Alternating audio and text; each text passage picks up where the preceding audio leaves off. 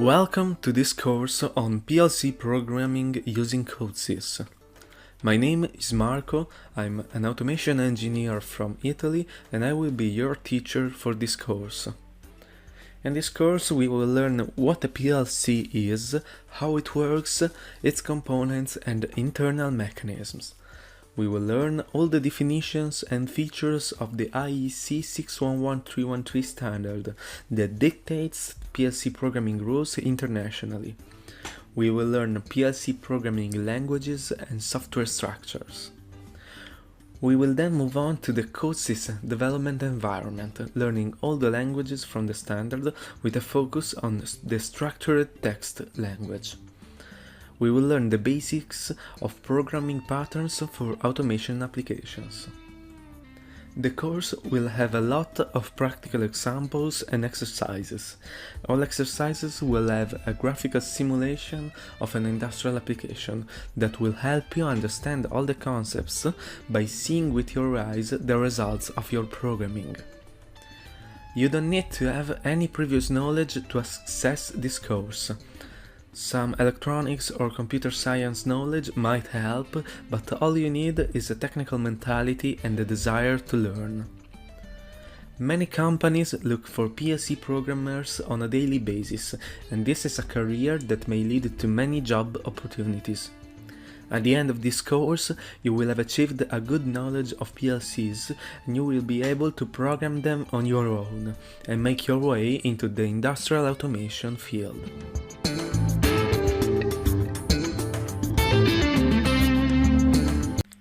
What is a PLC? PLC stands for Programmable Logic Controller. A PLC is an industrial computer designed to control industrial processes, such as plant processes, a robot movement, or an automatic machine work cycle. What are the differences between a PLC and a normal personal computer? As you can see, the PLC looks very different from a standard PC. There is no keyboard, no screen, no other devices such as speaker, printer or microphone. This is due to the fact that a PLC purpose is very different from the one of a standard PC. The PLC is placed inside an electrical panel of an industrial machine or plant. It is designed explicitly for its control. It must deliver hardware and software robustness, it has a lot of input-output pins and it is a modular device. But what does control a system mean? It means to modify a system's behavior by acting on some of its physical properties. Whatever is controlling a system is called controller. Let's make an analogy. A person that is driving a car is using all of its tools in order to control the car. The driver is doing the same thing as a controller does. He controls and manages a process. The controller acts on his system using its actuators. The actuators are devices that are able to transform an electrical signal into another physical property, typically a movement.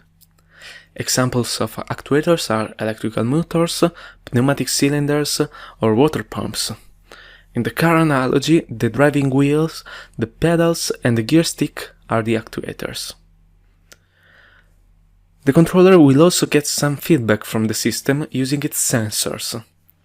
The sensors are devices that are able to transform a physical property of the system into an electrical signal. There are many different kinds of sensors: presence sensors, light sensors, temperature sensors, and many others. Even a button can be considered a sensor, as it detects whether or not it is being pressed. In the car analogy, the driver's eyes and ears are the sensors that allow him to get some feedback and information on the surrounding environment.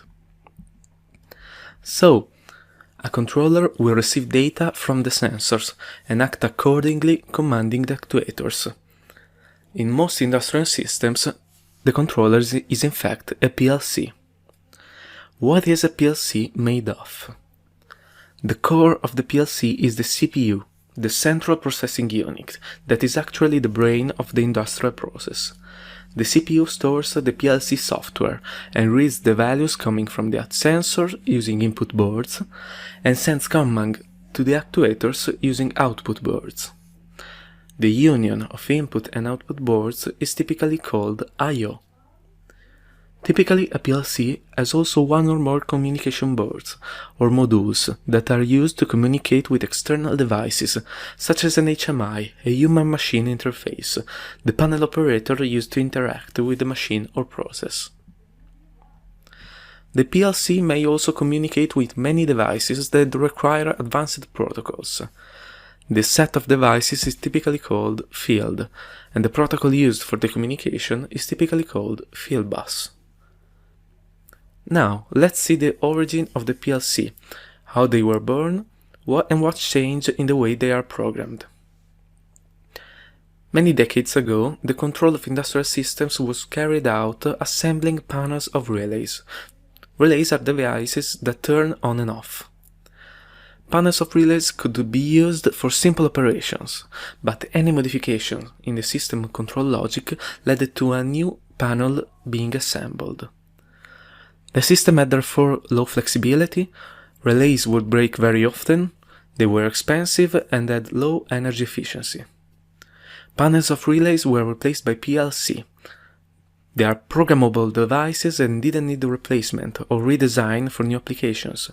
PLCs needed less space in the electrical cabinet, they were more reliable, modular and flexible. PLCs are programmed using many different programming languages that we will see and learn later on the course. One of these languages is called ladder diagram. This language is based on the same structure of a relay panel, and it is an inheritance of that type of control system.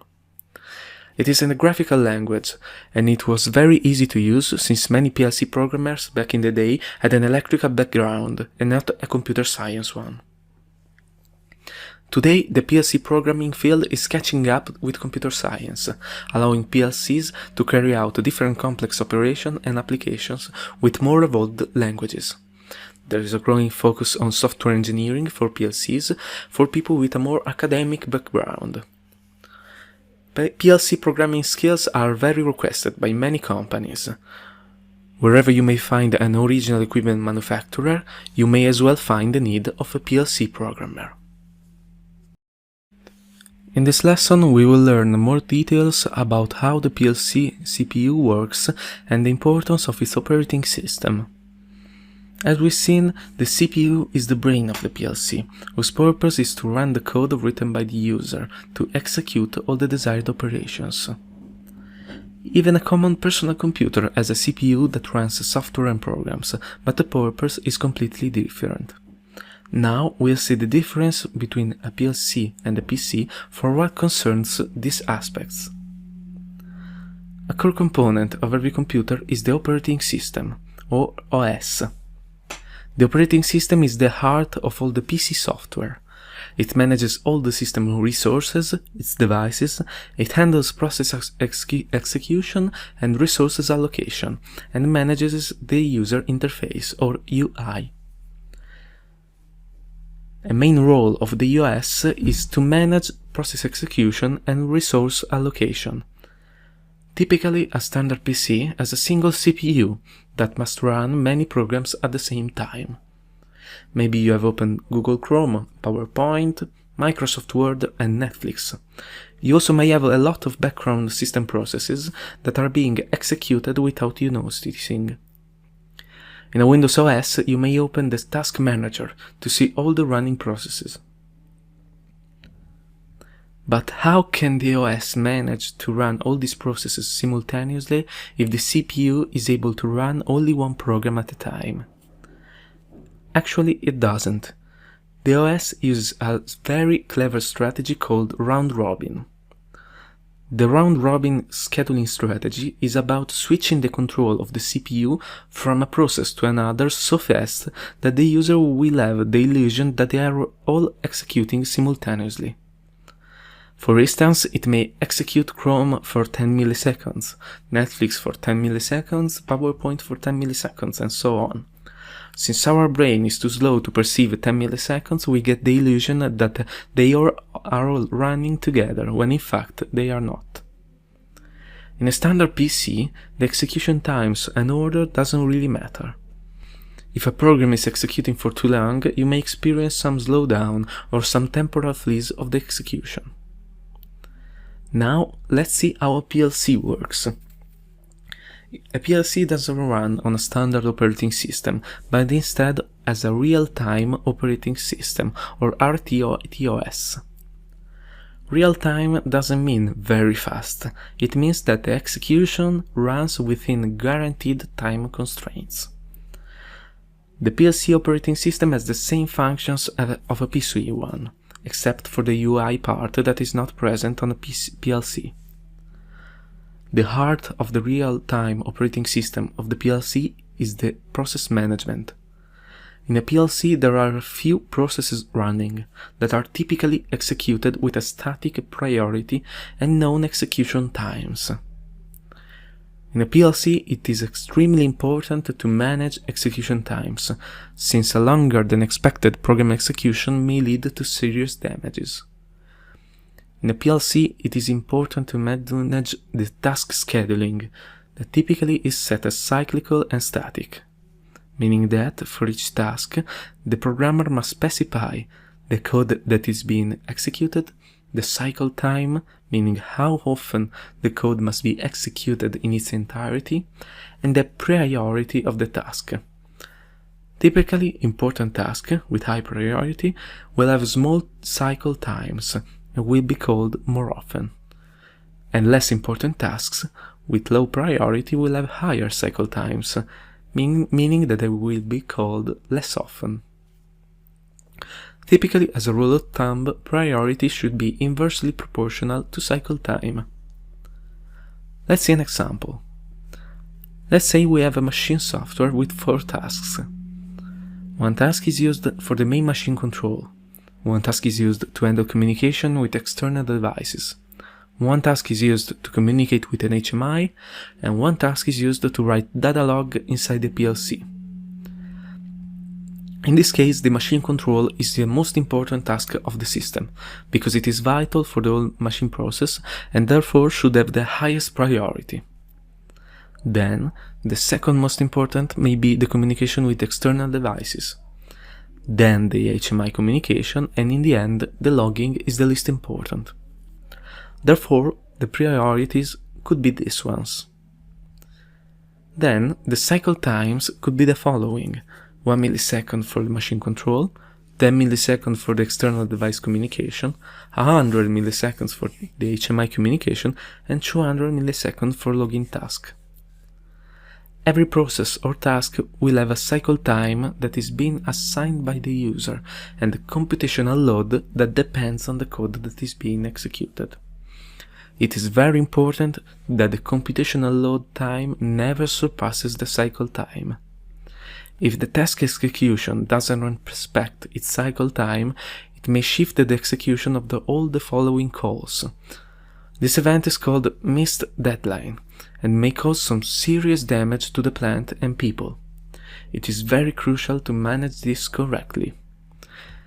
Typically, PLCs have a mechanism called watchdog that, in case of instability or too many missed deadlines, will stop the PLC CPU and force a reboot in order to ensure the plant's safety. In this lesson we introduced the basic concept of task and process and how it is crucial for the PLC. In the exercises and hands-on lessons we will explore the task concept on the development environment. In this lesson we will talk about the signals that the PLC is able to process and monitor, and we will make an important distinction between analog and digital signals. As we have seen previously, a PLC is made up mainly of the CPU, of the input boards and the output boards.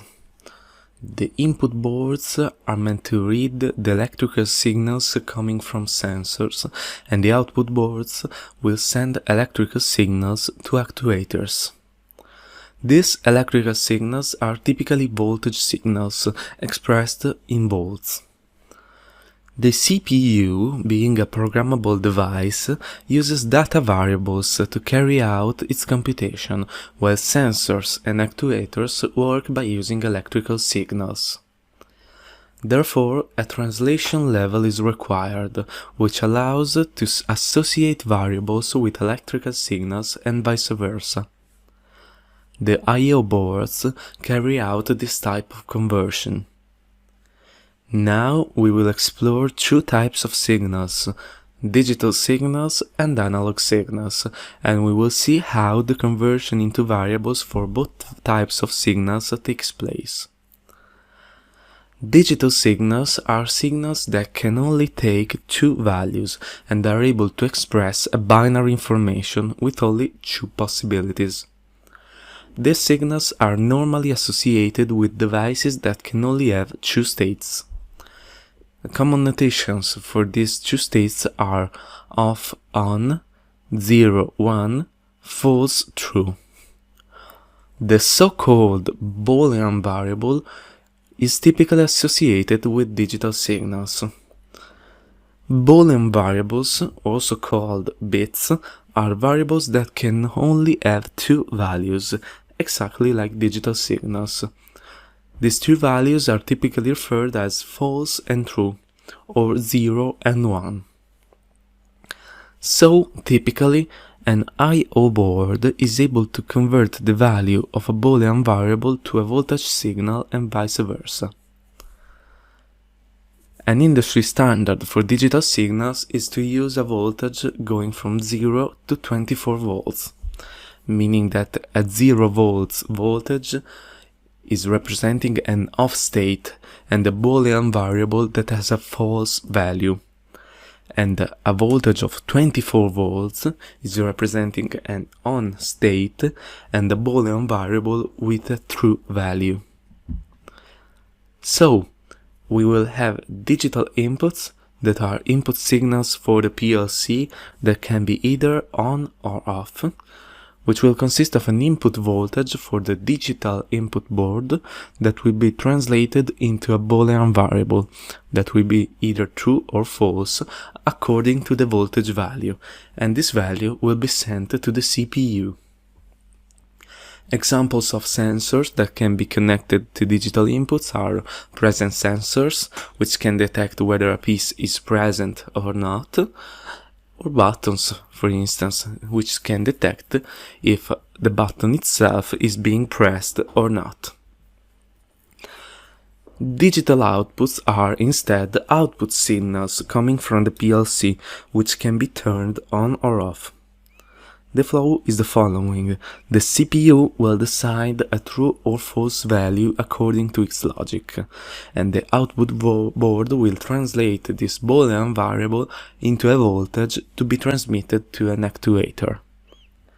Examples of actuators controlled by digital outputs are electrovalves or solenoid valves that can be opened or closed, electromechanical switches that can also be opened or closed as well, and you should know that typically most pneumatic actuators, such as pistons and cylinders, are typically controlled by an electrovalve and therefore by a digital output. Analog signals, on the other hand, are signals that can take any numeric value within a certain range. They are more complex than digital signals as they carry much more detailed information about the physical quantity they represent. These signals are typically associated with numeric variables, and it is the task of the I/O board to convert between voltage and number. A common standard in the industry is to use electrical signals that range from 0 to 10 volts, or also from -10 to +10 volts. The details on how to convert a voltage into a numerical variable with different scales will be explored in one of the next videos on the scaling of analog signals. Therefore, the analog inputs are input signals to the PLC, which can take any value within a range. They are processed by an analog input board, which is responsible to convert the voltage value into a number. Examples of sensors that can be connected to analog inputs are all the sensors that read a physical quantity that can be expressed as a number, such as temperature sensors, current sensors, weight sensors, and many others. Analog outputs work in a similar way. They are signals coming from the PLC, which can take any value within a range. The PLC decides on the basis of its logic the value of the numeric variable, which will be passed to the analog output board that will take care of transforming this number into the corresponding voltage. In this video we have seen different types of signals processed by the PLC. In the practical programming videos we will learn how to use them to write the software and logic of the controller. In this video we will see in detail how to convert an analog value from one scale to another. As we saw in the previous video, a voltage signal is commonly converted into a number by an analog input board, or conversely, a numeric variable is converted into a voltage signal by an analog output board. Generally speaking, we have a starting quantity, represented in blue, that may range between a minimum and a maximum and has a certain value.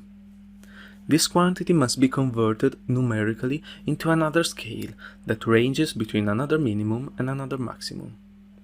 In this figure, the scaling operations consist in finding the value 2, which represents value 1 in the new scale that ranges from minimum 2 to maximum 2, knowing all the available data.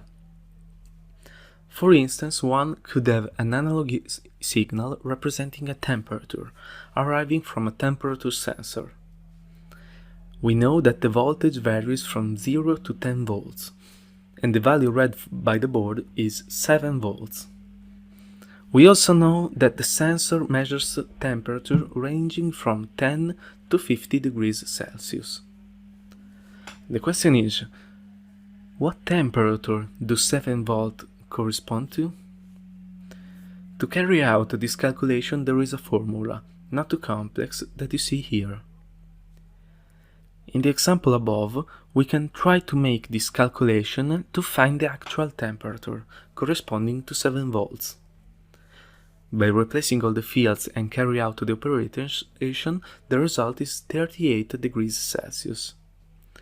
Note that the operation can also be carried out in reverse, simply by exchanging quantity 1 with quantity 2.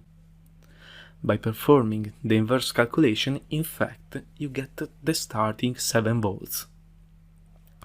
This procedure is particularly useful because very often it happens that the signals are not in the desired scale. Later in the course, we will see how to automate the scaling process with the development of a simple function. Now we will see the details on how to program a PLC and on the standard that dictates the organization of the software within a PLC. Starting from the origins, PLCs have had a different evolution compared to ordinary PCs, since many brands of PLC manufacturers were born and competed with each other, by providing very different systems for what concerns both structures and interface.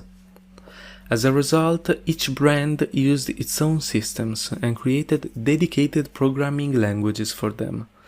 So, a multitude of different languages were created, and there was a lot of confusion and difficulty in converting software from one system to another. At some points, the International Electrotechnical Committee issued a standard to unify the software architecture and programming language for PLCs, thus making the PLC systems of different brands more similar to each other, and making so that the software structures and programming languages were the same for all systems. The IEC 611313 standard defines the three fundamental aspects of the PLC software structure. It defines the programming units, the entities that make up the program written by the user. It defines the types of variables, the data on which it is possible to carry out operations within the PLC program, and it defines the programming languages with which it is possible to program a PLC. Now we will see in details these three aspects of the standard, which will be very important for the development of our applications on PLCs. Programming Organization Units, or POUs, are the smallest entities in the PLC software. POUs can be of three types: the programs, the function blocks, and the functions. All programming units, according to the standard, are composed of two parts: the declaration, where all the variables belonging to the programming unit are defined, and the implementation, where the actual programming unit code is written. Now, let's see in details the three programming units of the standard. The program is the main programming unit of the PLC software and is the only unit that can be directly called from a task or a process. As an alternative to scheduling a program within a task, a program can also be called by another program.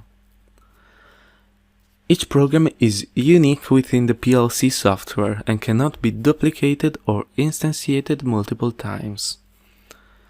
The program is an entity with memory. This means that at the end of the execution of a PLC cycle, all its variables remain and will be available for the next cycle. The function block is the programming unit used to guarantee modularity to a PLC program. Like the program, the function block is also an object with memory, with variables that survive at the end of a PLC cycle. The concept of function block is very similar to the concept of class or object that is present in many classical programming languages. The function block is a model used to create different instances of the object itself. Every instance is independent from the other. Each function block instance must be declared to be used, as several copies may exist, and it can be declared or called within other programs or other function blocks. A classic example of a function block is a timer. The timer function blocks refer to its code and its variables defined within the POU. However, several instances of a timer may exist and may be created. For example, a timer for a photocell, a timer for an electrovalve, and one to switch on a generic device. Thus, there will be three different instances of the same function block, each independent from the other, that will act on its variables without being influenced by other instances. Finally, we have the function, which is the simplest object. It is a function that is performed within the PLC cycle in which it is called. It is performed directly and has no memory, so its variables are deallocated once its execution is finished. The concept of function is similar to the concept of procedure that is used in traditional programming languages. Functions can be called and used within any POUs, whether the POU is a program, a function block, or another function. So, a classical POU hierarchy is as follows. There will be tasks that are not programming units, which will be scheduled at certain cycle times. The tasks will cyclically call one or more programs. The programs can call other programs or call other function blocks. Functions can be called from any programming unit. When we will start to see exercises and practical programming, we will see all these concepts in details. Now we will talk about the variables of the IEC 611313 standard. Variables are data containers, located in portion of the controller memory on which various types of operation can be performed. Two very important aspects of the variables specified in the IEC 611313 standard are the visibility, meaning from which point of the various programming units the variables can be read and modified, and the type, meaning the type of data that is represented by the variables. When declaring a variable, it is necessary to specify both the visibility and the type of data described. There are 5 basic types of visibility of a variable that can be specified.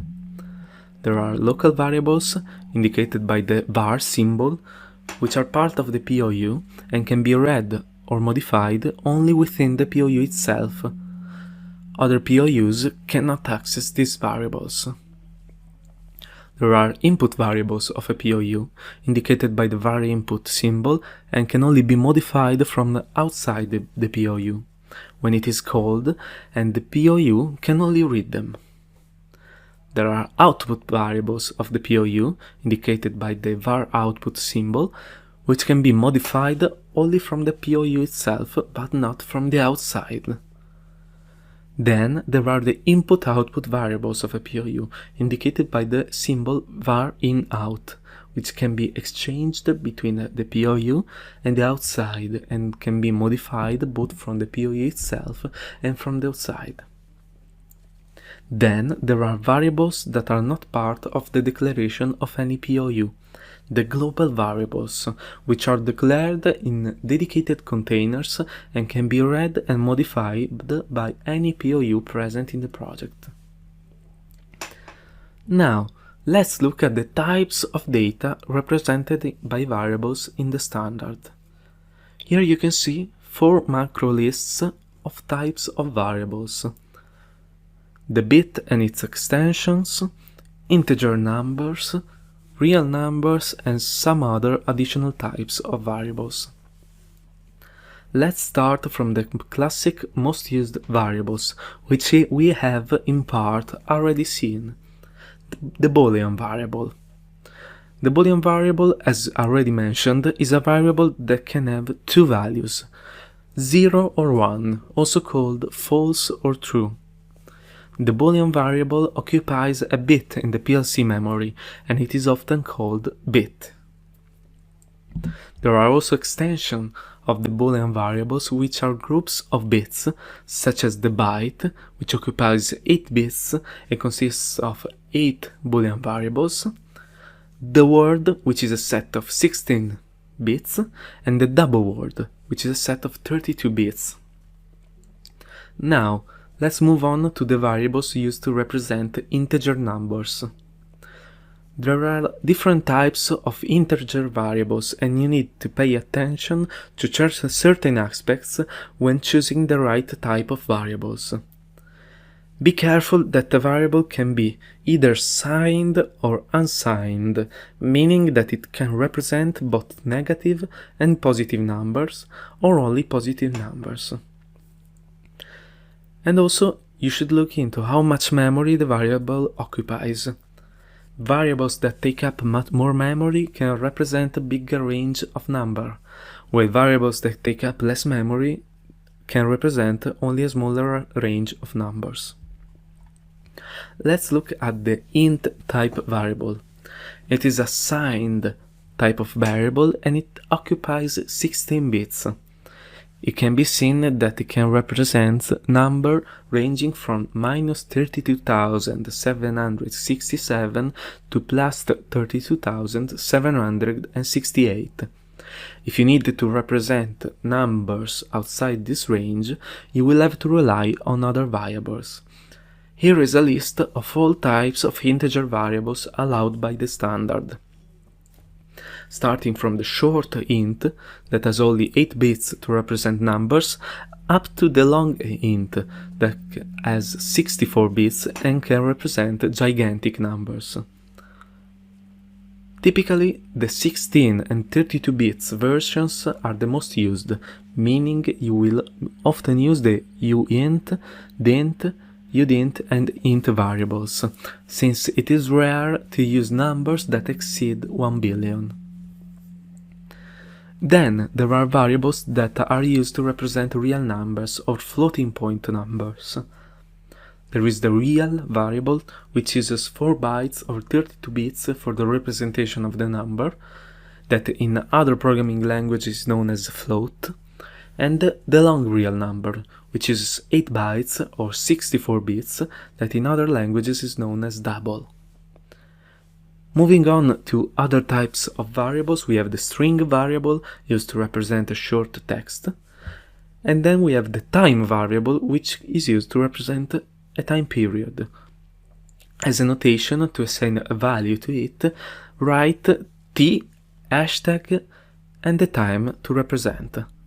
For instance, t hashtag 5 minutes 10 seconds 450 milliseconds or t hashtag 10 milliseconds.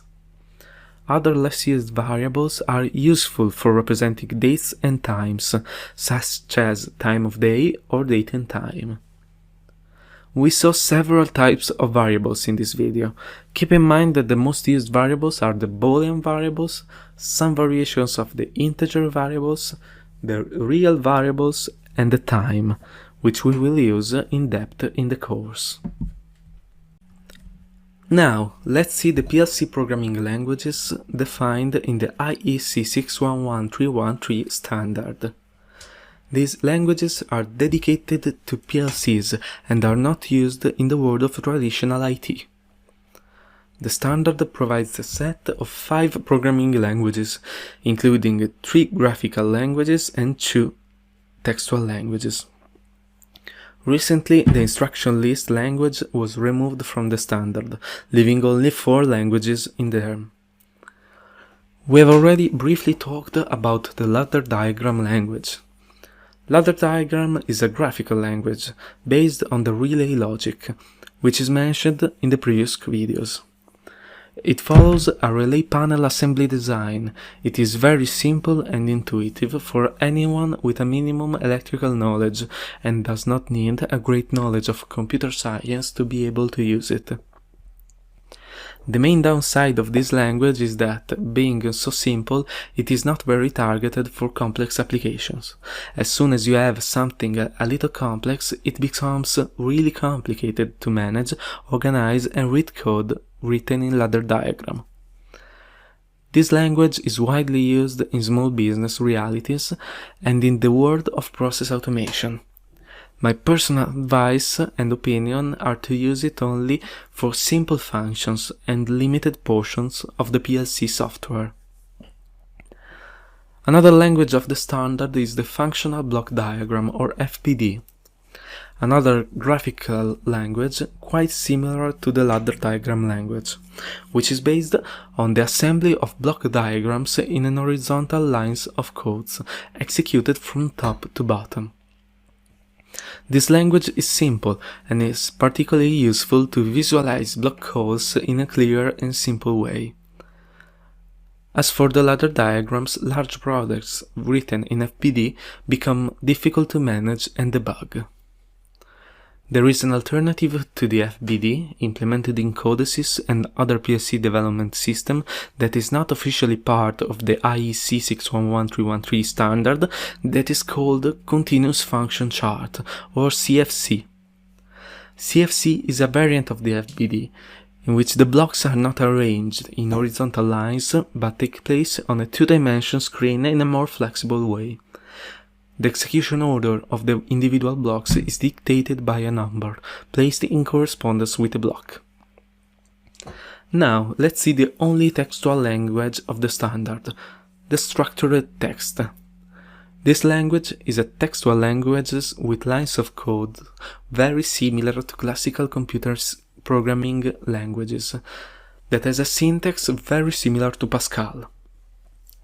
This language is by far the most powerful and flexible language of the standard.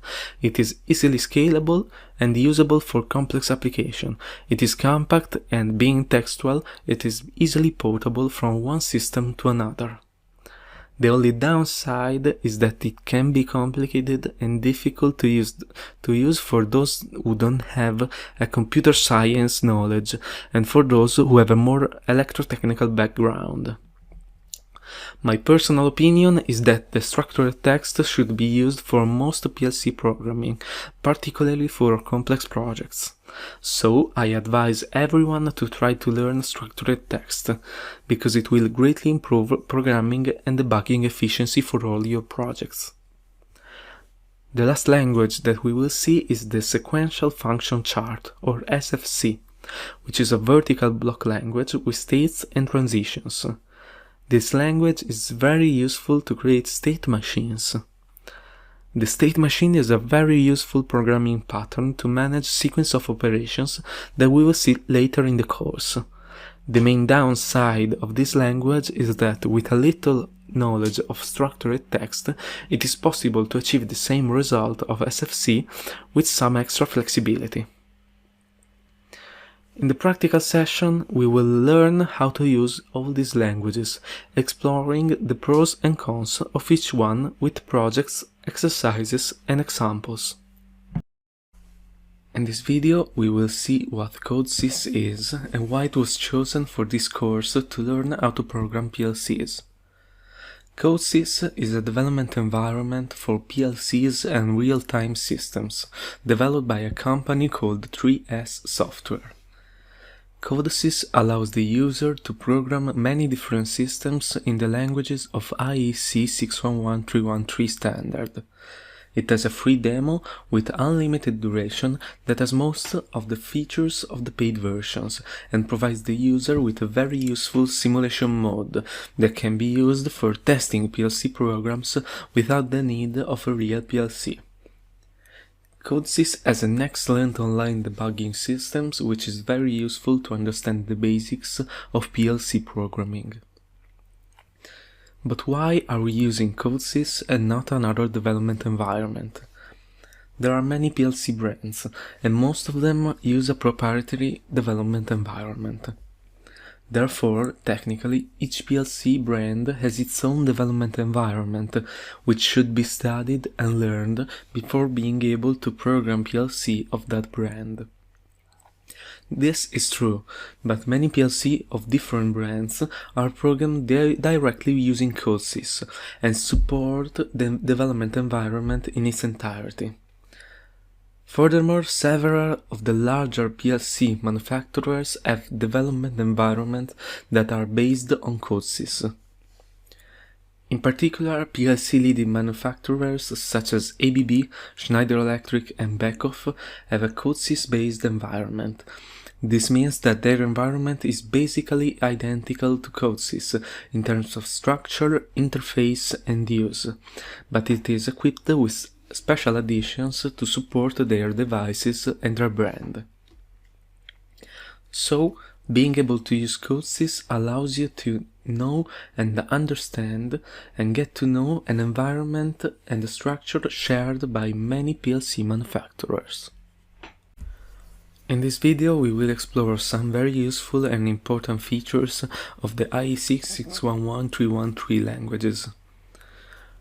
All the functionality that we will see in this video are function blocks, which, as we've seen previously, are objects with memory that must be instantiated and integrated into other programming units. These features are present within CoDeSys libraries, but are also implemented and provided in other PLC programming environments with the same name and functionalities, since these function blocks have practically become standards. These features are divided into edge detectors that allow you to detect when a Boolean variable has changed value, timers to create delays or to wait some specified time or to filter some signals, counters to count certain events, clocks to generate periodic signals. The first block that we will see is the R-trig, the rising edge detector. This block has a single Boolean input called clock and a single Boolean output named Q. Q will always be false unless a rising edge of the clock signal is detected, meaning that a change in value from false to true in clock has been detected. In that case, Q will become true and will stay true for a single PLC cycle. The ftrig function block is a similar block that it is used instead to detect falling edge of a Boolean variable. It has the same structure as the rtrig, and Q will be true only when a falling edge of the clock input is detected, meaning when the clock will go from a true value to a false value. Now let's move on to timers. The ton or timer on is the most common and used timer. It is a function block with 2 inputs and 2 outputs. In is a Boolean input used to activate and start the timer. PT is a time type input, which is used to specify the timer time.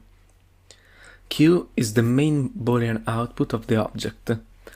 Q will remain false and become true if in has remained true for longer than PT. ET, on the other hand, is an accessory output that tells you for how long the in input has been true. ET stands for elapsed time. The result is that once in has been set to true, Q will become true after a delay specified by PT. Setting in to false will reset the timer. The TOFF, or timer off, has a similar functioning. It has the same inputs and outputs as the ton. After having set into false, Q will become false after a delay specified by PT.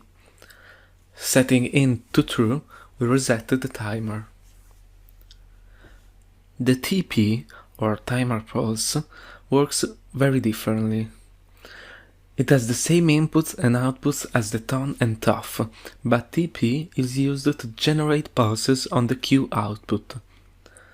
After a rising edge at the in input, Q will become true and remain true for the time specified by PT. Now, let's move on to the counters, very useful tools to keep track of how many times a certain event has occurred. The first counter that we will see is the CTU, or counter up, a function block that is used to count only upwards. The counter will show its value on the CV output and increase the value each time a rising edge is detected on the CU input. With the reset input, you can reset the counter value to 0. And if you want, you can specify a numeric value in the PV input so that once the value of the counter has become larger or equal than PV, the Boolean auxiliary output Q will become true. The CTD, or counter down, on the other hand, is a counter used to count exclusively downwards. With a rising edge of the CD input, the counter value will decrease. In the PV input, the starting value of the counter is specified, and by raising the load input, the PV value will be loaded into the counter. There is also an output Q, which will become true when the counter value reaches 0. The last counter that we will see is the CTUD, or counter up-down, which is the union of the CTU and the CTD that allows you to count in both directions. As you can see, it has the union of the input and outputs of the two previous function blocks. Using the CU input, you can increase the counter value, and using the CD input, you can decrease it. With the reset input, you can reset the counter to 0, and with the load input, you can load the desired value specified by the PV input. There are also two auxiliary outputs, QU and QD, which will tell you respectively if the counter has reached PV or 0. The last function block that we will see is the so-called blink, also called clock or square wave generator. This block is used to generate a periodic signal on the output out. With the enable input, the signal generation is activated. With the time low and time high inputs, you specify for how long the output must remain false and for how long it must remain true. All these function blocks are very useful for developing PLC applications and provide reusable tools in various circumstances. In the following video, we will see how to use these function blocks for different applications and exercises, and we will see how they work in practice. In this video, we will see how to download and install CoDeSys on a Windows computer. So, you have to go on the website www.codesys.com. That is the 3S software website, and you should go on to CoDeSys store by clicking on this button. It will send you to this page where you can directly download CoDeSys if you are registered and logged in. So you should click on login.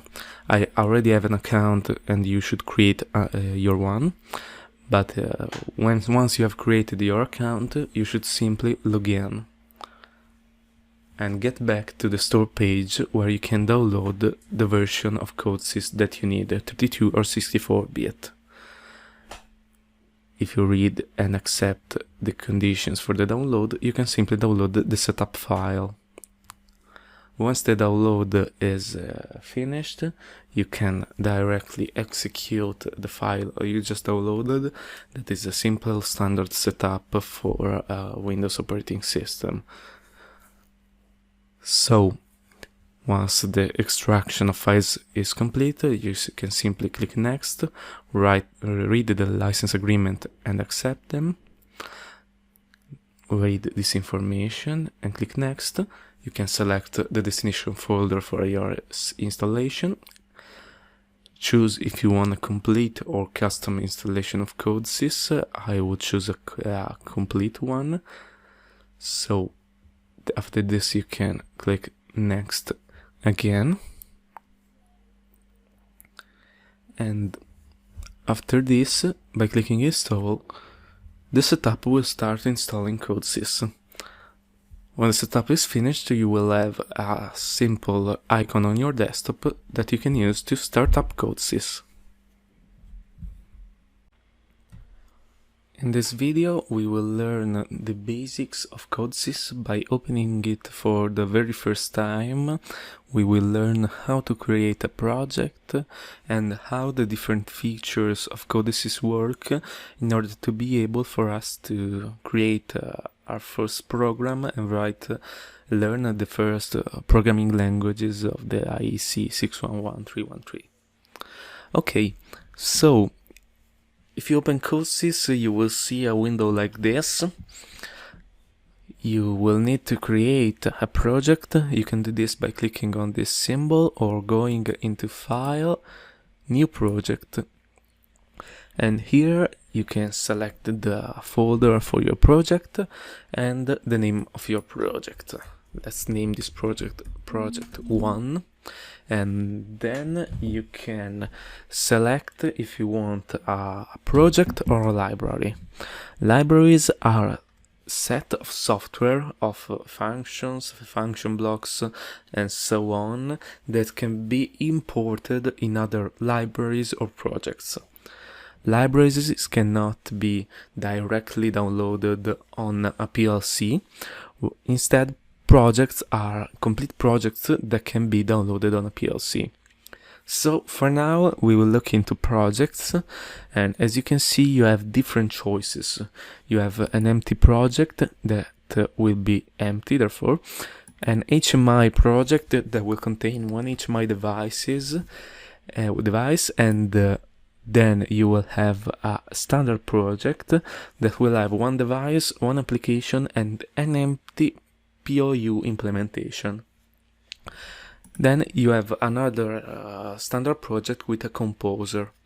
we will look into the standard project and we will create it by clicking on OK. CoDeSys will ask us now two things. Will ask us what device are we using for this project and what language should be used by the PLC PRG implementation. The PLC PRG is the POU that the standard project automatically creates. You can either delete that, rename it, and do whatever you want. So the device we choose right now doesn't really matter for us because we are going to use the simulation mode for CoDeSys. But just as for you to know, you have between these standard devices the Windows V3 control in a 32 or 64-bit implementation, and this is meant for systems that use Microsoft Windows operating system. Then you have the RTE, that stands for real-time environment, that is a CoDeSys extension for Windows that is meant to have a real-time environment on Windows for applications that need hard real-time constraints. Then you have all these four in a soft motion variant that is used if you need to use some motion control or motion simulation within CoDeSys with the soft motion library. We won't see any of this in this course, so for now we can select CoDeSys control Windows V3 64-bit, and we can create an implementation in ladder diagram. That is the first language that we will learn. By clicking on OK, after some time the CoDeSys will create the project, as you can see in the left. This left part is the hierarchy or PLC configuration that holds everything you need for the project. In the PLC configuration there will be devices and software. All the things that you see under the PLC logic and the application regard software. Everything that is outside are devices. So right now we have this device that is CoDeSys Control Win V3. Its name is device, and by double clicking on it you will open a tab on this center part of the CoDeSys environment with all the settings and parameters for the device. If you wanted to connect to an existing software, to an existing device, you would have to go on this communication settings and scan the network to get the device. Typically, a standard connection is by an IP address, so you would need to scan your network to find the device. And here you have many different settings for the controller. You will have the file, you can look for files in the file system of the controller. There are different settings about access rights, users, and many more. We won't explore this, all these parameters and settings in our course. So, by going down there, let's look at what we can add and how the first project is set up. As you can see, I will now close the device tab, and in the software of the PLC you will see some things. First of all, you will see the library manager. The library manager is the repository that collects all the libraries that are imported on the project. The library manager works in this way. There is a library repository that is the set of all the libraries that have been installed in your CoDeSys system. If you want to add one of these libraries into your project, you will need to go into Add Library and scan, look for your library with this menu, or searching it. You can search it using this text input. If you need to install a custom library into CoDeSys, first you have to install it in the library repository. By clicking here, you will click install and browse in your file system for the library file. Then, once the library is installed in your repository, you can click on add library to add it in your project.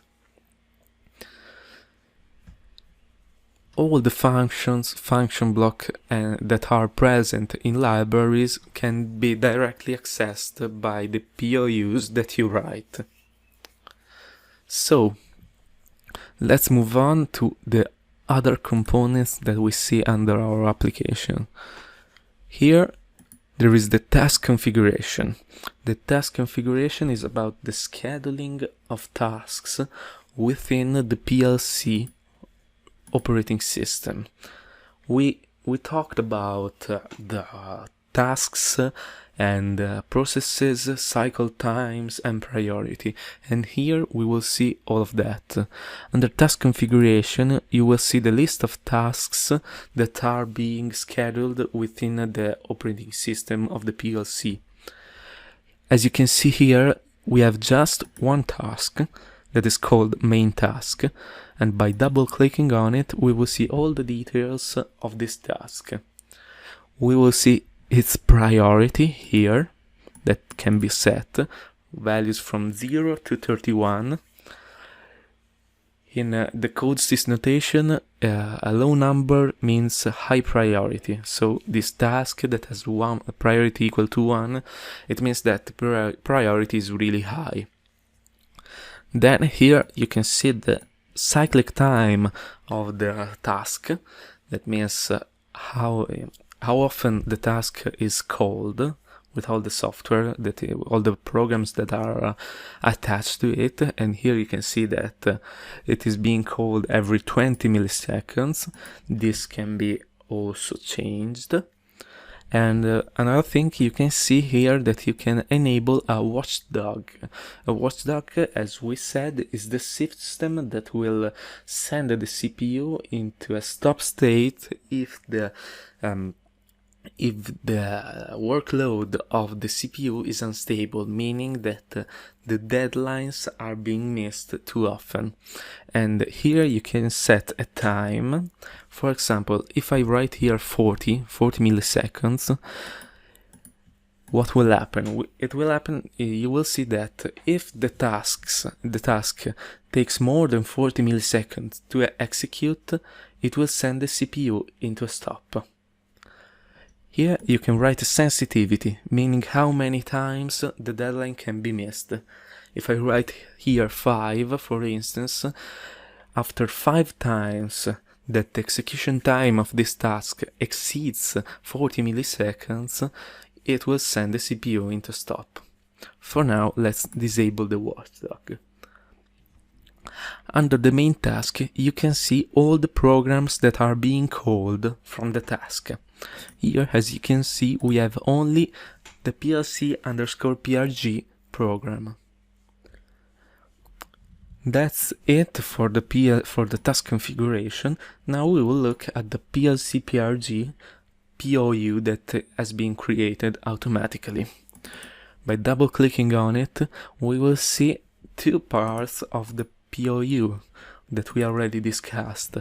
This part is called the declaration, that is where we create and write our variables, and this is the implementation, that is where the actual code will be written.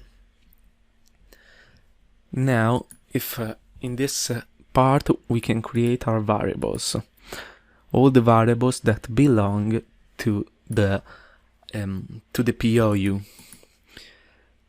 As we talk, we have seen that there are many different types of variables, both about visibility and type of variable. Here, as you can see, here there is written var. Var means local variables. So all the variables that I will write between var and var will be local variables to the POU.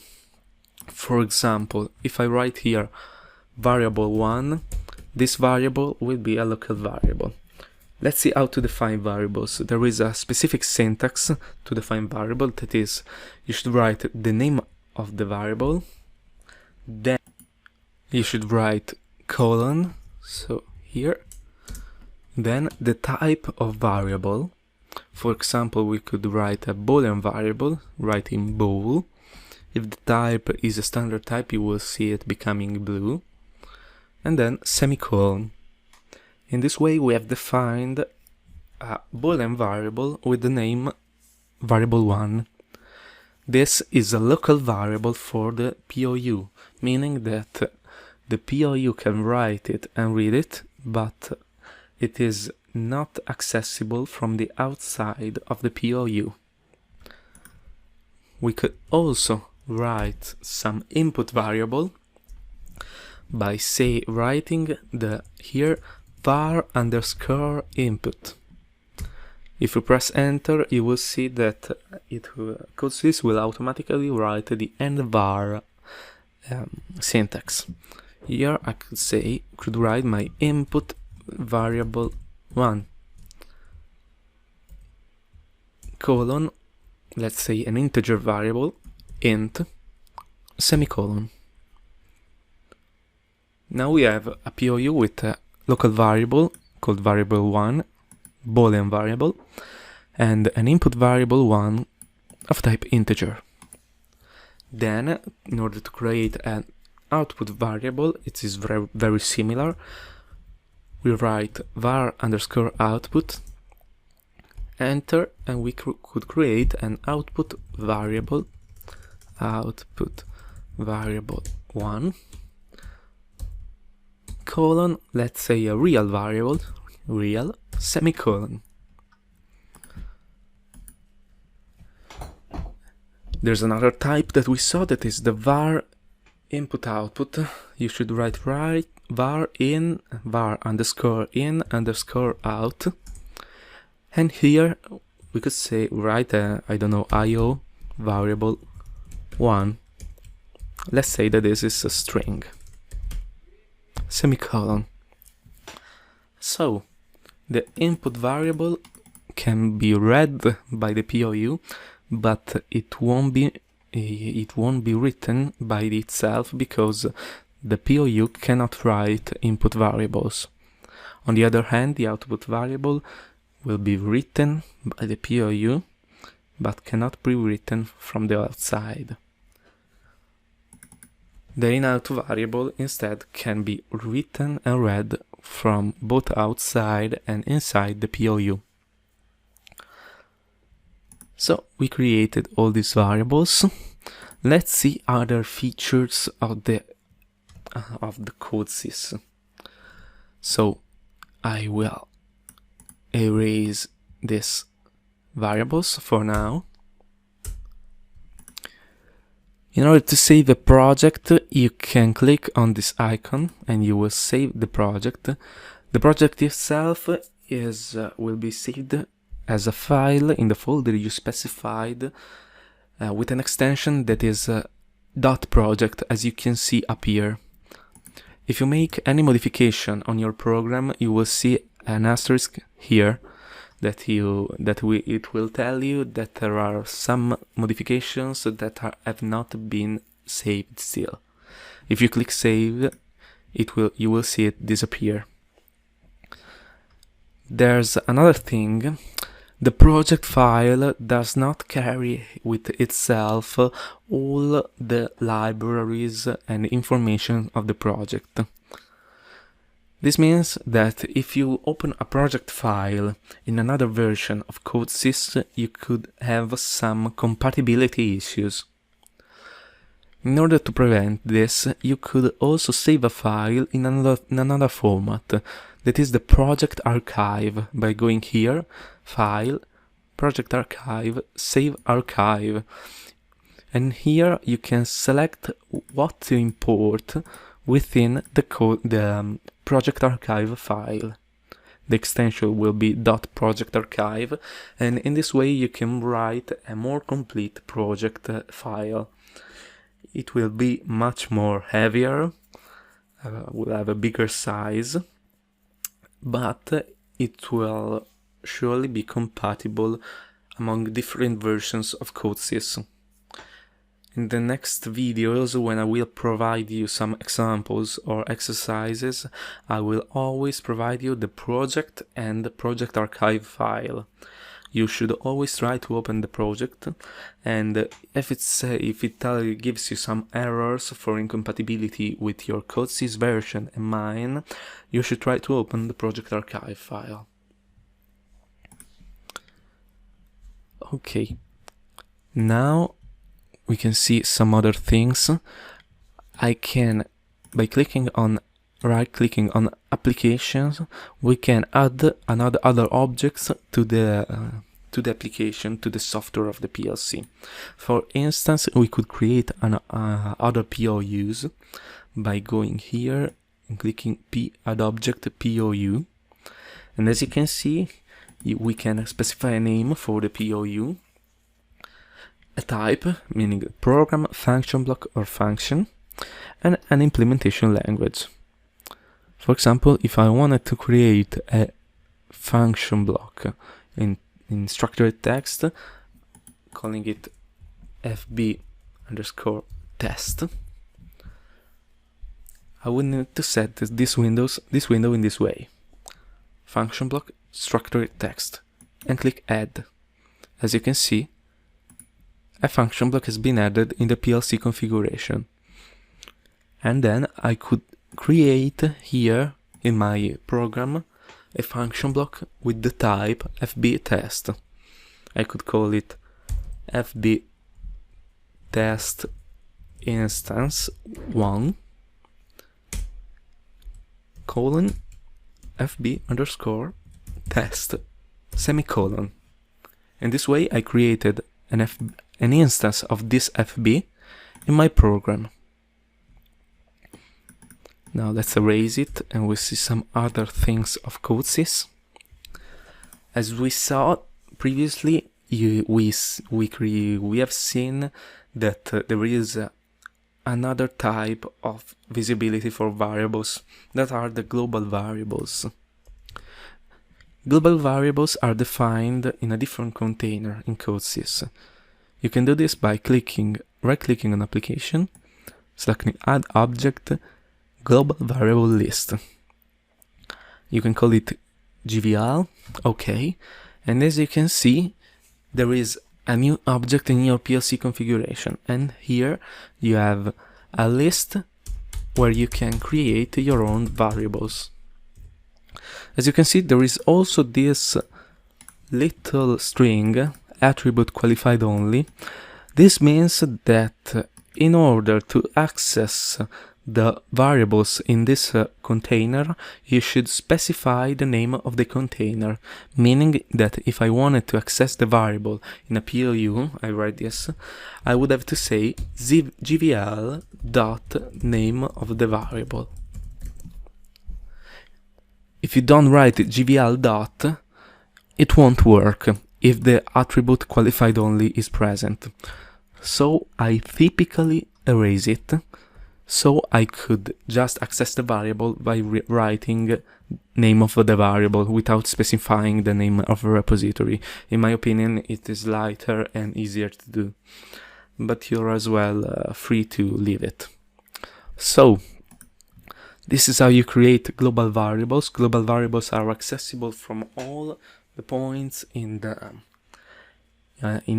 PLC software, programs, FBs and FCs. Let's write here a global variable. Let's say global variable 1, type Boolean. Okay. Now moving on, let's see something else on CoDeSys. On CoDeSys there is an useful feature called visualization. If you click on add object visualization, you will see this window. It will ask you to import this VisuSystem library, VisuSymbol library. Let's do it. By clicking Add, you will see that in your hierarchy a new object called a visualization. Visualizations are simple screens or HMI surrogates that run within CoDeSys. They are very useful to debug and to have to build simple HMI kind of things on CoDeSys to interact with the actual project. As you can see, we have this visualization. We have many tools that we can use to create our visualization, both graphic tools here and also control tools. We could have buttons and switches and so on, many others. And this is very useful because we can actually interact with the program like we had a panel operator on our side, even though we haven't. In all the exercises and examples that I will provide you, I will also create a visualization that will help you understand the process at hand, and it will also provide you a way to interact with the application.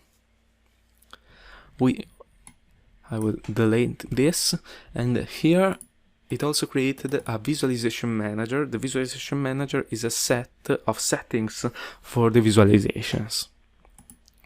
Okay. Now let's see another thing for the project.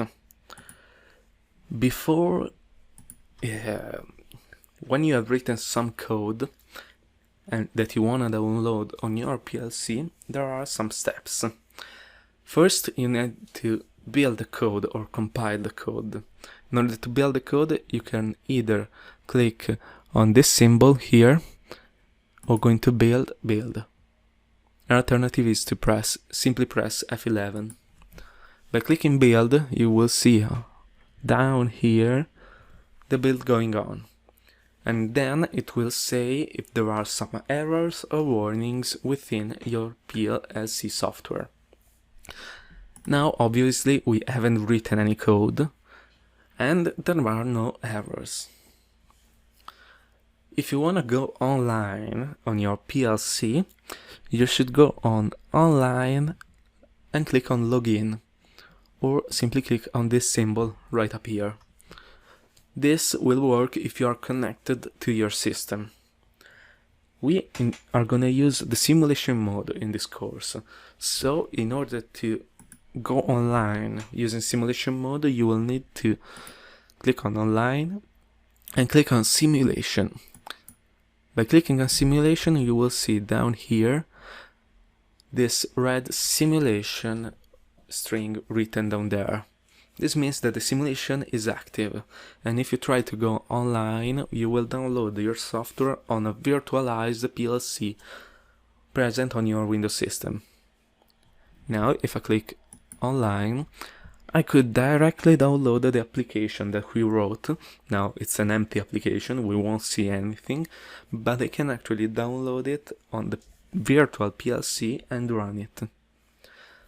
By clicking on login, you will see that CoDeSys will tell me that there is no application right now on the device, and CoDeSys asks me if I wanted to create it and proceed with the download.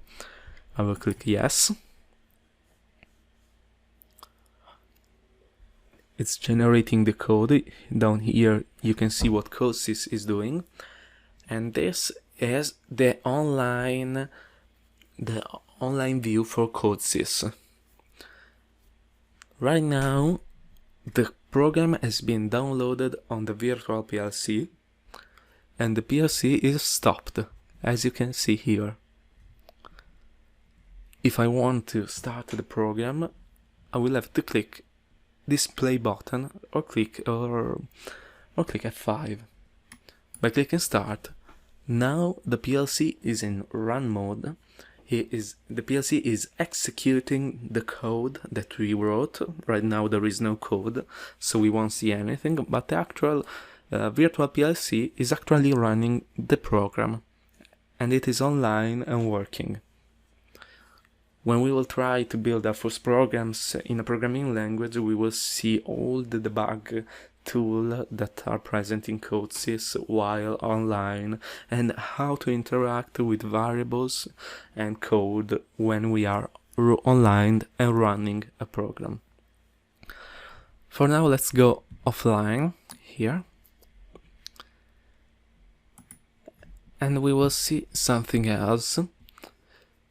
If we want to share some variables with some external device, we could add here, by clicking on application, add object, we can add a symbol configuration.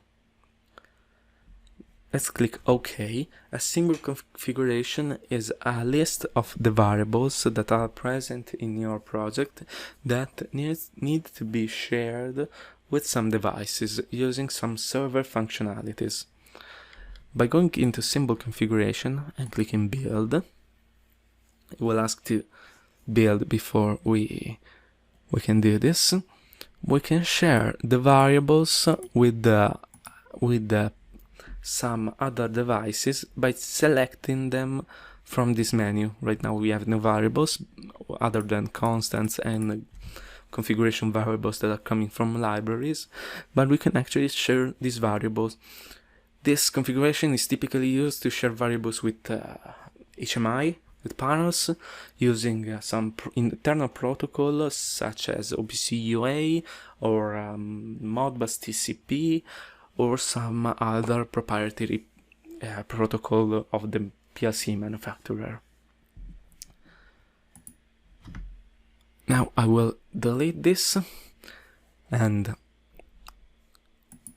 later on we will start from this project. Let me delete some things before we continue.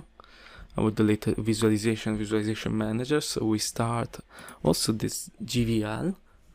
So we will start from scratch and start learning the ladder diagram language from scratch. We will create some simple programs first, and then we will see how to interact with our application. In this lesson, we will start from the standard project in CoDeSys, and we'll learn the basics of the ladder diagram language. We will learn how to create the first program lines, and we will see what are the basic operations that you can carry out in ladder diagram. In the standard project, as we have already seen, there is a POU already implemented in ladder diagram called PLC_PRG. If we open this, we will see the first part, that is the declaration where we can define the variables, and the second part that is called implementation. That is where the actual ladder diagram lines of codes will be written. So, for the sake of this first lesson, let's declare some variables in the declaration part of the program. So, in this video, we will not care what are the actual meaning of the variables. We just want to introduce the basic concept and what the operations in ladder diagrams do. So we will define three variables right here, three Boolean variables called A, B, and C. So I will write A colon bool semicolon, B colon bool semicolon. In order to move the text, to align the text as I'm doing, you can use the tab key. So C colon bool. Okay, right now we have three variables. We are still not doing anything in the code since the implementation is empty. Ladder diagram is a programming languages with horizontal lines of codes, of graphical code, that are executed from top to bottom. Every line of code is meant to work as a simulated current flow, meaning that there is some current running from the left part of the line to the right, and the contact and coils that are placed within the line will dictate how the current flows and how the logic is computed. There are two main components for the ladder diagram operations that are called contacts and coils. Contacts are placed in the left part of the line and are used to evaluate conditions while in a ladder line of code. While instead coils are placed in the right part of the ladder line, and they are meant to set some variables to desired values.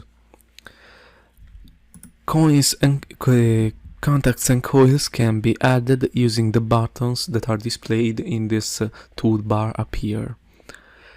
For instance, if we insert here a contact, with this button, Insert Contact, you will see the symbol that is placed here. This is also called a normally open contact.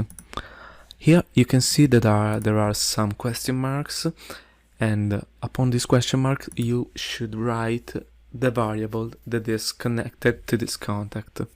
For instance, we can use the variable A. What does this contact mean? It means that the current flow coming from here, from the left part of the line of code, will get through A only if A is equal to true.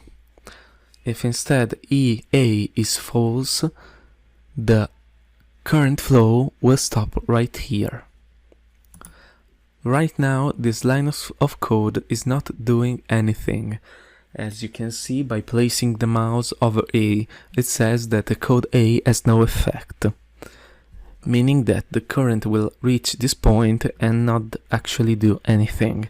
In order to carry out some action, we can, on Boolean variables, we can use the coils. So contacts are used to evaluate the value of Boolean variables and to actively decide the flow of the current. Coils instead take the value of the current that is flowing towards them and set accordingly the value of Boolean variables. For example, if I click here and add a coil, that is done by using this button over here, we will have a coil placed on the right side of the screen. Also in this case there are some question marks that should be substituted with the actual variable that we want to use. For instance, we could use variable C. How does this coil work? If the current reaches the coil, the C variable will be set to true. Otherwise, the C variable will be set to false. This line of code here is actually setting the C variable equal to the A variable, given the fact that if A is true, current will flow to C, and if A is false, current will not flow to C. Let's try to go online and test this code. In order to go online, you can build and login, but if you click only the login button, the build operation will be carried out anyway. So let's click login and let's click yes to download the application on our virtual PLC. Take in mind that you have to enable the simulation mode. If you don't have the simulation mode, go on to online and click simulation. Let's click yes. And now we are online and the CPU is not running. As you can see here, there is the stop, it's in a stop state. Up here we can see the current value of the variables. By clicking start or F5, the CPU will start running the program. Right now the program is actually running, and this line of code is being executed at each PLC cycle. So, right here we can try to modify the values, the online values of the variables with this very useful debugging tool. In this column you can see the current value of the variables, and in this column you can set some values to use onto these variables. For instance, if I click here on the A row, you will see that this true value will appear. Right now the A variable is still false. In order to overwrite the value with the prepared value, you should press Ctrl and F7 together. Alternatively, you can go onto Debug right here and click on Write Values. If you click Ctrl and F7, you will see that A will become true, and also C is becoming true because this line is executing. If I click here again and I press Ctrl F7, you will see that also C will become false. This line of code means to set C equal to A. If I write the B variable, nothing else will happen, since the B variable is not used nor set in any part of the code. Instead, if I try to write the C variable, I will see that it won't become true, because it will be instantly overwritten by this line of code, setting it to false. You can also modify the value of Boolean variables or any variable by double-clicking on the contact or coil that represents that variable, and clicking Ctrl F7. When you are online, if you want to stop the PLC and reset the values of variables to the default one, you can click on Online and use the reset worm command. By clicking on the reset worm command, you will see that now the CPU is in a stop state and all the variables have become false. It is also possible to specify some initial value of the variables in the declaration part of the program. For instance, we could want the B variable to be true at the startup of the PLC. If I write right here colon equal true, the B variable will be true when the PLC program starts. Let's try to go online. Right now we are going online with a program running on the already loaded on the CPU, but the program we have on our CoDeSys environment is different. The application changed since the last download. CoDeSys is asking us what do we want to do. We can log in with an online change. That means that the code will be changed on the fly on the program. So at the next cycle it will execute the updated code.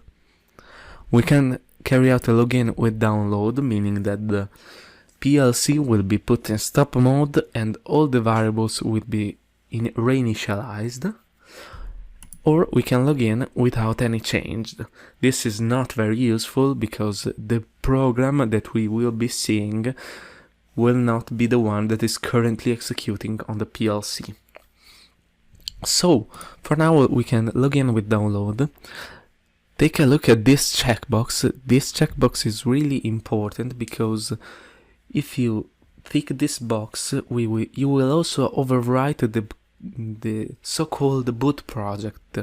The boot project is the project that will be run at the start, at the power on of the PLC.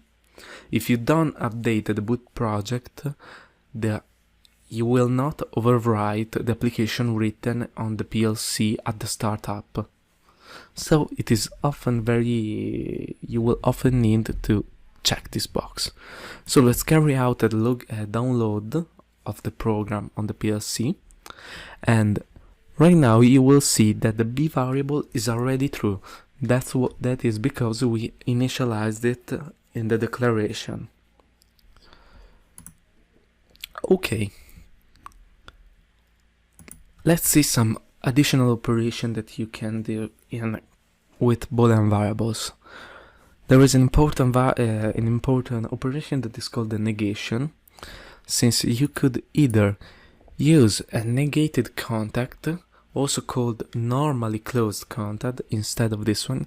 So let's click on this contact and delete this by clicking the delete key on your keyboard.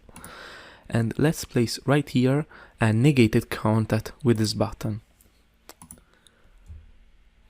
And let's write variable A right here. This contact works in an opposite way with respect to the normal one. Current will flow if A is false, and current will stop if A is true. So, in the end, this line of code is actually setting C to the opposite of A. Let's download. Let's now carry out an online change. And as you can see, A is false and C has become true. If we set A to true with Ctrl F7, we will see C becoming false. That is great, and we can carry out the same kind of operation. We can also negate directly a coil by right-clicking on the coil and clicking on negation. This line of code is the same that we use, is carrying out the same thing that we did before, because we are negating A and negating C again. So right now we are setting again C equal to A. You see that A is true and C is true. And now A is false and C is false. Okay. Let's go offline, modify this code and see some more operations that we can carry out in a ladder diagram. Let's see specifically the series and the parallel. So let's delete this line of code. Let's right click right here and select the insert network option. And let's add two contacts by clicking the insert contact button, 1 and 2. And then let's click here and add a coil. Let's write here the variable A, here the variable B, and here the variable C. And let's try to evaluate what is this program doing. The A contact and the B contact are in series. This means that current will flow only if both of them are active. This operation is also called an AND operation, meaning that the current will reach the C coil if both A and B are active. We can see this by going online and carrying out a download. Now we will see the B is true, but the current is not flowing because it is stopping right here. Let's reverse their value by setting only A to true, Ctrl F7, and now we can see that the current is stopping right here on B. The only condition that will lead the activation of C is if both A and B are true. And right now you can see that C has become true because A and B are both true. Okay, let's go back offline. Let's remove for now this initialization of B and let's see the parallel operation. So let's delete this B contact by clicking it and pressing the delete key on your keyboard, and let's add a parallel contact. In order to add a parallel contact, you have to right click on the A coil and click on insert contact parallel below. We have a contact here, and let's set it to the B variable.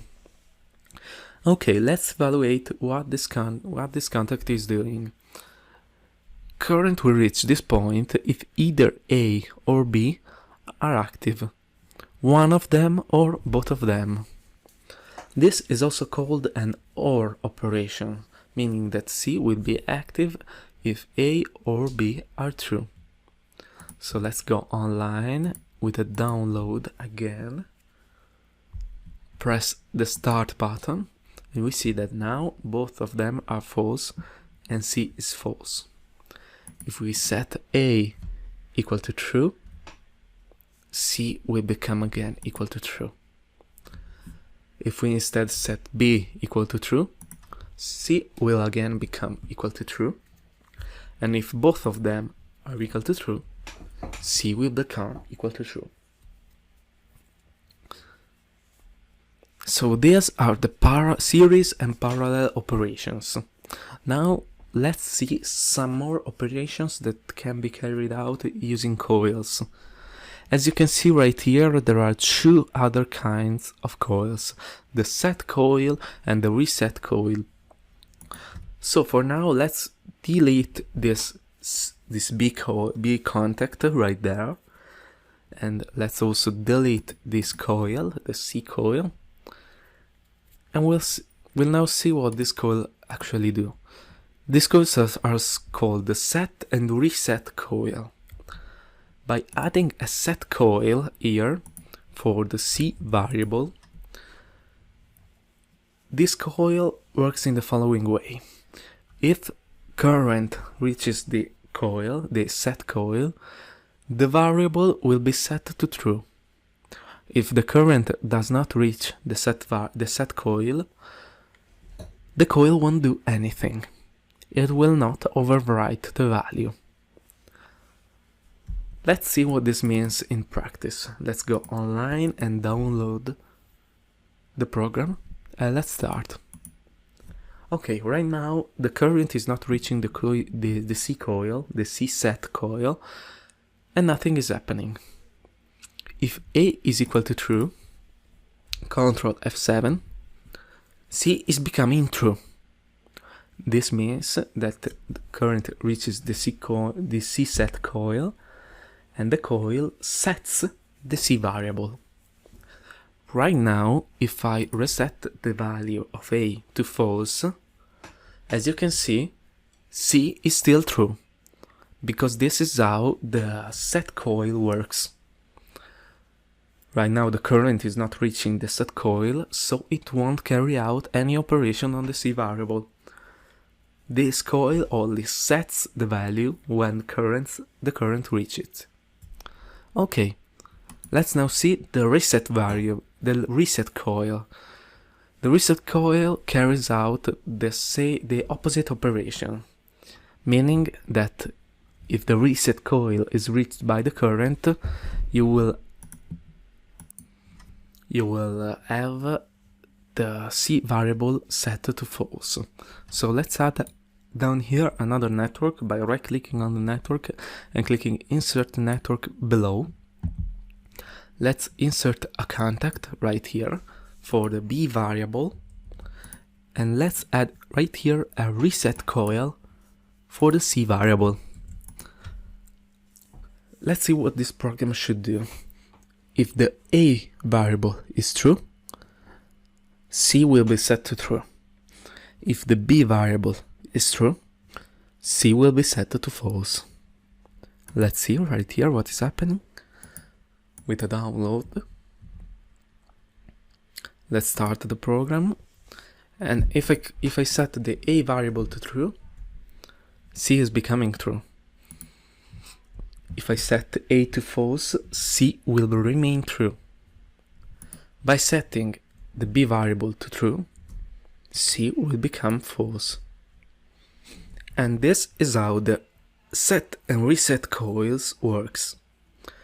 In the following video, we will try to create a simple program for a simple simulated machine with some assumptions, and we will learn how to use these functionalities in order to build some machine logic.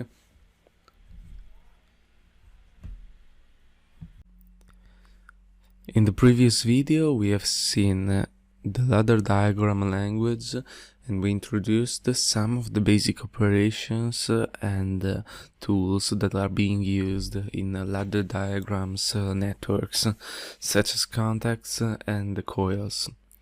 Right now we will try to write a more consistent program for a simplified machine in order to simulate an automation environment. So, starting from the program we developed, let's delete both networks and all the variables that we place inside our program. And right now, let's try to add some variables to simulate a real machine. All these variables will be local variables, and we will fake there being inputs or outputs of our process. So, in this declaration of the POU, let's write some comment in order to see which ones are inputs and which ones are outputs. You can write a comment wherever you want by writing a double slash. So let's write double slash inputs, and let's say that this machine has a start button that will be a Boolean variable, and let's say that we also have a stop button that is also a Boolean variable. This is a generic machine, so let's assume that we have an emergency button.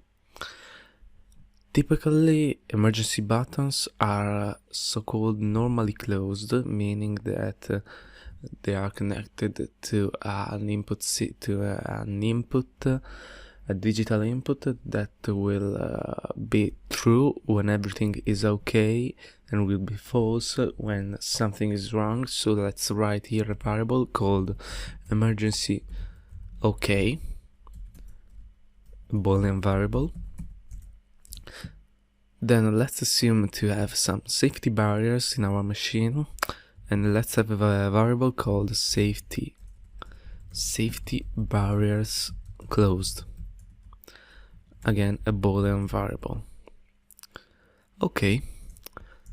And then let's assume that we have a single output for this kind of process that should be used to start the machine.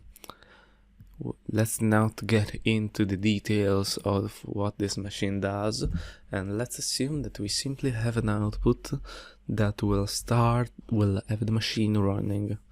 So let's have this output called machine running. That is a Boolean variable. Okay. So let's also add some other stuff. Let's assume that we also have an output that sets the machine velocity. So let's call this machine velocity. We don't care right now if this is representing the productivity of the machine, meaning how much pieces it is producing for a minute, or maybe the RPM of a master motor. Right now we just don't care. And let's say that this variable is an integer type variable. Okay. Right now we should also add some inputs for the management of this machine velocity. So let's say that in our machine we have two buttons on our user interface, human machine interface. A button to set a low velocity and a button to set a high velocity. So in order to do this, let's add two Boolean variables, a low velocity button, Boolean variable again, and a high velocity button. Okay, we should also know what are these velocities. So let's also have some integer variables. For instance, a low velocity variable, integer variable, and let's place an initial value to this variable, for instance 200. So let's write : equal 200 semicolon. Okay, let's also have a high velocity, an integer variable again. Let's say that the high velocity is equal to 1000. As before, we just don't care about what these numbers are representing right now. Okay, so let's start to write some code. And let's right click here and insert a network.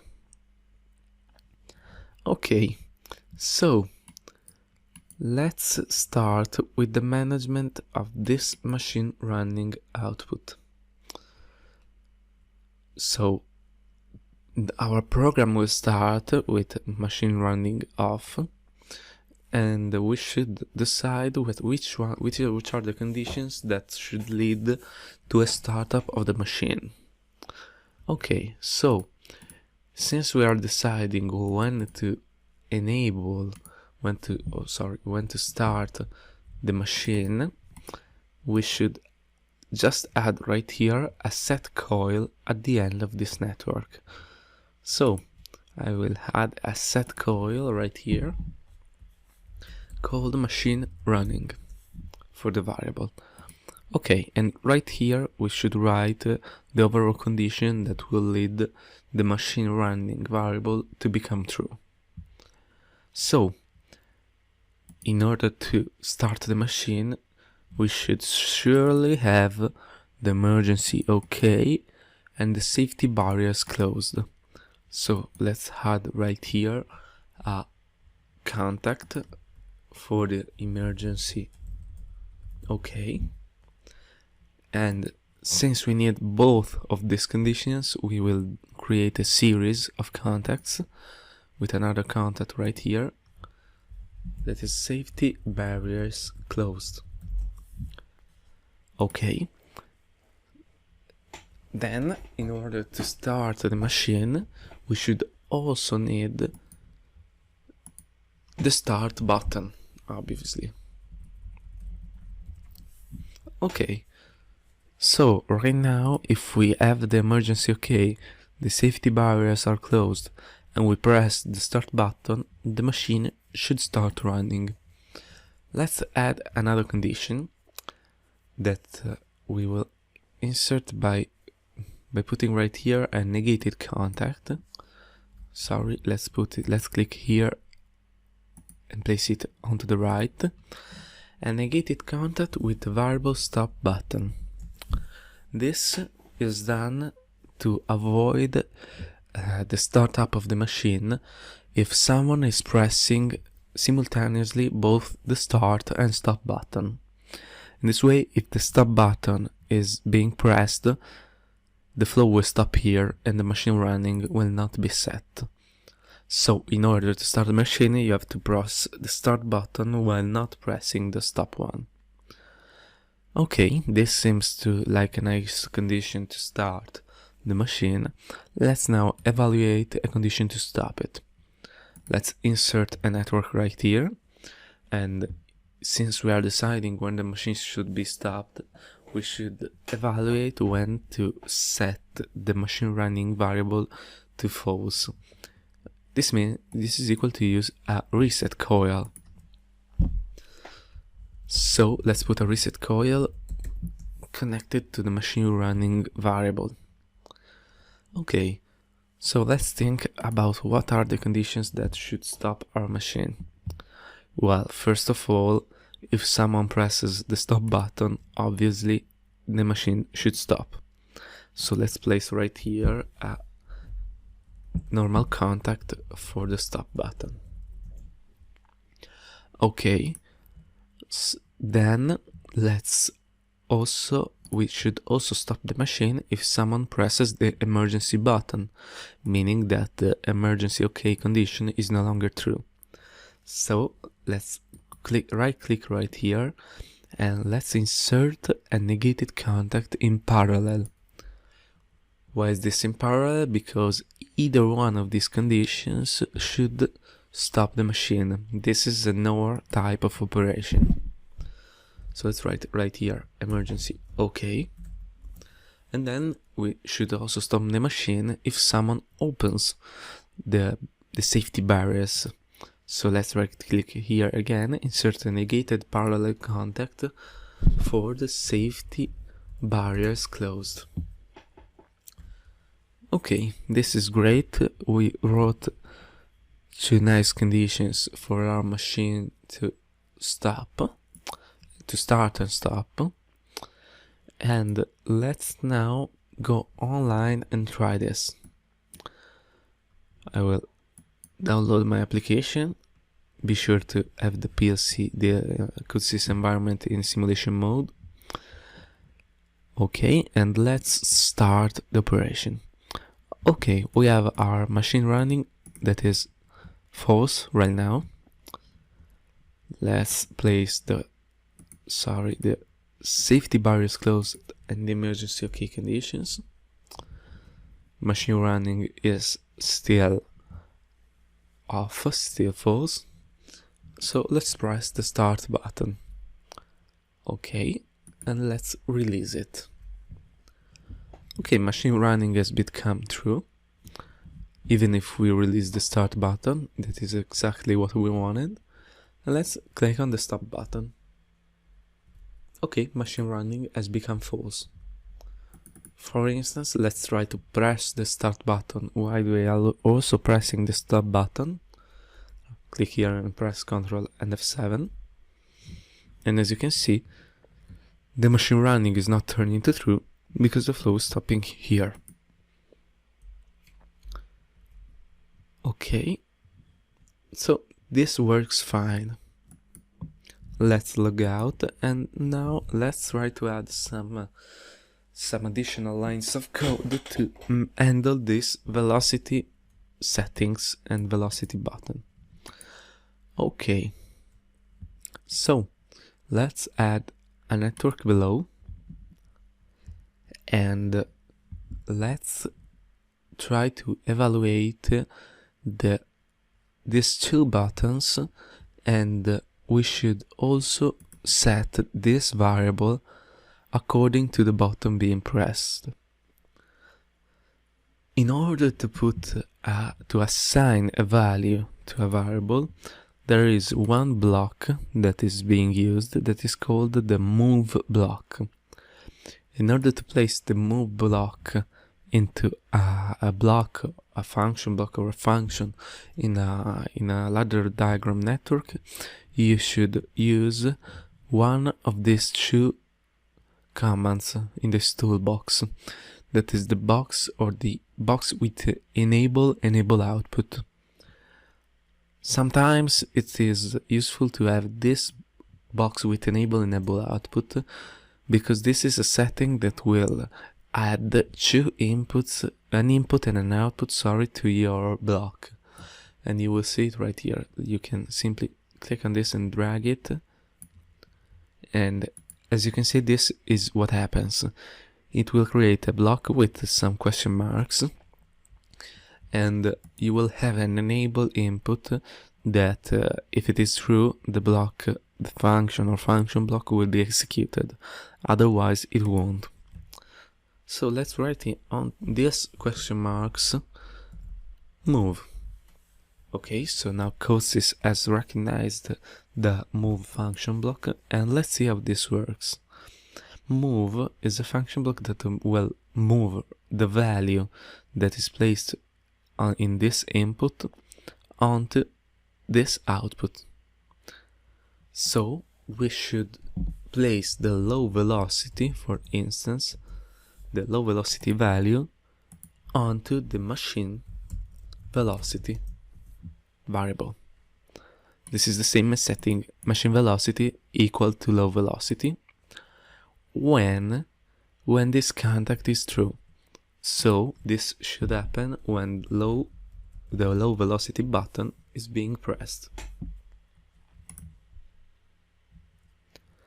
Okay, let's add another condition very similar to this one. So in order to avoid some issues, let's say that we want to overwrite the current velocity only when the low velocity button is being pressed, and the high velocity button is not. So that in this way, if someone presses both buttons at the same time, you will not have some issues. So let's click right here and insert a negated contact connected to the high velocity button. Okay, this is great. We should do this again for the high velocity button. So we can just copy and paste this network. Let's click on the network until it is highlighted. Press Ctrl and C and Ctrl and V. And as you can see, the network has been copied and pasted. Let's edit these values. So right here we should have the high velocity button. Right here we should have the low velocity button. And right here we should have the high velocity.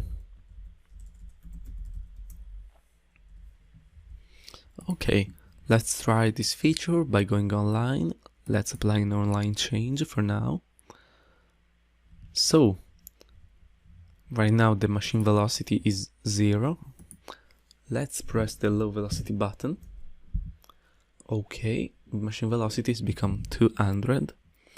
Let's press both buttons simultaneously. And as you can see, nothing is happening because the flow for both networks is stopping right here. And let's now press only the high velocity button. Okay, that's great. Machine velocity has become 1000, so this is working quite fine.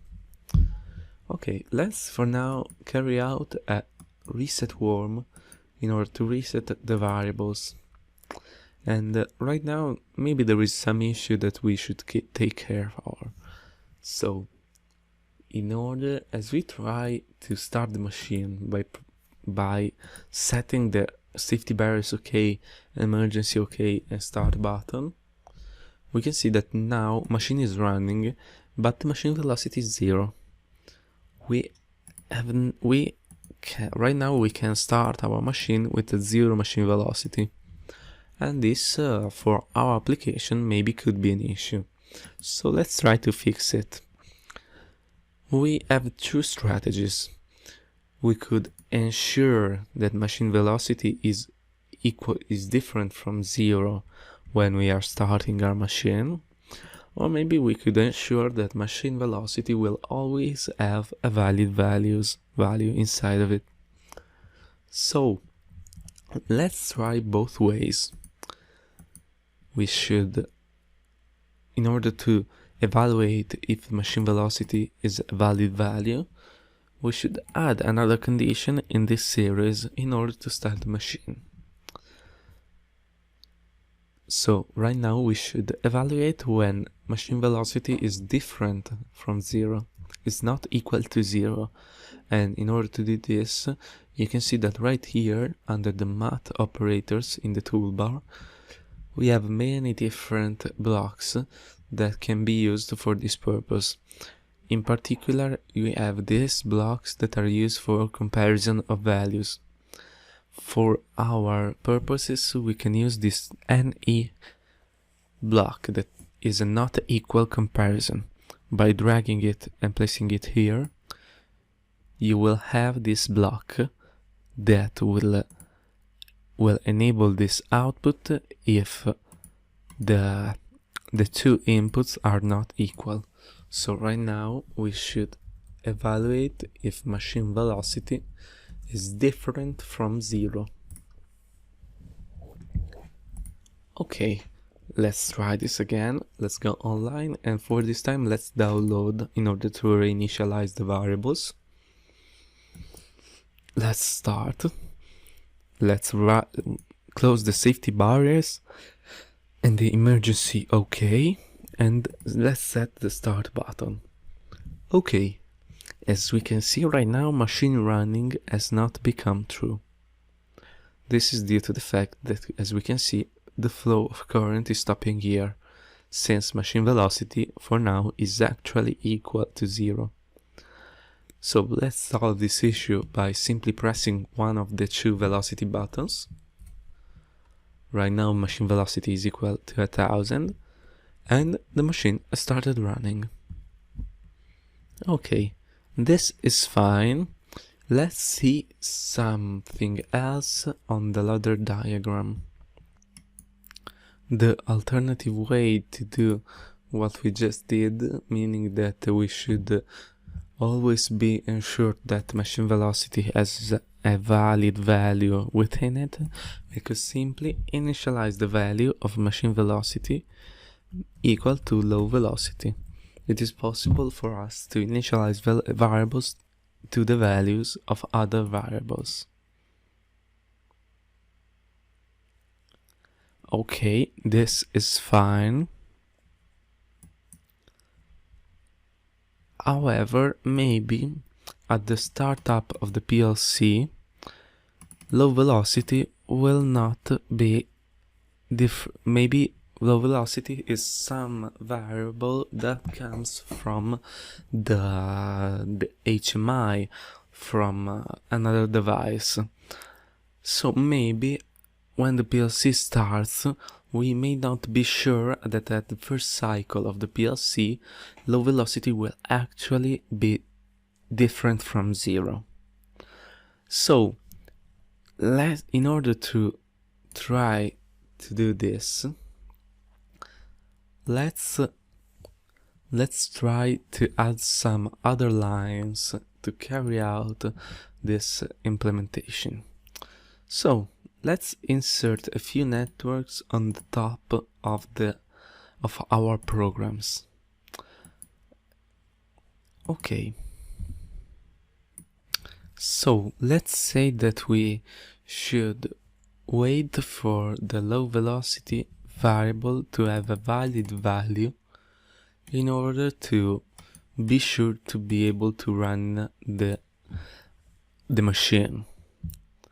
So let's create a variable, an internal variable. So I will write a comment here and say internal, meaning that it is not coming from an outside device.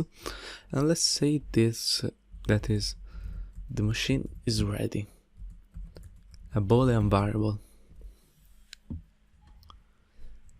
So what should happen if the machine is ready? Actually, all of these lines should execute. If the machine isn't, these lines should not be executed. So let's evaluate this. This is possible using the so-called labels and jumps. So I could simply write here, add right here a contact. Let's say that if the machine is ready, if machine ready, we could simply jump to a so-called label. You could add any label to any ladder diagram network that you wish. So let's right click here and click on the insert label. And let's call this label start of machine cycle. Okay, so let's say that if the machine is ready, we should jump to the start of machine cycle. If it isn't, it means that we are executing these lines, otherwise we are simply jumping right to this network 4. If the machine isn't ready, we should evaluate the low velocity. So let's say that if the low velocity is equal to 0, machine ready should still remain false. Otherwise, if low velocity is different from 0, machine ready should become true. So let's also place right here a not equal block that will evaluate low velocity. We said low velocity. sorry, I wrote this wrong, low velocity and 0.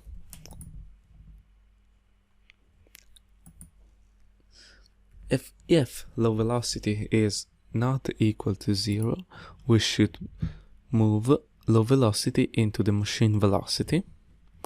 So let's carry out this by adding here a box with enable output, and this block should be a move. So let's place low velocity here and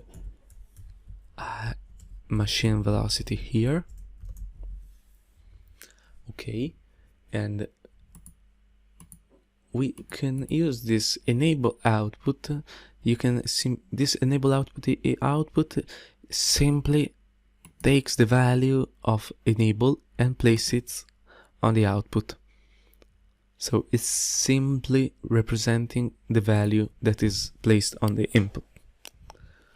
Okay, so if we get the low velocity different from 0, this will become true and this will become true. So we have placed this in this way. Then we should simply set the value of machine ready. Machine ready should become equal to true.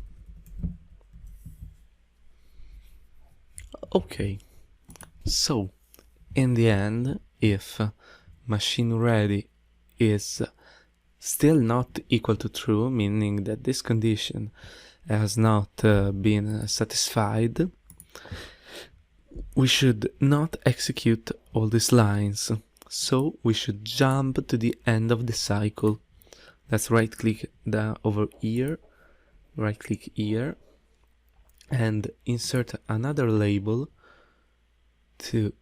on this empty network, and let's call this end of machine cycle.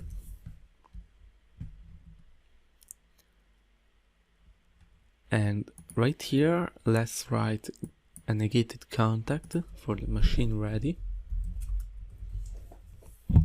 and add right here a jump using the arrow to the end of machine cycle. So what is actually happening right here? Sorry, right here I wrote this is end of machine cycle off. Okay, so what is actually happening? When the PLC starts, it will evaluate if the machine is ready, meaning that we have already a valid value on machine velocity. Since we have not done anything on this variable, this will be false and this jump will not be performed. We will move on to this line. If the low velocity is different from 0, it will be placed onto the machine velocity and the machine ready will be set.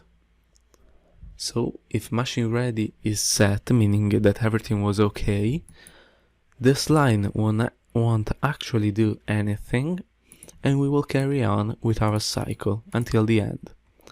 At the next PLC cycle, we will evaluate this line, machine ready will be true, and we will jump to start of machine cycle, and from every cycle after that, the 2 and 3 lines of codes will not be executed. If instead this condition is not satisfied, meaning that low velocity is in fact equal to 0 at the startup of the machine, we won't have machine ready and we will directly jump to the end of machine cycle. So let's try this. Let's log in with download. Let's press play.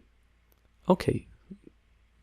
Right now, machine velocity has become 200 because this line has been executed, and as you can see, machine ready is true. Okay, let's go offline for a moment, and let's say that right now low velocity is equal to 0. So let's put us in a condition in which the variables are not correctly initialized. Let's log in with a download and let's click start. Okay, right now you can see that machine ready is still staying false, and therefore this line, only these 2 lines are being evaluated. These 3 lines. At the 3rd line we jump to the end of machine cycle. So we can press whatever we want right here. Maybe we can press the high velocity button. As you can see, nothing is happening because this line is not being executed because we are jumping. We can also try and start the machine with these 3 conditions. The machine is not starting because this line of code is not executing. The machine will become ready once we place a valid value on low velocity. So let's write right here 200 on low velocity. Let's press Ctrl and F7 and we will have the machine ready becoming true and the machine velocity becoming equal to the low velocity. Let's click Ctrl F7. Okay, machine now is ready. And if now we start the machine by enabling the start button, the emergency OK and the safety barriers closed, Ctrl and F7, now the machine is running. Okay, in this video we have seen some stuff. We have seen how to create a simple program. We have seen the move operation for the ladder diagram code, the conditional operators. We have also seen labels and jumps and how they can be used in ladder diagram.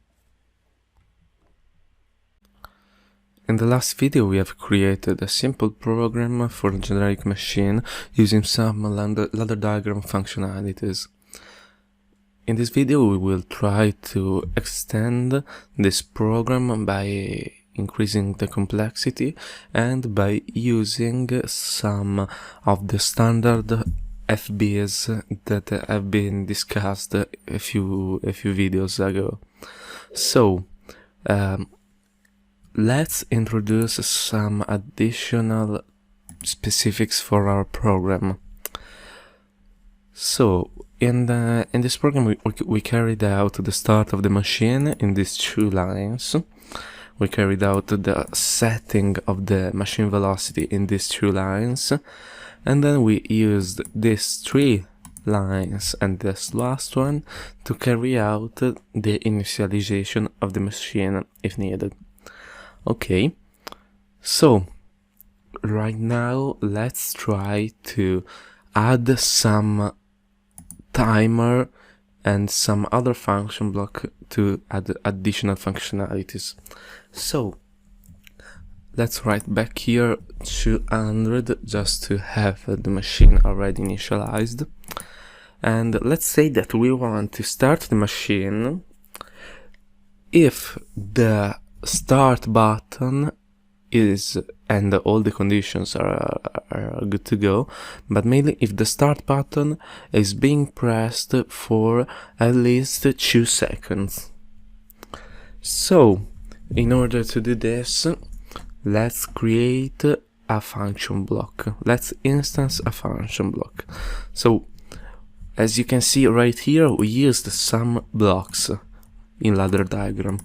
All of these are functions because as you can see we didn't have to instantiate any of this. We didn't create any copy. This move is not a copy of the same move of the move function block. Move is a function that is being used in different parts of the code. The same goes for this not equal and many others. So in order to create a function block, we have to instantiate it, declare it in the declaration part of the program. So let's create a timer on, by writing here, let's say timer machine startup. The type of this variable is a TON. Okay. So in order to do this, we to carry out this functionality, we should set the machine running variable only if all these conditions have stayed true for more than 2 seconds. So, in order to do this, we can add right here a box in this position. Let's add a box without the enable output, and now we will see why. By dragging this here and by writing here on these question marks the name of the instance of the function block, for in our case is timer machine startup, pressing enter, you will see that this has become our TON.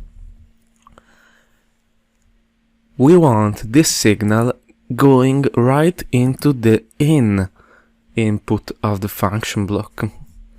And this is the reason why we didn't add the box with enable output.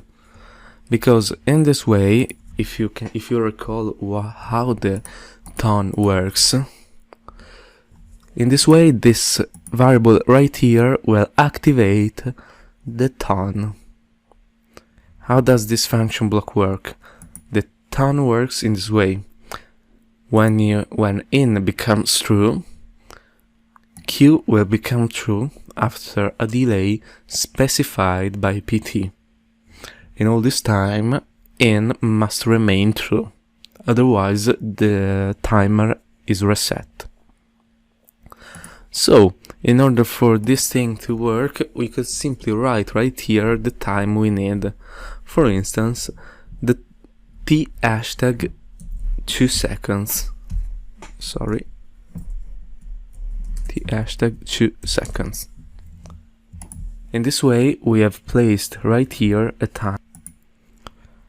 This is great, it works, but maybe we could place this time into a variable, because it would be nice for us to be able to edit it without going to the specific point in the code.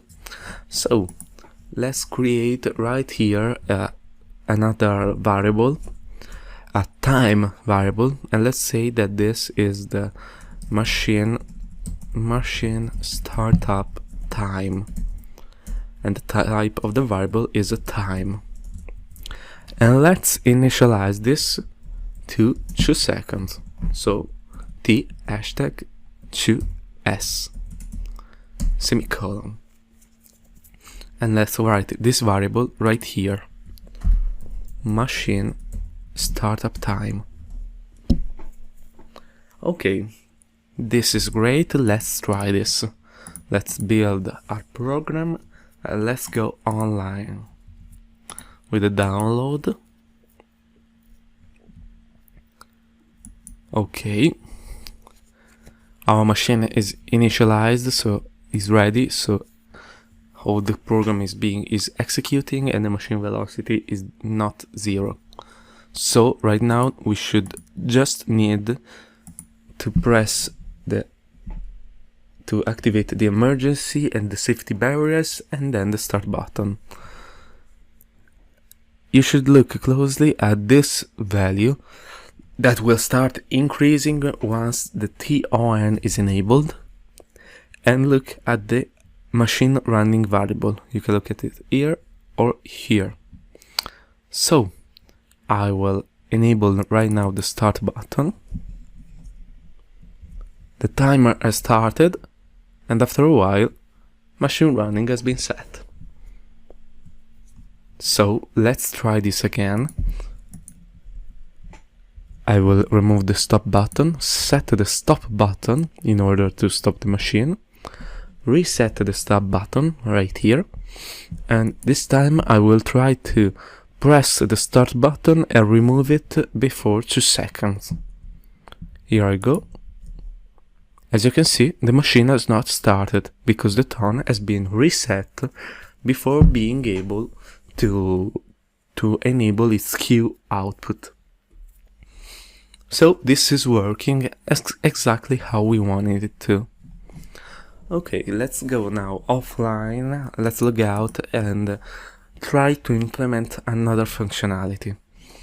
Okay, so let's also say that we want to count the pieces being produced by this machine.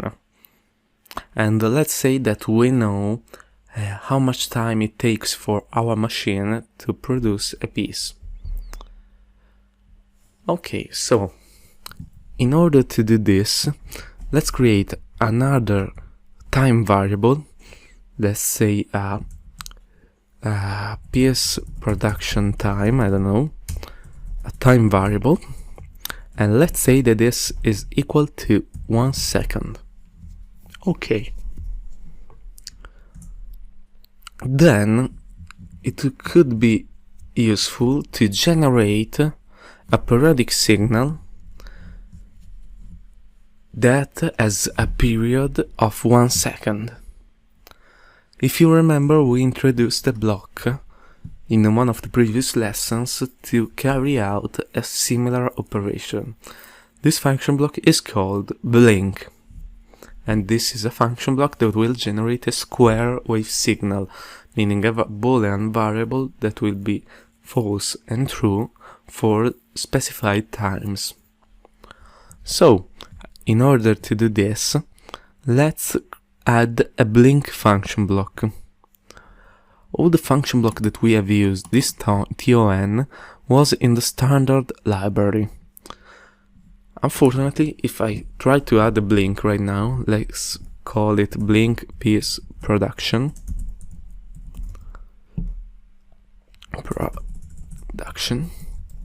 of type blink,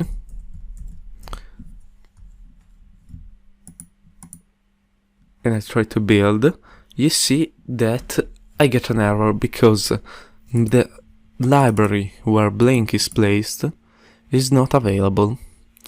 So, in order to add a library, remember everything was in the standard library right here. As I click on standard and go on timer, here I see, for instance, the TOF, TON, and TP.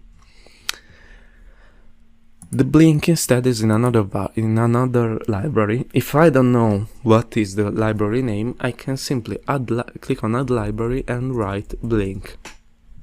CoDeSys will scan the libraries looking for the thing that I'm looking for, and here I have the blink in the library util. I add it now. I try to build, and right now CoDeSys found the blink, and now we are good to go. Okay, so let's add right here another network below to implement this function. So let's insert a box right here,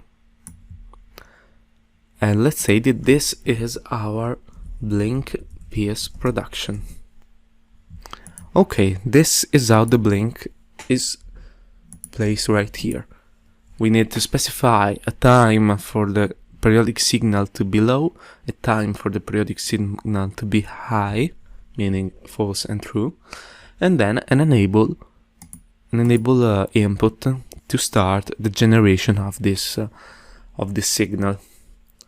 Well, the machine is producing only when it is running, so it would be fairly reasonable to assume that the enable of this function block should be the machine running variable.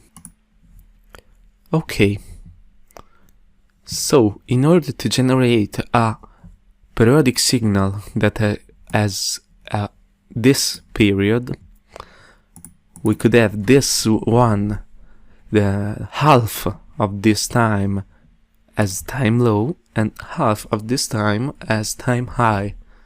So the overall sum of these two will be this 1 second right here. So we could write piece production time divided by 2 and piece production time divided by 2 over here.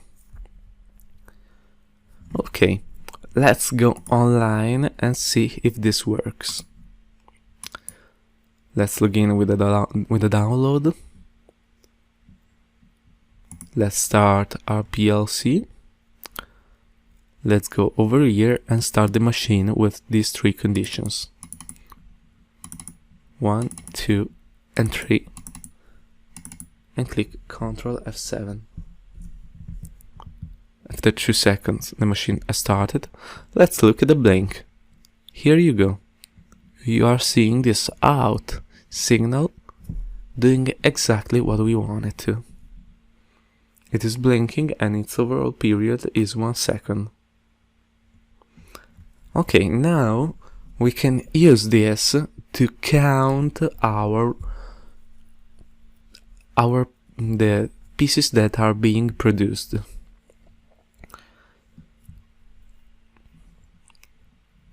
Let's go offline, let's log out, and think how can we do this? We could use a counter that is exactly the type of function block that should be used for this.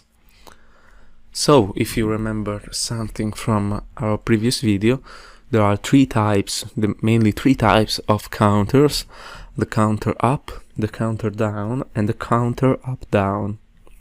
So, we should, since we are just counting in an upward direction, we could use simply counter up.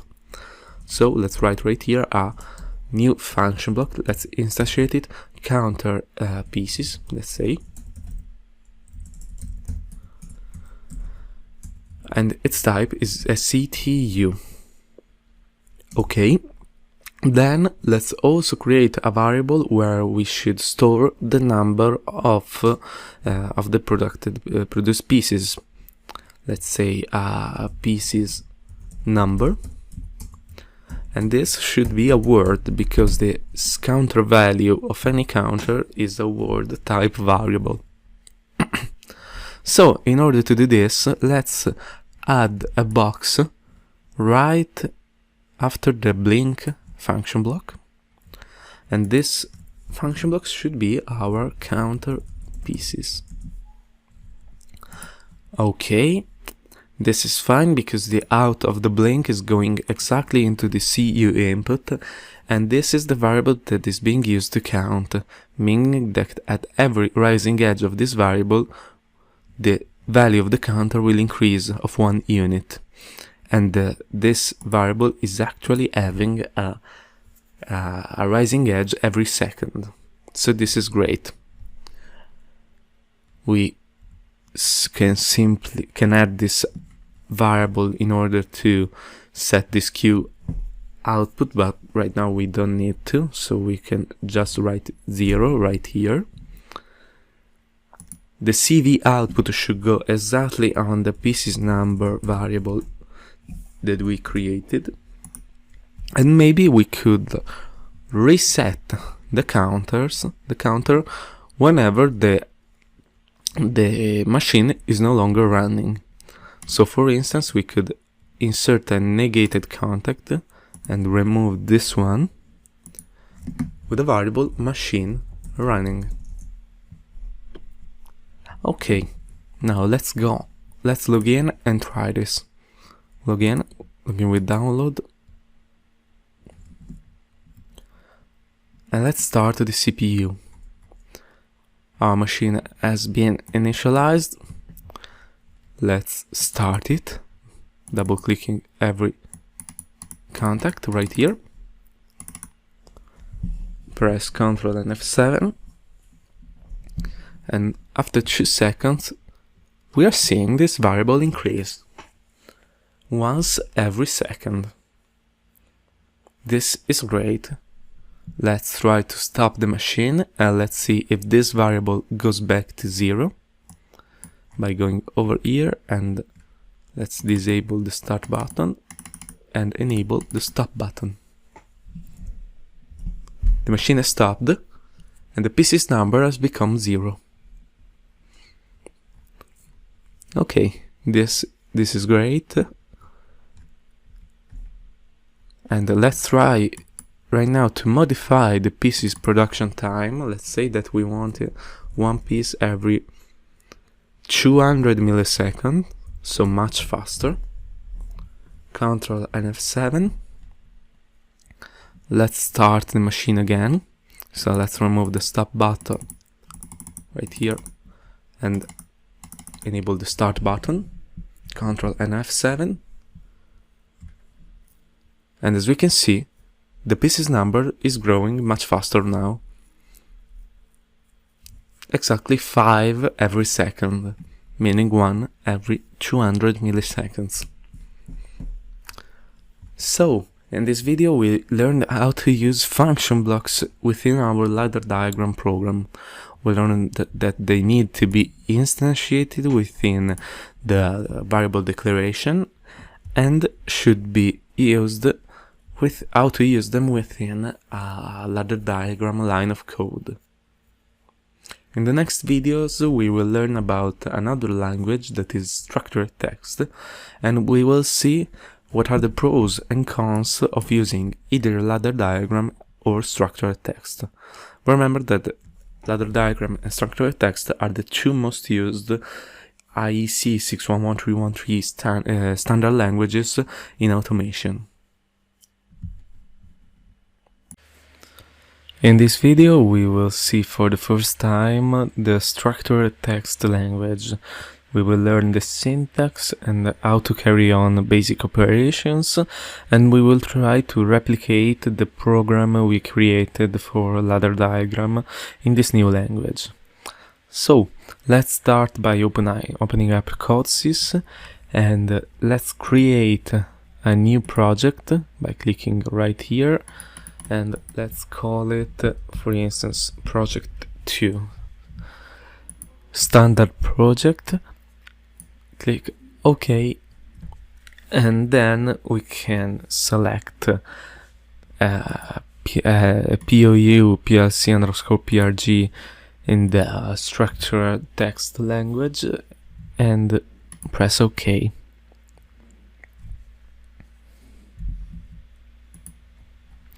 So here it is, this implementation of a POU of a program in structured text. You can see that the icon right here is changed from before. This icon is different for every language. And as I told you, the structured text language is a textual one, so you won't have networks like in ladder diagram, but you will have lines of codes in a more traditional way. Structured text is very similar to Pascal, but if you also have a computer science background, it will be quite easy for you to use for these basic projects. If you use Python, C, C++, C#, or many other high-level language, the structured text language is quite similar to them. So let's start by declaring some variables and see what are the basic operations that are used in structured text. So let's start by defining right here 3 variables, 3 Boolean variables. Let's say A, B, and C, as we have seen before. And let's try to write some code in order to have some action on these variables.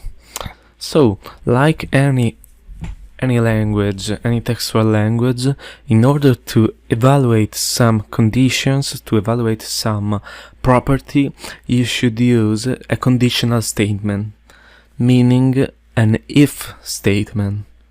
For instance, you could just right here write if A is equal to true, then do something. The syntax for a conditional statement in structured text is this one: if condition then something, and in the end of everything you will have an end underscore if. If you write an if statement, the end if will be written by the CoDeSys system on its own. For instance, we could write if A is equal to true, then B is equal to true. There is some difference between this equal condition and an assignment. To assign a value to a variable in structured text, you should use the colon equal operation. That is the same that we have used in the initialization of the variables. For instance, we could say if A is equal to true, then B is equal to true.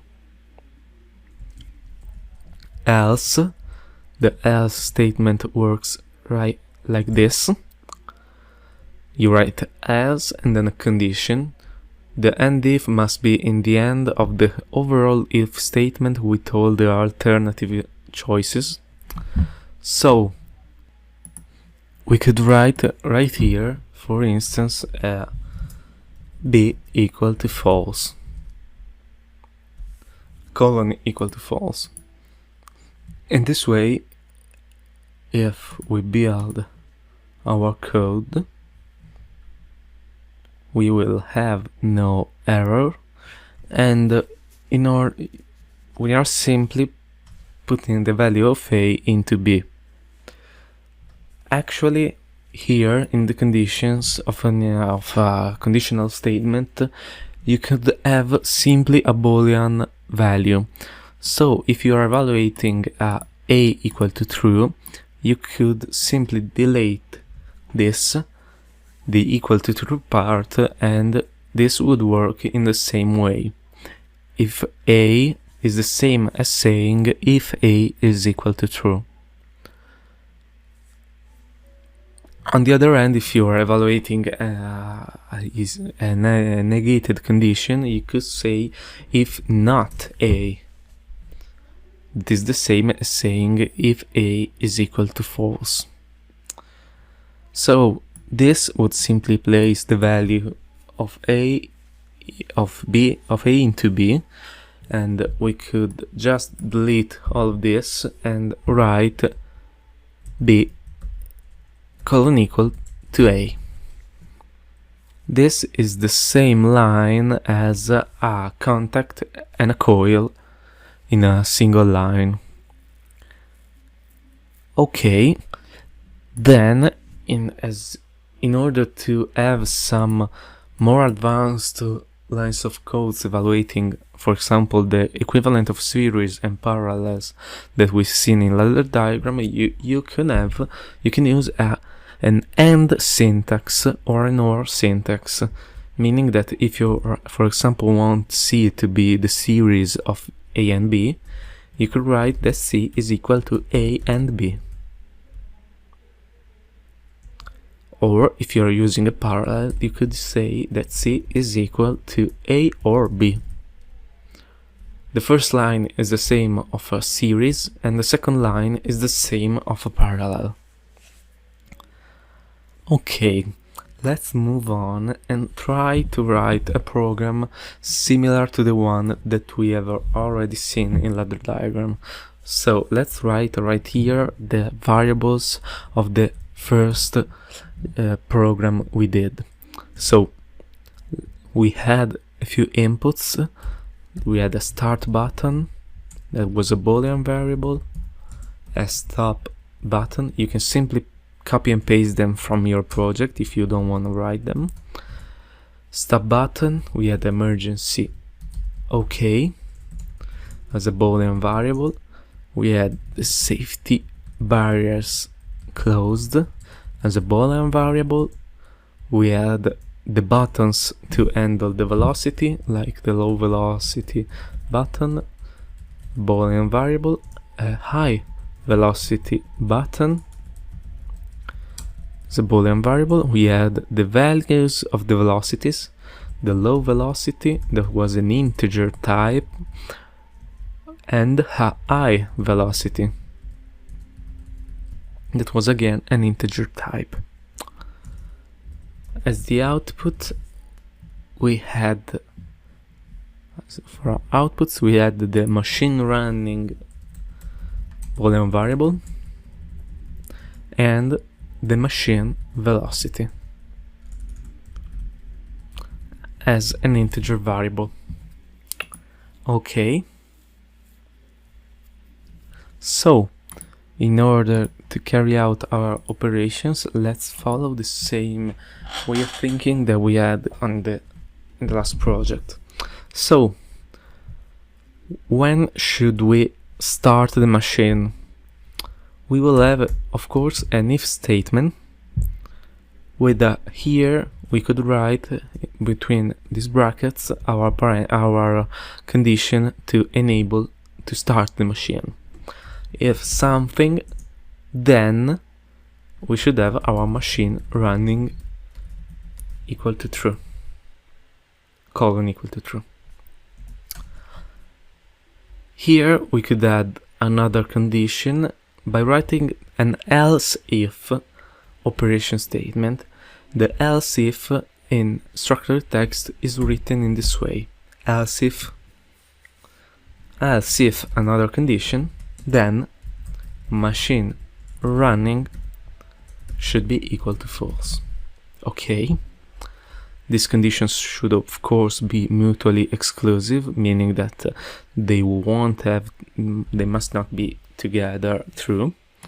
And we can simply write what we did last time. So if the emergency is okay and the safety barriers are closed and the start button is pressed and the stop button isn't, meaning and stop button, then not stop button, machine running should be set to true. Okay. Then in the condition to stop the machine we should have the stop button or the emergency not okay, so not emergency okay, or not the safety barriers closed. So what are we doing here? Our machine should start running if the emergency is okay and the safety barriers are closed and the start button is being pressed while not having the stop button being pressed at the same time. Here the machine should stop if the stop button is pressed or the emergency okay is no longer okay or the safety barriers are now open. I suggested to write some comments in order to make the code easy to read. So I could write right here a comment as we wrote the comment in the declaration of variables. So here I could say this is the machine activation condition, and right down here I could write this is the machine deactivation condition. Okay, this is good. And now let's see how to handle the velocity of our machine, meaning the buttons that we set right here. I forgot to initialize these variables. We set this one to the value of 200 and this one to the value of 1000. Okay, so right now we should, oh sorry, I deleted this by my mistake. Okay, so right now we should handle the velocity. So let's say velocity button management right here with a comment. And what do we want? If the high, let's say, let's start from the low velocity button is being pressed and the other one isn't, so, and the not high velocity button, then the machine velocity should be set equal to the low velocity. Okay. Else if the opposite condition, meaning that a high velocity button is being pressed and the low velocity button isn't, so and not low velocity button. In this case, then the machine velocity should be set equal to the high velocity. Okay. So, as you see, right now in only a few lines of codes, we have replicated the program that we did on ladder diagram. Maybe reading a series of conditions right here maybe it isn't really easy for you, but after some practice it will get easier. And as you can see, the structured text is really compact, and by having more complex code needed, you will have a much easier life with the structured text. So let's try to go online and test this code. So I will go into simulation and I will go online, and let's try to see if this first version works. I will start the machine. Let's first try the velocity button. We can edit the values of the variables using this table or by double-clicking beside the variables in the code. So if I set the low velocity button, I will see that the machine velocity has become 200. If I set this to false and enable the high velocity button, I will see the machine velocity going to 1000. If I enable both of them, I won't see any change, because now neither this condition nor this is enabled. So this works fine. Let's see the activation and deactivation of the machine. So let's set the emergency OK and the safety barriers closed. And let's set the start button. Ctrl and F7. As you can see, the machine running is true now. Let's reset the start button and, for instance, press the stop button. Stop button has been pressed, machine running is now false. So everything is going fine for what we intended. So now let's carry out some modifications that we discussed on the ladder diagram. First of all, we may also add here as a condition the necessity of having the machine velocity not equal to 0 in order to start the machine. This is very easy because we could simply add here an AND condition that is the same as using a series in the ladder diagram, and write right here and machine velocity different from 0. The symbol of different is this one. You should write a lower than and a greater than 0. This means not equal in structured text. This is the only symbol that is not quite intuitive. All the other ones are quite simple. You should write equal to verify if something is equal to another variable. Greater than, greater or equal is written in this way. Lower, lower or equal. So let's move on, and this condition will also evaluate the machine velocity. Now let's carry out the modification that we did on ladder diagram. So we want to evaluate all this code only if for instance, what we said in the ladder diagram program, we want to set the low velocity equal to the machine velocity in an initialization part of the program, and maybe we could want to to stop the execution of code, so to not execute all this code if the low velocity is, for instance, equal to 0. That means that maybe something is wrong, maybe the values that are coming from outside, from an HMI for instance, are not being processed in a correct way, so we don't want the machine to start. So let's write here a comment by saying this is initialization procedure. So let's create an internal variable right here, internal, that says that is called machine ready, a boolean variable. And let's write right here that if the machine is not ready,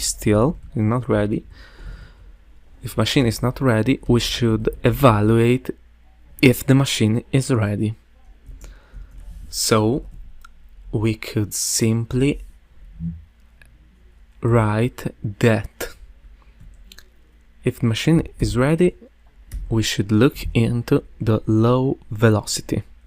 So if the low velocity variable is not equal to 0, it's different from 0, then right now we don't have an indiff written automatically, we can simply add it manually. Then we would want our velocity, machine velocity, to be equal to the low velocity.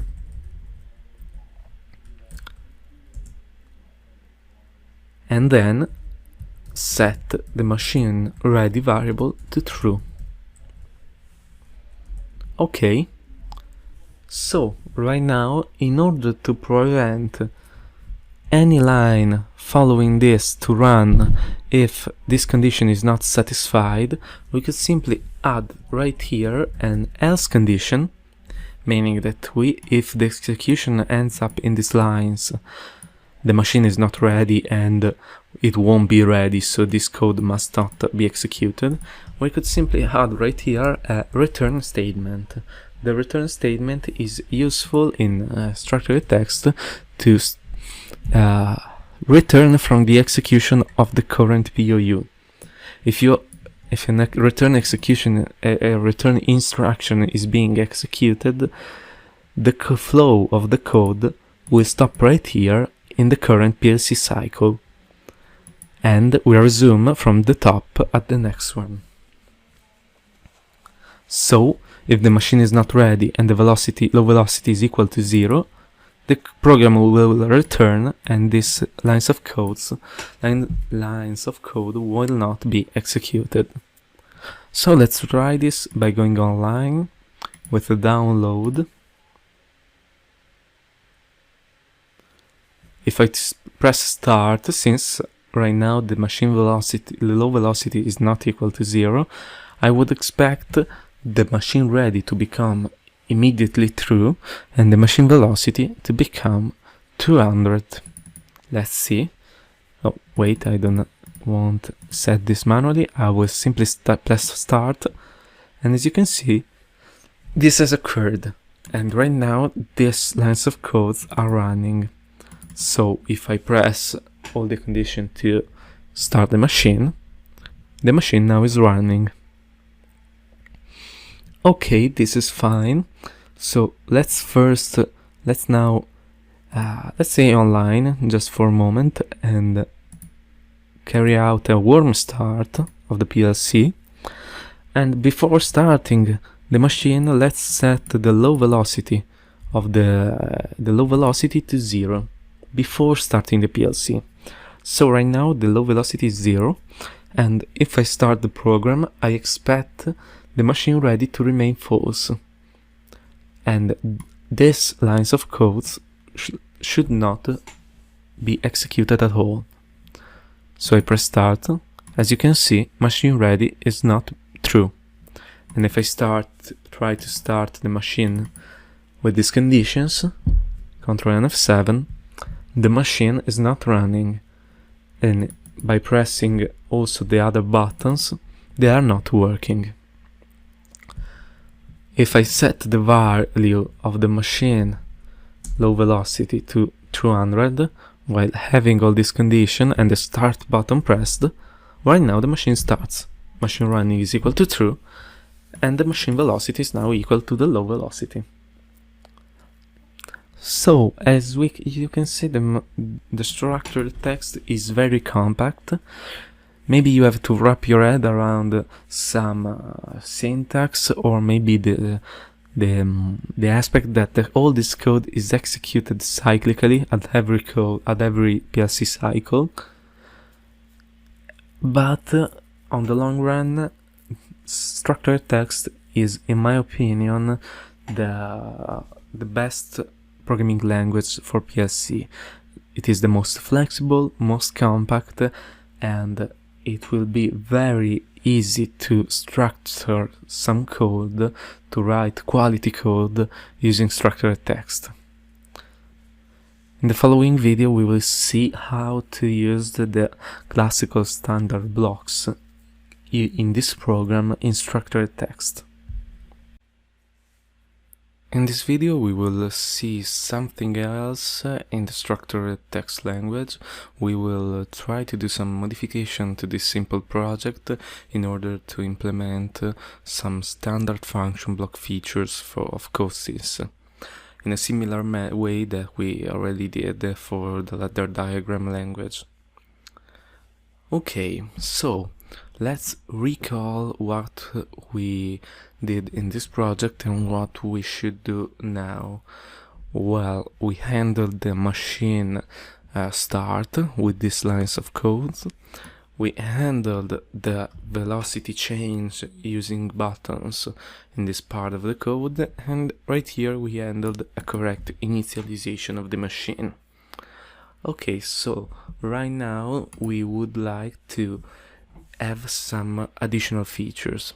The first one would be a delay, meaning that the user, in order to start the machine, should hold the start button for at least 2 seconds. And to do this, as we already did the ladder diagram, we should need a TON function block. So let's go right here in the internal variable definitions and let's add a TON. Let's call this timer machine startup as we did before, and the type should be TON. And let's also define the time variable for this TON. A machine startup time of type time equal to t#2 seconds. Okay, so right now we have a TON declared in the variables. Now we should somewhere call this function block. Let's see how function blocks are meant to be called in a structured text language. In order to call a function block, remember you can do this in whichever line you desire. You should write the name of the function block, so in this case is timer machine startup. Open a bracket and close it. Place a semicolon, and in here you should specify the inputs and outputs in the following way.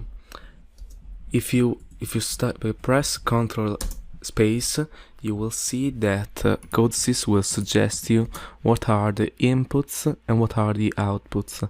The inputs are the one with the arrow facing this simple rectangle, and the outputs are the one with the arrow going outwards from the rectangle. So if I double click on in, it will write in, and in order to specify which is the input, you should write colon equal. Then here you could write something.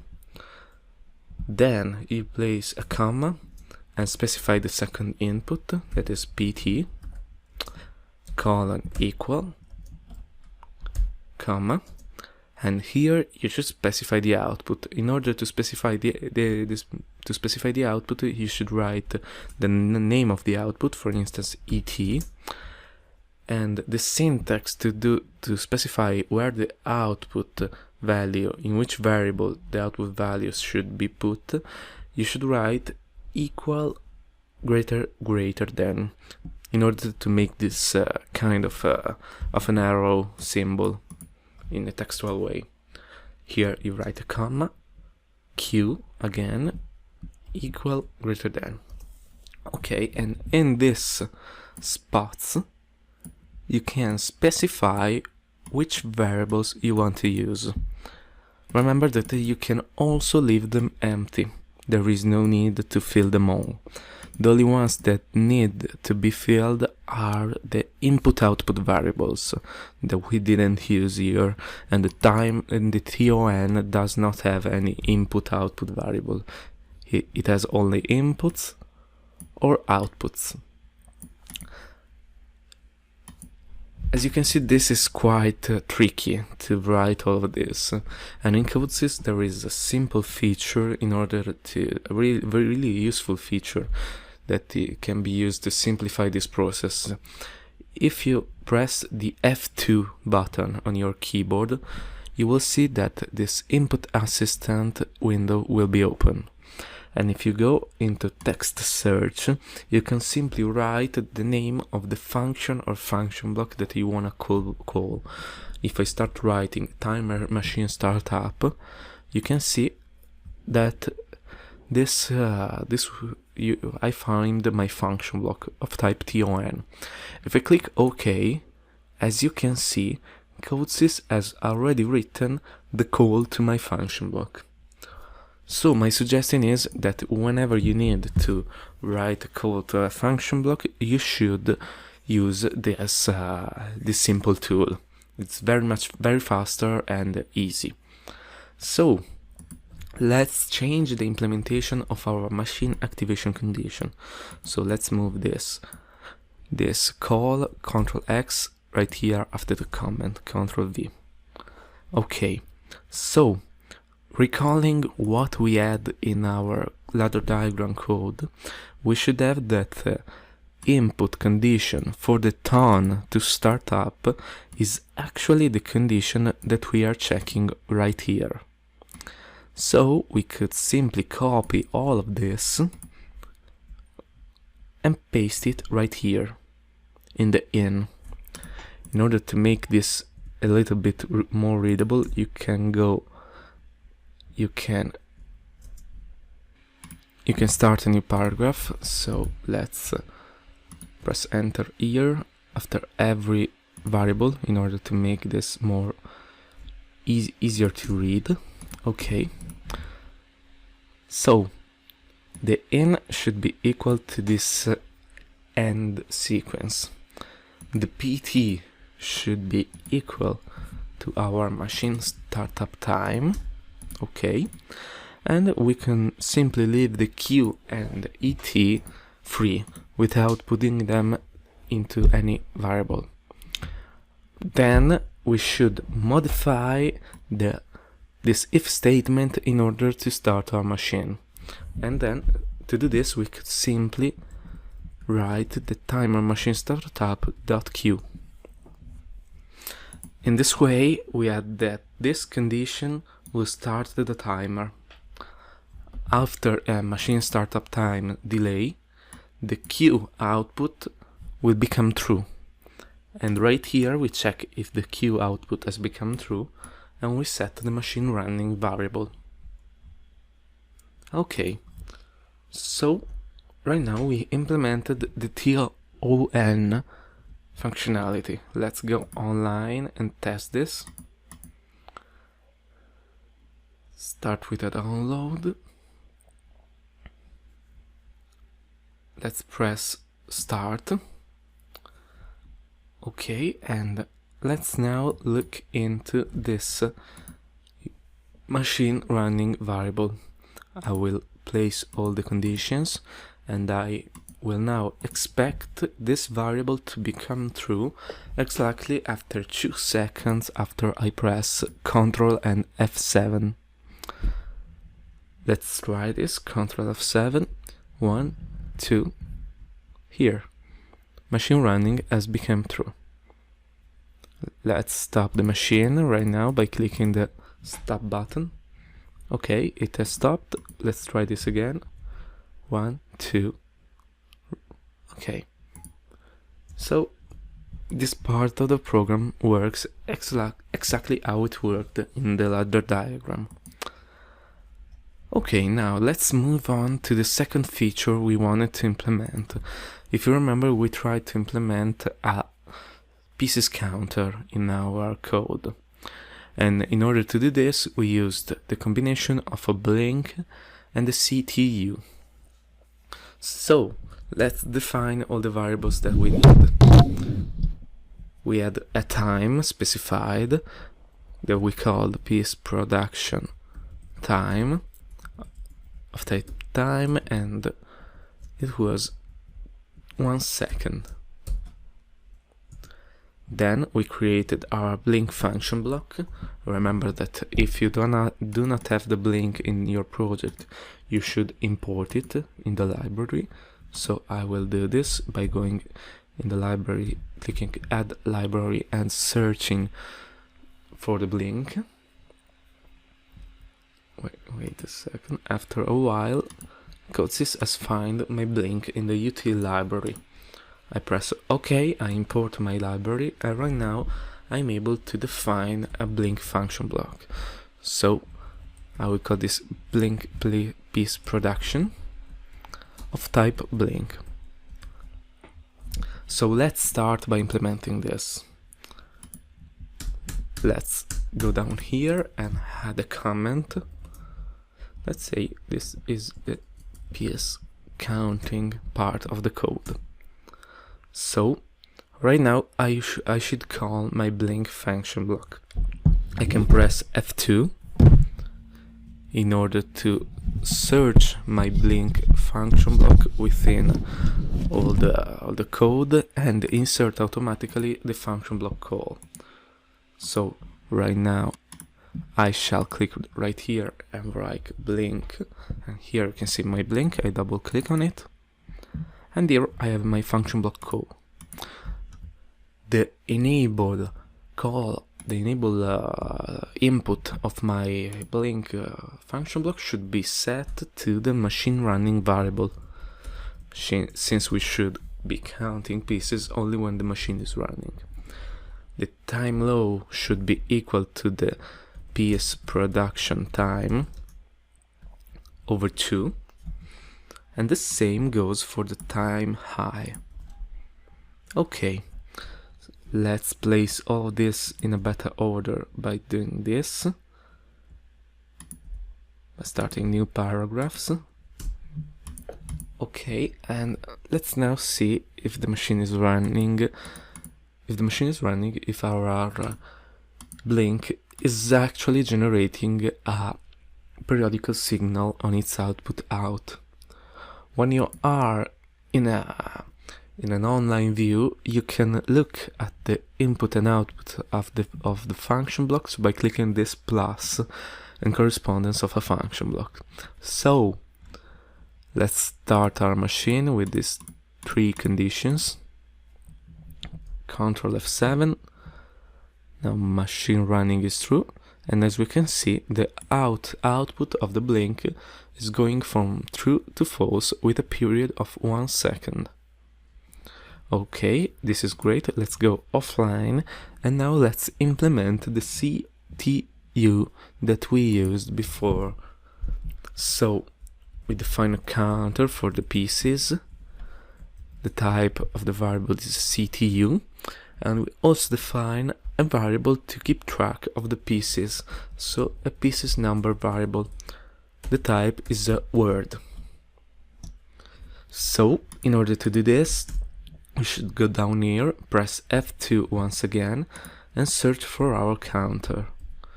Here we have this counter pieces. Click OK. Here we have our function block already set in a good way. So the CU input of the counter pieces should be actually the out of the blink, since the CU will be used to increase the counter at each rising edge of this variable. So we will write right here blink piece production dot out. The reset variable, as we have seen before, should be not the machine running, meaning that we should reset the counter when the machine is not running. So we could write not machine running. The PV actually doesn't matter for our application, so we can write 0. We are not using the Q output, and we can finally place the CV variable onto the pieces number variable. Okay, let's go on and build. We have no errors. We can go online, download the program once again, start the PLC, and now let's take a look at the value of the pieces number. So let's start the machine, Ctrl F7, and after 2 seconds we should see this value increasing once every second. So this is working. Let's try to turn off the machine by, for example, opening the safety barriers. Press Ctrl F7, and as you can see, the pieces number has become 0, just when the machine running variable became false. So we can see that this is working. In structured text, you're able to build code with much more freedom.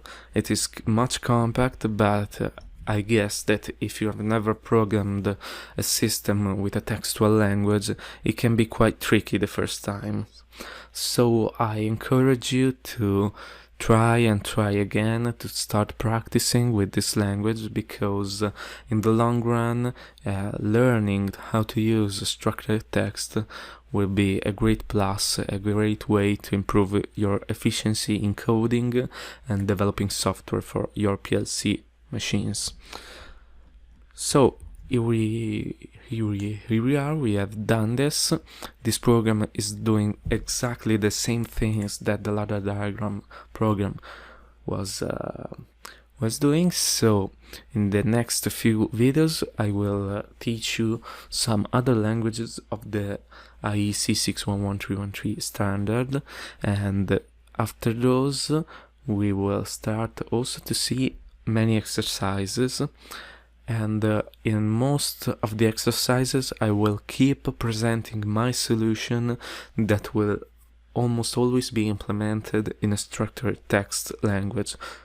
This is done. I will do this also to help you to understand all the mechanisms all the way to write quality code in structured text, and I hope that this will be helpful to you. In this lesson we will look into another language from the IEC 611313 standard, the function block diagram. This language is a graphical language that is very similar to the ladder diagram language. So, in order to carry out our lesson on FBD, we will start from the knowledge we already have on the ladder diagram. And in particular, we will try to implement the program we did a few videos ago in the ladder diagram video. So, let's start by that project that we already did, that I called project 1, and from that let's create another POU, a program. Let's call it PLC underscore PRG underscore FBD, and the implementation language should be FBD. Now let's open both POUs in order to switch from one another and to see what we need to do. First of all, let's copy all the variables from the PLC PRG POU that we created. So I will copy them and paste them right here. If you don't have the program, pause the video and copy these variables.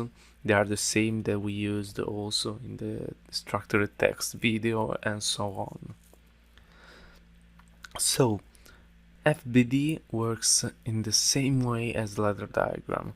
There are different networks that work as lines of code, graphical lines of codes, and there are a few differences, but the basic concept of FBD is to use block schemes to carry out sequences of operations in different networks. So we will try to convert this program into the FBD in FBD, and we will see what are the main differences. So let's go line by line. Here we have a contact and a jump. So this first line of code means that we should carry out a jump if the variable machine ready is equal to true. So in order to do this, you should insert right here in the FBD code and assign a jump right here. Let's drag it over here, and as you can see, some question marks pop up. This question mark on the right should refer to the name of the label. It was called the start of machine cycle, so let's write this here. Start of machine cycle, and on the left we need the name of the variable that will carry out the jump. That was machine ready. Okay, so moving on, we have this line of code saying that we need to first check if the low velocity is different from 0. Then if it is, we should assign the low velocity to the machine velocity and set the machine ready variable. So let's insert right here a new network, and in a similar way that we already used in ladder diagram, we can add a few box and math operators. For instance, an not equal operator right here. As you can see, right here we can define the variables that we need to look into. So we could say low velocity and 0. So if low velocity is not equal to 0, we should do something right here and carry on some connections. So in a similar manner from what we did in ladder diagram, we can insert a move block right here, and here you go, box with ENO right here, and this should be a move block. This move block should set the low velocity into the machine velocity variable,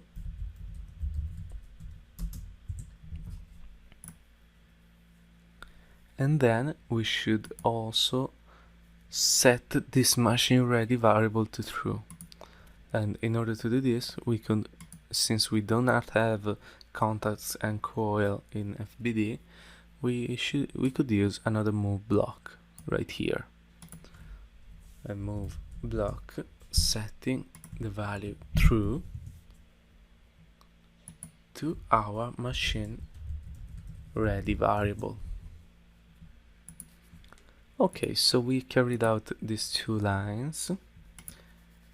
In here we should, if machine is not ready, we should carry out another jump.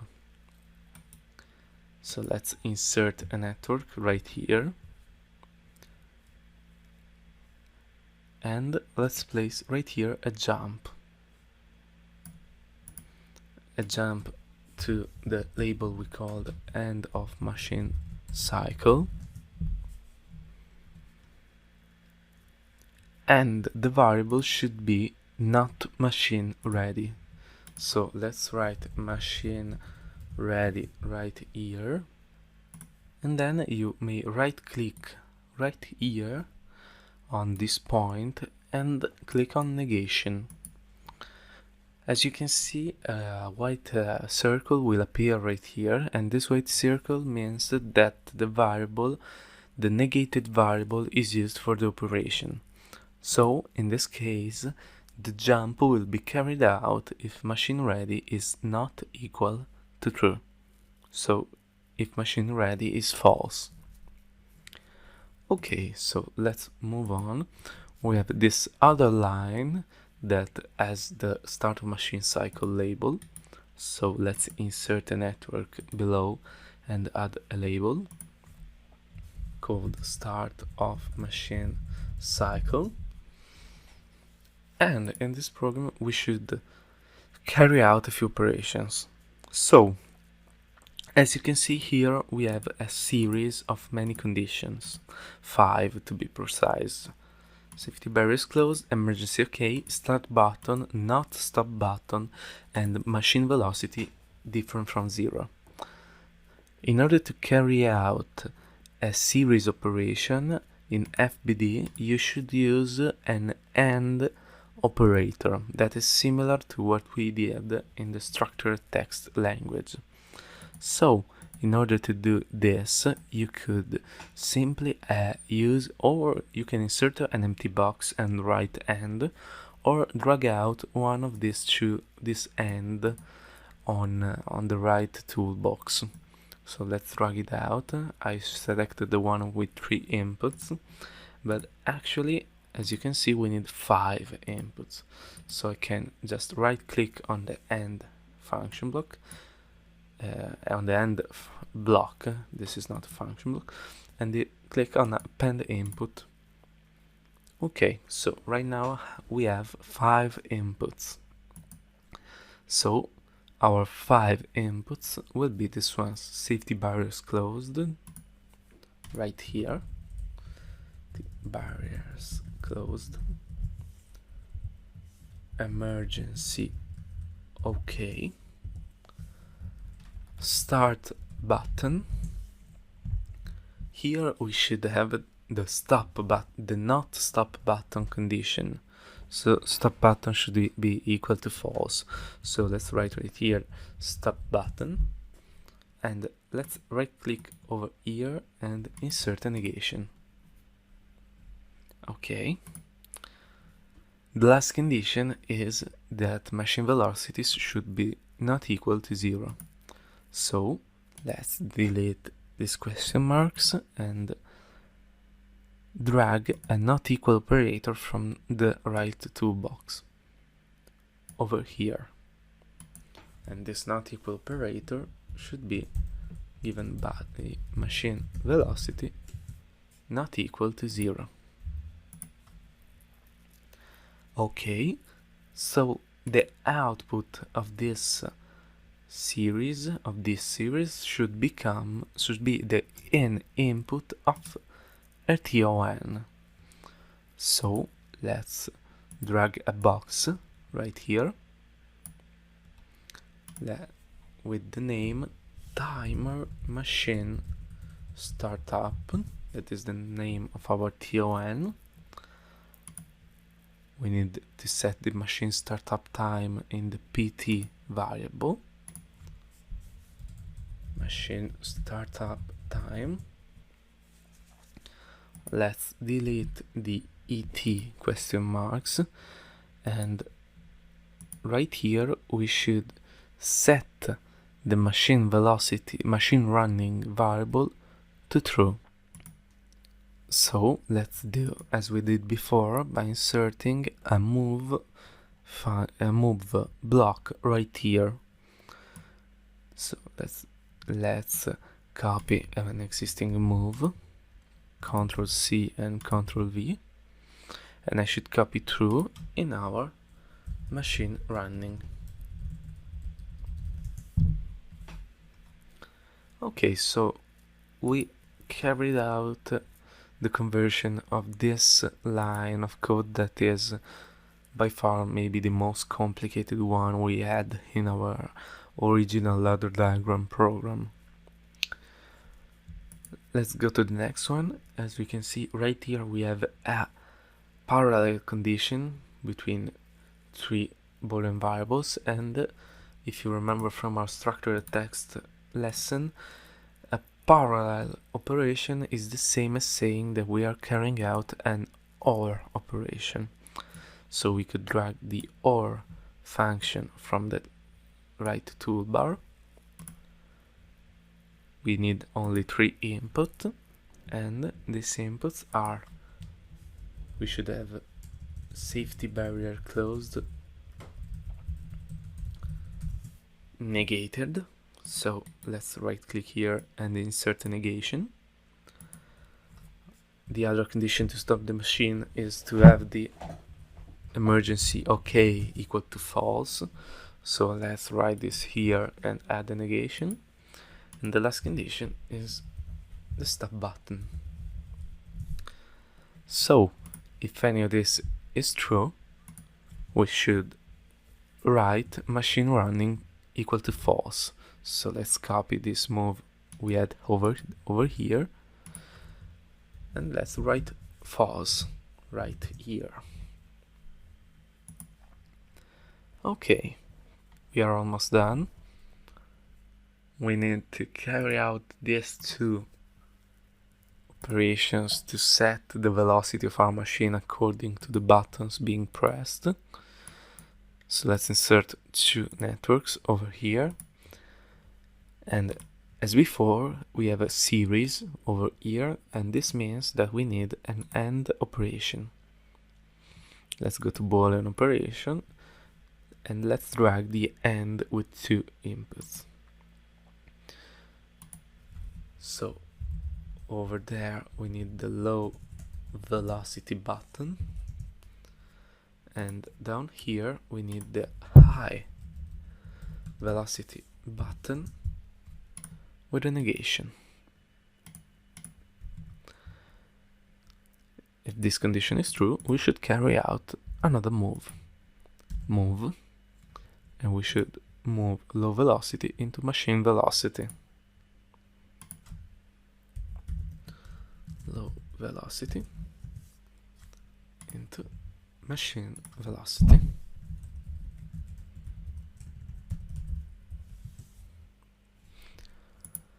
Okay, and right now, given that the fact that this line of code is very similar to the previous one, we could simply copy and paste, Ctrl C and Ctrl V, and then carry out some modifications. So we should invert the negations over here, so I could simply click on the white circle and press delete. Oh, sorry, this didn't work. I click and press delete. No, sorry, you should right click and press negation again. So let's invert the negations by right clicking and pressing the negation button. So right now we need a high velocity button and not low velocity button, and the move should be about the high velocity. Okay, we are almost done. We just need 2 more lines of code, and we first have this one about the blink and the count and the CTU, and this will be fairly similar to the one that we did in ladder diagram. So let's insert a box that will be our blink piece production. Let's write this over here. And in series of the blink we have the counter, so let's also add right here a box, and the box should be our counter pieces. Let's delete all the question marks, and right now we should fill the variables in the same way as we did in our ladder diagram program. So we have machine running over here to enable the blink, the time that was called piece production time over 2 divided by 2, and here again we had 0 in our PV input, and the reset was the machine running variable with a negation. So let's insert it, right click over here and negate this. And the last thing we needed to do is to set the pieces number equal to the CV output of the CPU. Okay, we are almost done. We just need a last line with a label and a machine cycle. So let's right click, insert label, end of machine cycle. Okay, we have carried out this program in FBD. So let's now open the two programs side by side and let's compare what are the differences between the two languages. First of all, we see that the contacts are now replaced by simply the name of the variable. We have seen that we have no longer the set and reset coils, so we carried out the same operation with the move.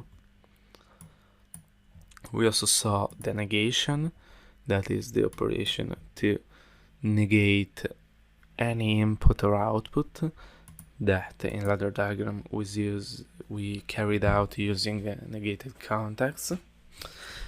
And the most important difference is mainly that in function block diagram everything works with blocks, and there is no series or parallel of contacts, and you should use AND or OR operations. Other than that, you can see that the overall program is quite similar to the one we did in ladder diagram. These two languages are very commonly used, and they work in a very similar way. So now, in order to try this program, let's edit this call in our task configuration. So we don't want to call the ladder diagram program but our FBD program by renaming the task call. Let's go online and run a few tests to see if everything is working properly. I press start. Let's start the machine with the same operation that we did before. After 2 seconds, the machine running has become true. And right now, the CPU is counting the pieces. Let's try to remove the emergency OK. And the machine is now stopped. Let's try to change the velocity using the buttons. And the velocity has changed. So everything works the same way as before. We've seen this language that is very similar to other diagram. In the next video we will see a language that is not part of the IEC 611313 standard, but is still implemented in CoDeSys. The name of the language is CFC. It's very similar again to FBD and ladder diagram. There are some differences, and we will see this in the next video.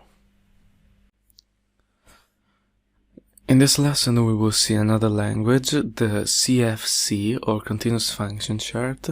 This is a language that is not part of the IEC 6111313 standard.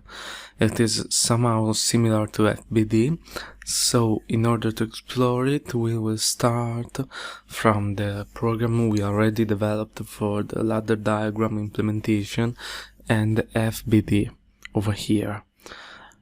So in order to, let's create right now as before another POU by right-clicking on application POU program. Let's call this one PLC_PRG_CFC, and the implementation language should be CFC.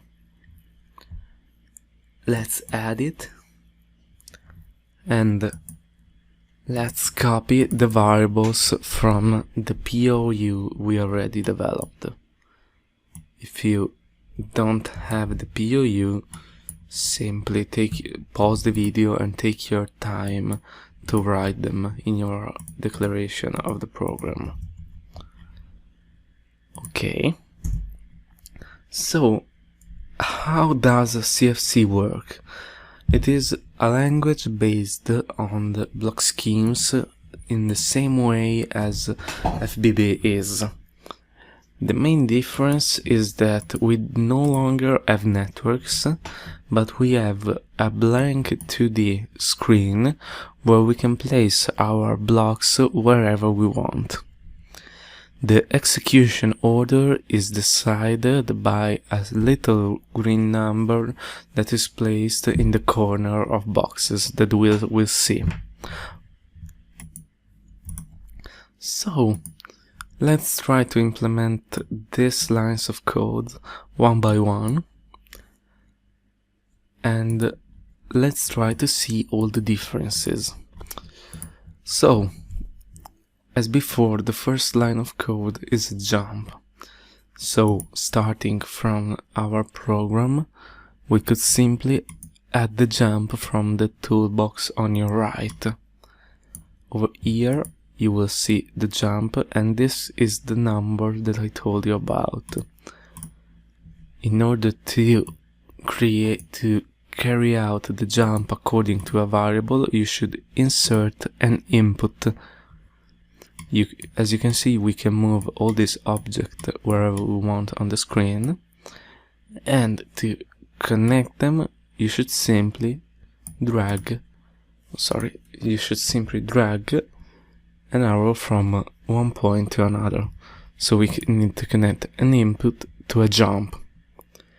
The input should be machine ready, as we already did, and the jump should be what we called start of machine cycle.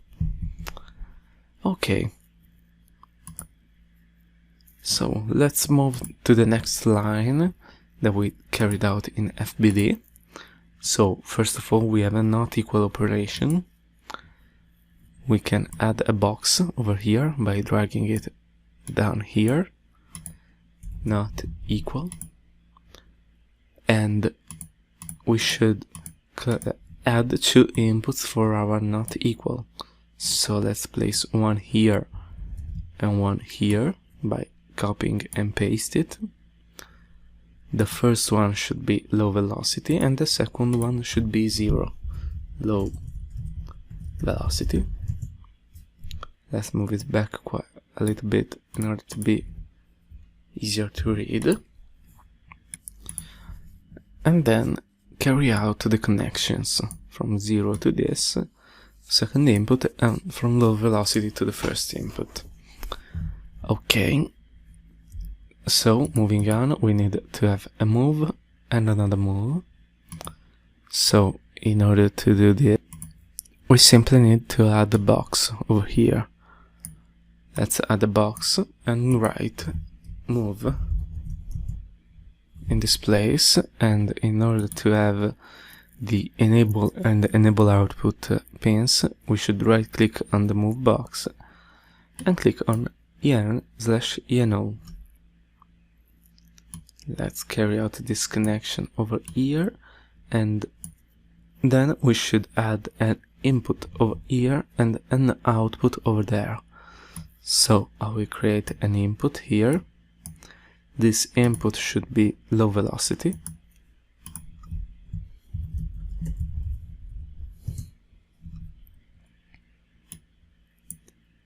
And an output over here should be machine velocity.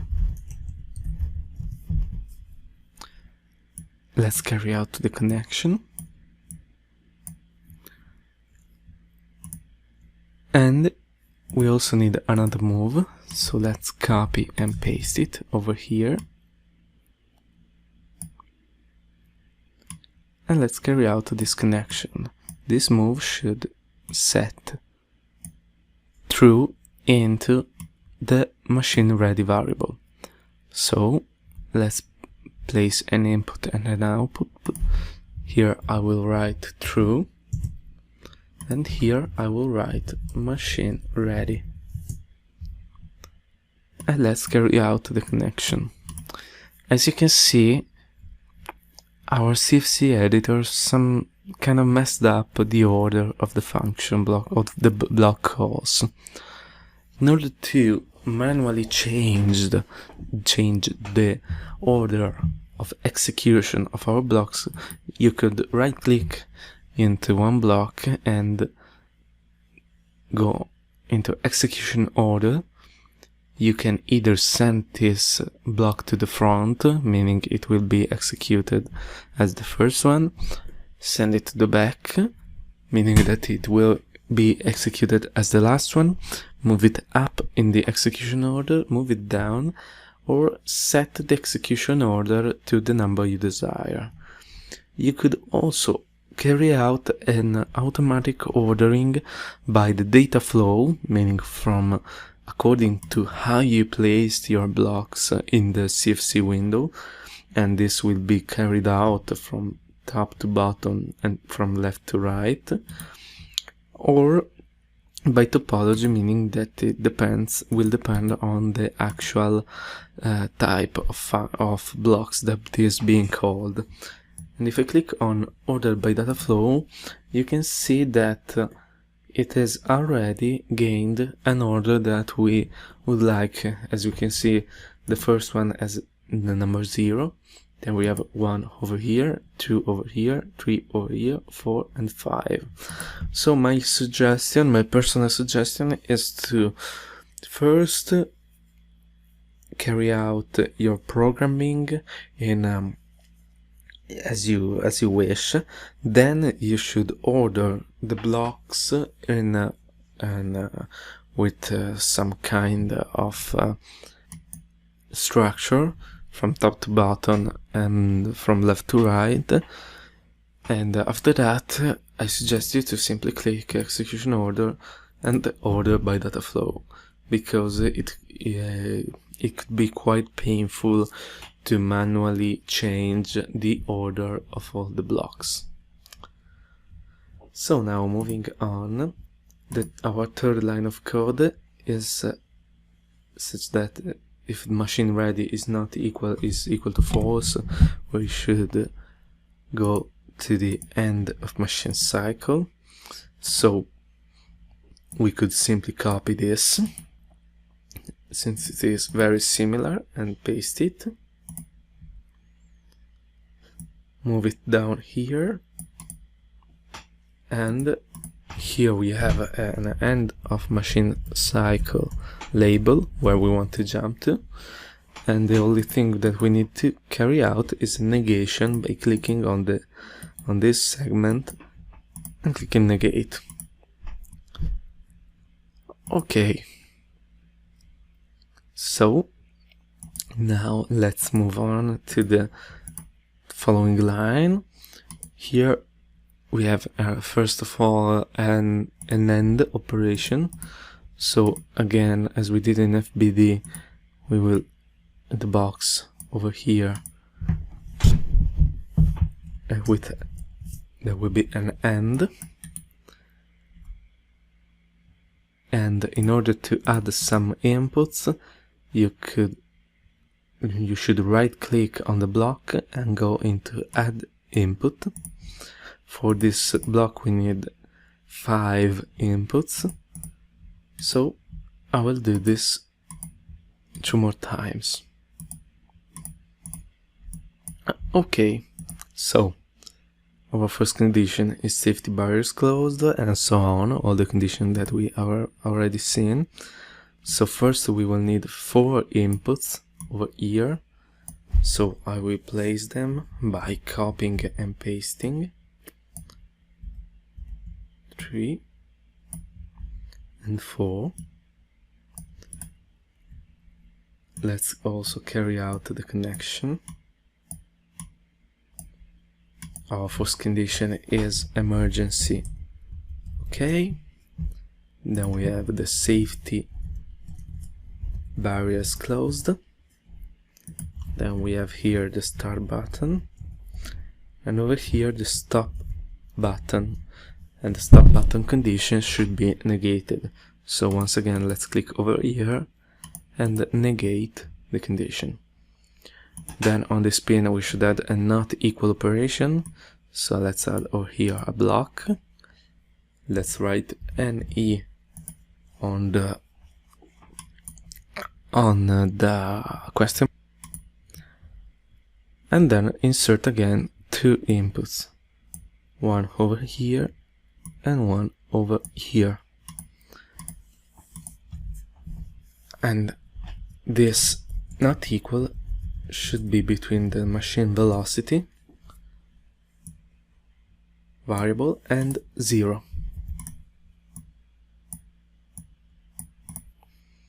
Okay, and then this not equal output pin should be dragged into the end input pin. Okay, moving on. Right now we should attach this output to the TON. So let's insert over here a box, and this box should have the name of our timer. So we call this timer, sorry, what was the name again? The name was timer machine startup. So first of all we should write here a TON, and and the name of the TON should be timer machine startup. Okay, this is our TON.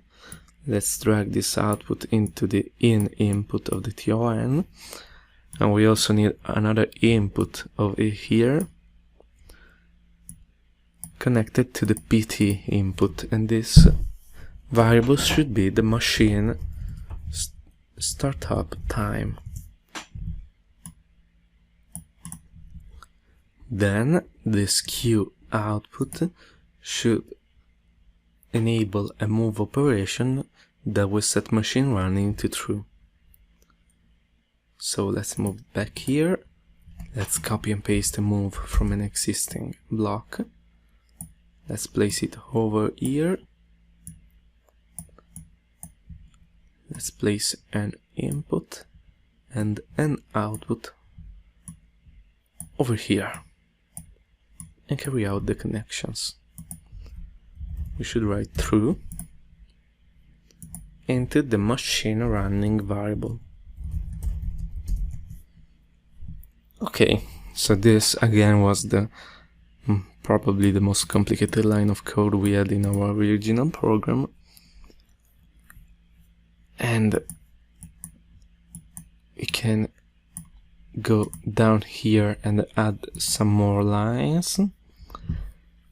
We have the deactivation condition, that is an OR operation that will enable a move. So let's create a box.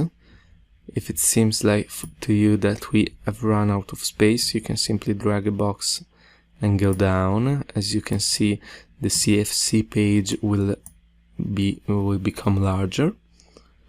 And here we have an OR operator that should be among 3 with 3 inputs.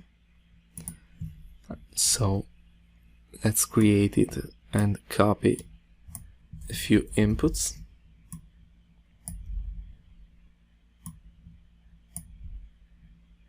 Let's place them a little back.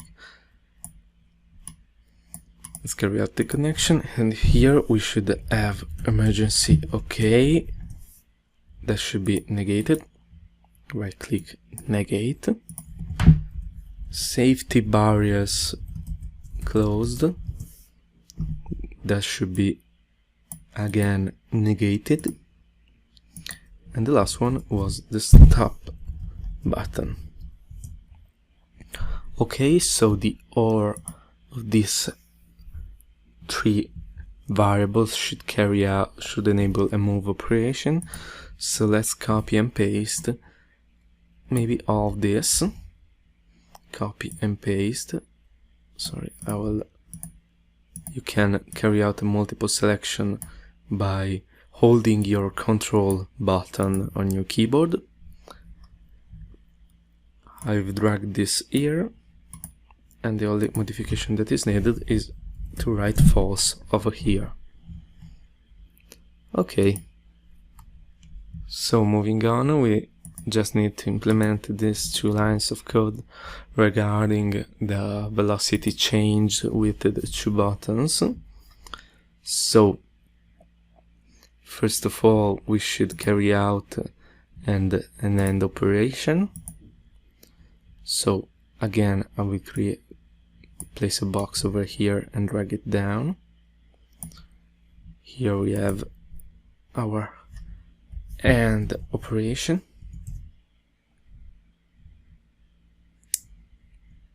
with 2 inputs, 1 and 2. I copied and paste them. The first one should be the low velocity button, and the second one should be the high velocity button. Let's drag them a little left.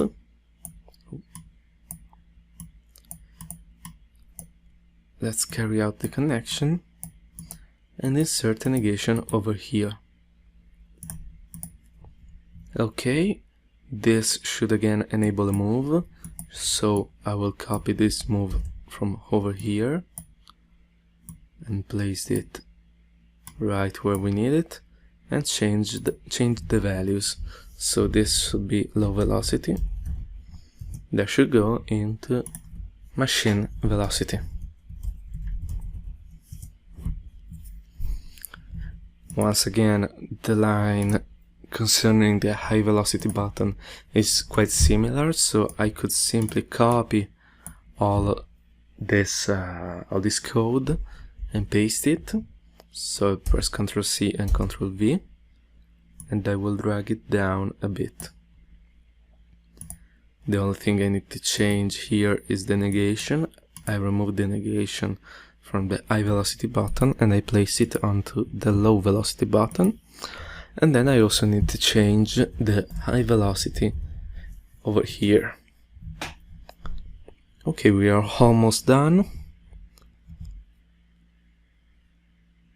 We just need to add this line of code. So first of all, we need our blink box. So create an empty box, drag it down here, and this should be a blink. And the name should be our blink piece production. Let's also add the CTU over here by placing a box right here over here, CTU, and the name of the CTU was our counter pieces. Okay, I will drag it a little bit right. We will need this connection, and we'll need quite a few inputs. One over here. I will copy and paste and place them all over the place.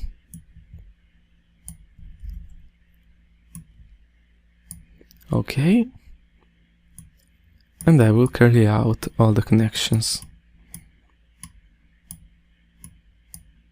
So our enable signal should be the machine running variable. I will drag them both quite a bit to the left. This should be our time divided by 2. PS production time divided by 2. And the same should happen in the time high. Ctrl C and Ctrl V. The reset should be the negation of our machine running variable. So we will write machine running, right click over here and negate. And the PV variable should be equal to 0. Then we just need an output that should be placed here, connected to the CV, and that should be set equal to the pieces number variable. Okay, so we didn't manage the labels, so I just need to add a label over here. This label should be called start of machine cycle, and I should place another label at the end of everything by dragging it over here, called end of machine cycle. As you can see, the labels in CFC are not directly connected to a line of code. They are instead linked to the number that we have right here. So by jumping to a label, you will simply jump to the corresponding number of execution or in the execution order. So as you can see, all the numbers right now are messed up, so we should just right click wherever we want and order by data flow. As you can see right now, everything should be fine. Let's see, we have 0, 1, 2, 3, 4 and 5, 6, 7, 8, 9, 10, 11, 12, 13, 14, 15. Yes, everything seems good. So I suggest you to, if you are using CFC, I suggest you to write the code in an ordered fashion.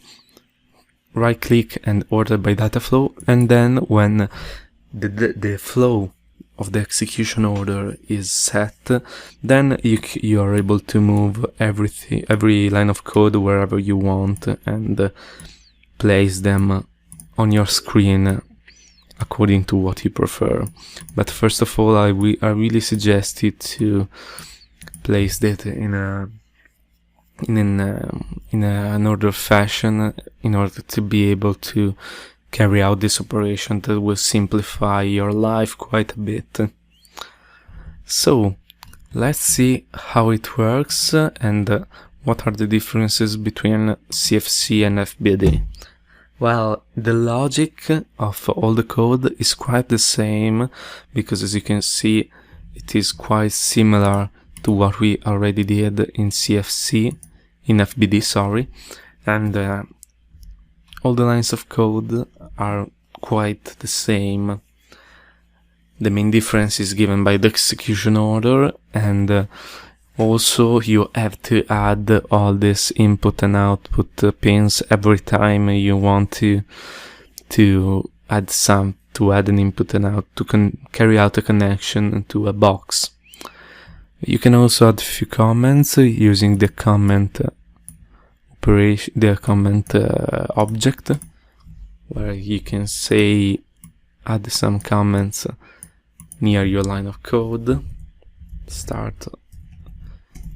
Starting the machine, maybe over here. I could write another comment over here. Stopping the machine, and so on. There are many things you can do, and this is it. Let's try this by going online.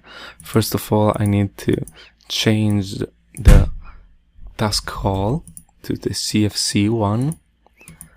Let's build the program. Okay, we have no errors. Let's go online, log in with a download, and let's start. So I will check the variables only to see if everything is going correctly. I will carry out the start of the machine in the same way that we did in the latest project. After 2 seconds, machine running has become true and the pieces are being counted. Let's remove the safety barriers, close the condition in order to stop the machine. Yes, it works. And let's also see if the buttons for the velocity work. Yes, machine velocity has become 1000 and now it's become 200 again. So it works in the same way of all the programs that we have already seen. In my opinion, CFC is quite tricky because there is a lot of work in ordering your code schemes and your flow of execution, and you also have to insert manually input and output every time, so writing code could become quite slower with respect to other languages. But sometimes you may see that this language is used in many applications.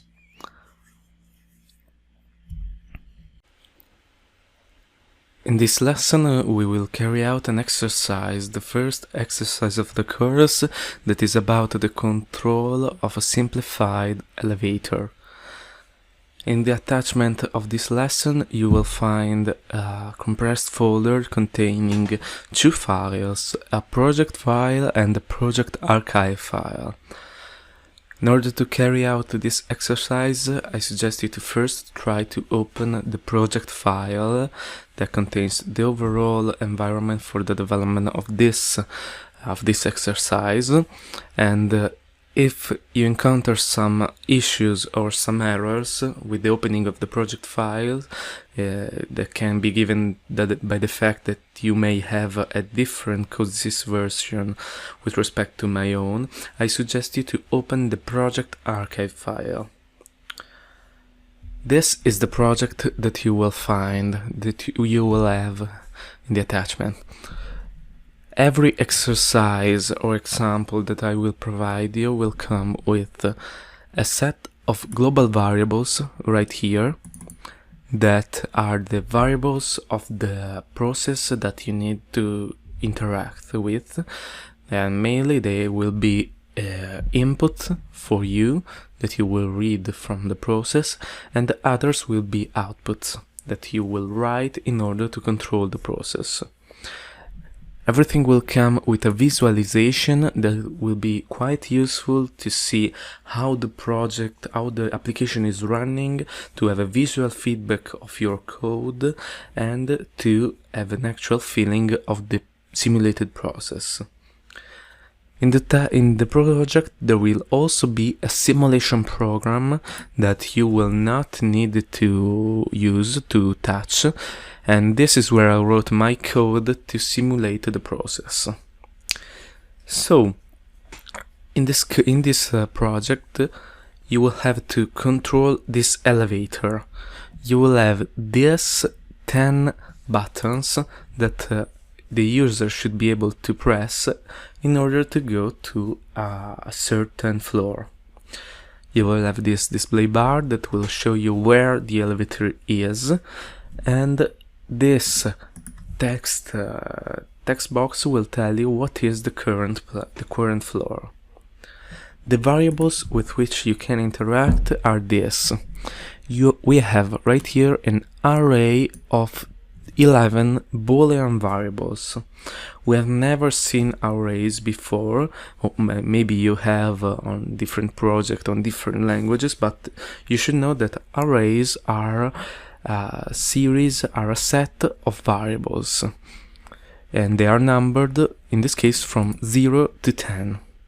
So if I say the floor buttons number 0, I would refer to a certain Boolean variable. Instead, if I refer to floor buttons number 10, I will refer to another. Respectively, they are the Boolean variable that tell you if these buttons are being pressed. Then you have this udint variables that tells you what is the current elevator floor. We have an on floor input that tells you if the elevator is currently aligned with the floor. Then to interact with the elevator, your actuators will be a command to move the elevator up and a command to move the elevator down. Okay, so in this project right now I have already implemented my solution. So I will go online and show you what I expect from this project.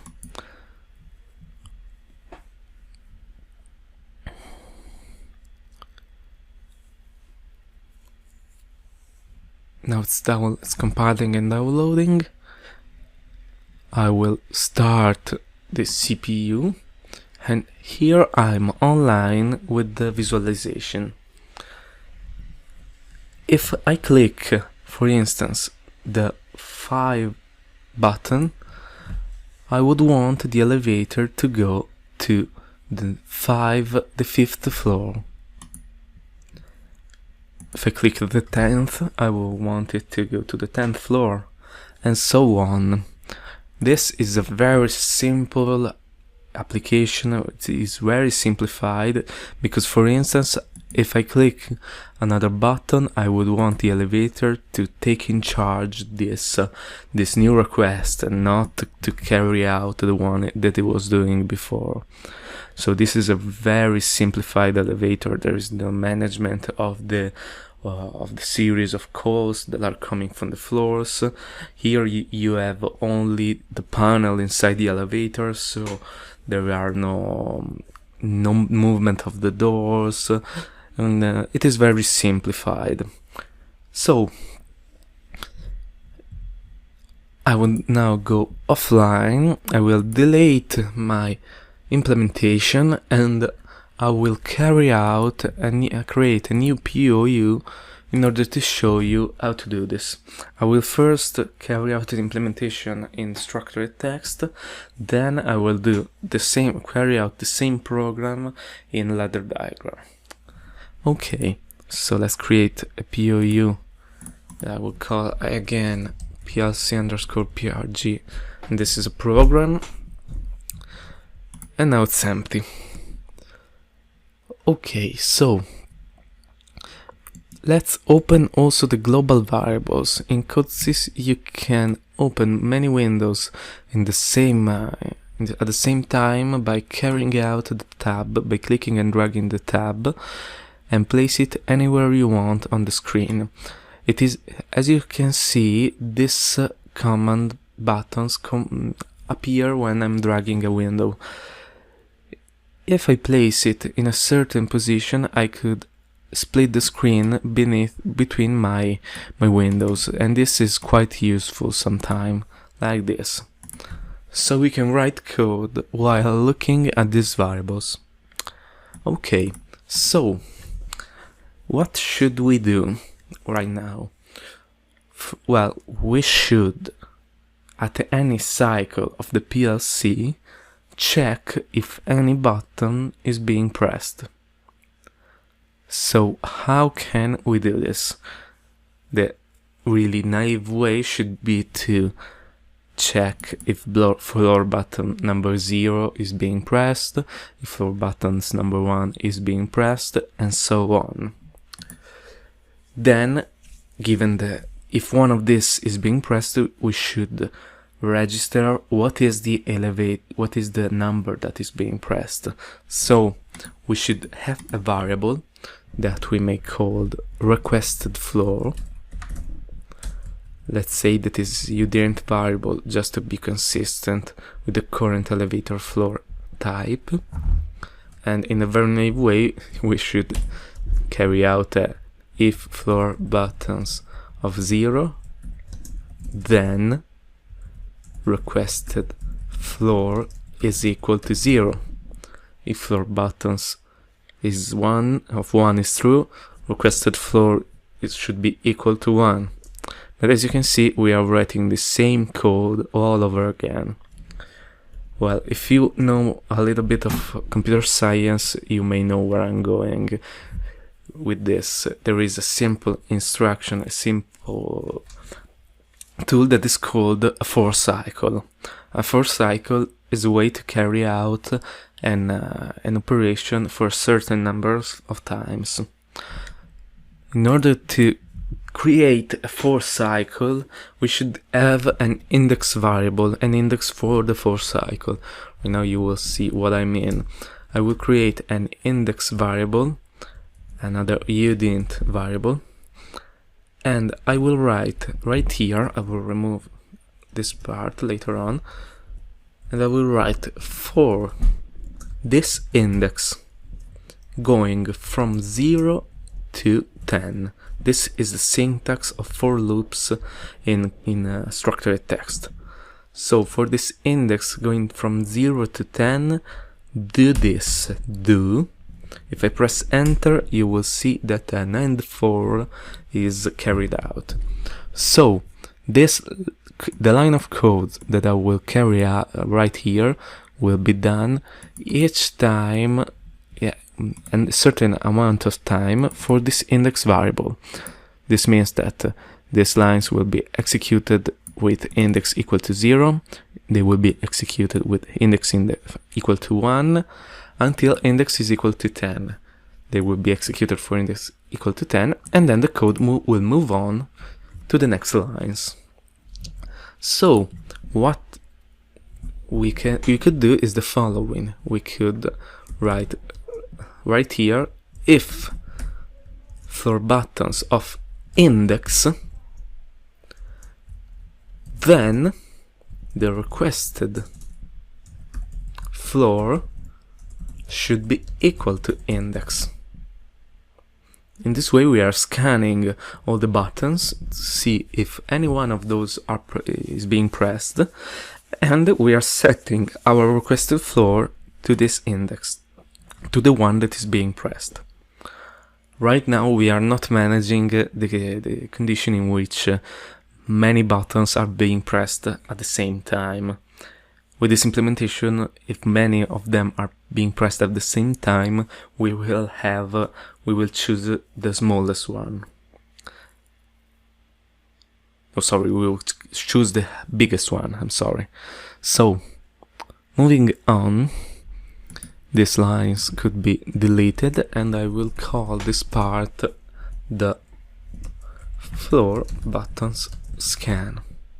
Okay, so in the following lines we should handle the movement of the elevator, meaning we will write a comment called elevator movement management, and we're supposed to have at this point in the code a requested floor with a number in this. So we should compare this requested floor with the current elevator floor in order to carry out the movement. So let's check all the possibilities. Well, if the current elevator floor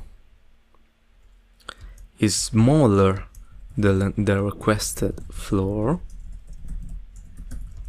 then we should move up.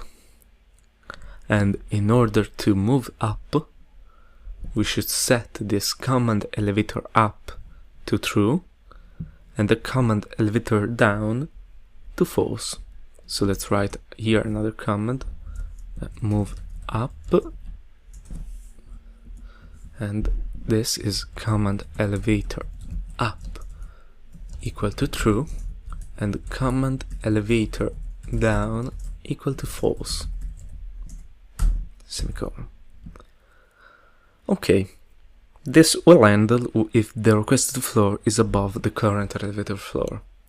If instead it is above, meaning that we have to move down, I will write right here another comment, move down. We'll write right here an else if the current elevator floor is bigger than the requested floor, then we should move down, meaning that the command elevator up should now be false, and the command elevator down should now be true. Okay. This was requested floor.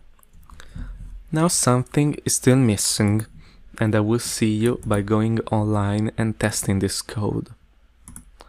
Let's log in with the download.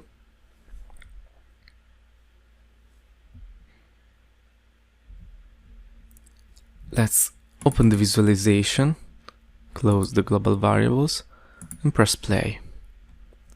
Let's go, for instance, to the 5th floor.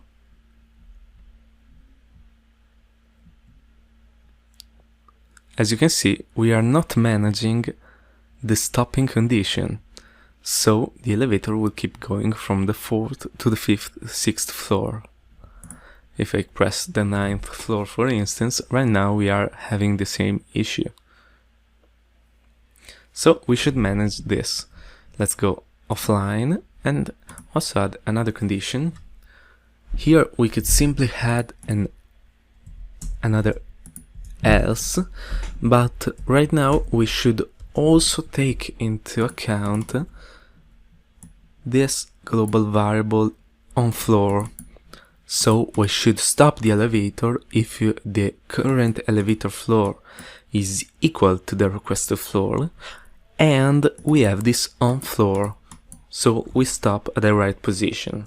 So else if the current elevator floor is equal to the requested floor, and we have this on floor sensor equal to true and on floor, then in this case we should simply set this variable to false, both of them.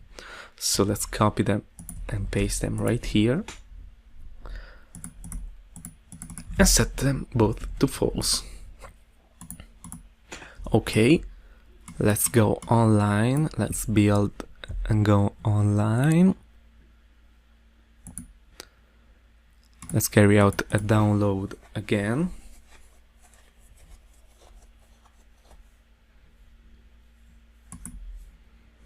Let's go into the visualization and let's click, for instance, the 7th button.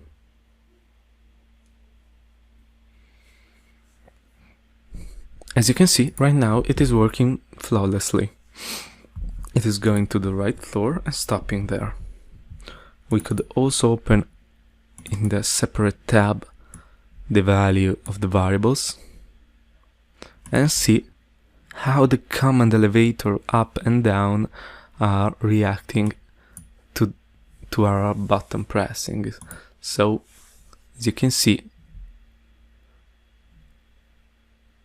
when we arrive to the correct floor, both of them become false, and the floor button and the floor sensor is true. Okay, this is fine. We managed to do this in structured text. Let's now try to do this in ladder diagram. So I will change the name of this POU. Let's call it PLC_PRG_ST. Here, when we rename a POU, CoDeSys will ask us if we want to carry out the so-called refactoring, automatic refactoring, meaning that it will check in all the project if we desire the name. It will change the name of our entity and change it all over the project. If I click yes, here I will see this PLC_PRG changing name as well as any call in the code of this program. But right now I don't want this, so I will click no, and I will create another POU called again PLC_PRG, and this will be a POU implemented in ladder diagram. Okay, So let's try to carry out the same stuff with our ladder diagram code. So let's open this in a parallel window right here in order to see what we did. And we should declare the same variables, so I will simply copy them and paste them in the new program. So unfortunately we don't have a feature in CoDeSys to carry out a for loop. The only way to carry out this for loop is to use jump and labels that we have already seen.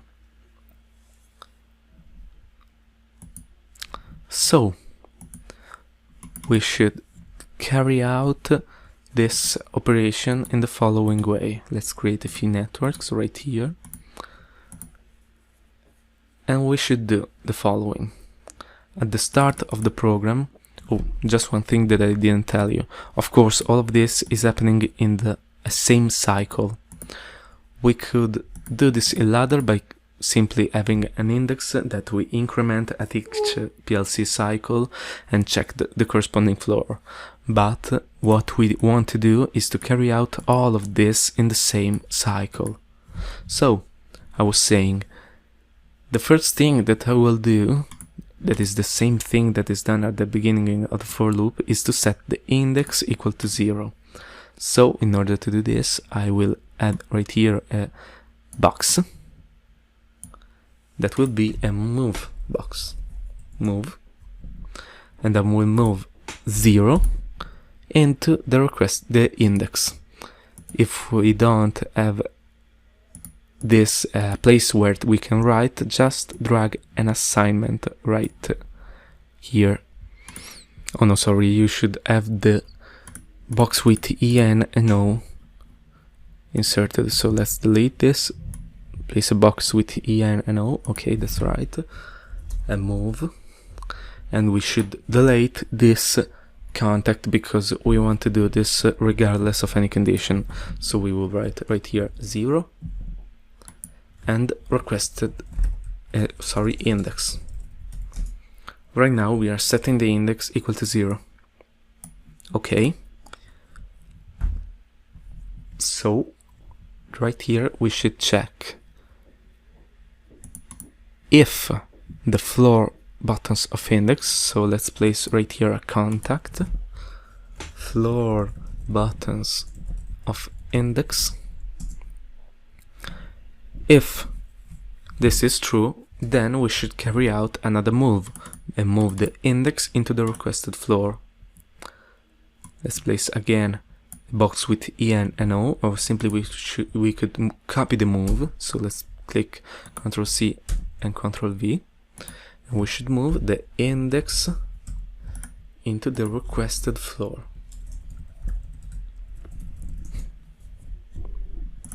Okay. So right here we should increment the index. So let's write, we could simply add a met operator, an add operator, we could drag it right here, remove the enable contact, and let's say that index plus 1 will be the new value of index. This is how an arithmetic math operator works. We are adding this. Then we should check if the loop has ended. If it hasn't, we should jump back to this line. So we should check if the value of index is still lower or equal to 10. So let's drag this box del LE, meaning lower or equal, less or equal, here.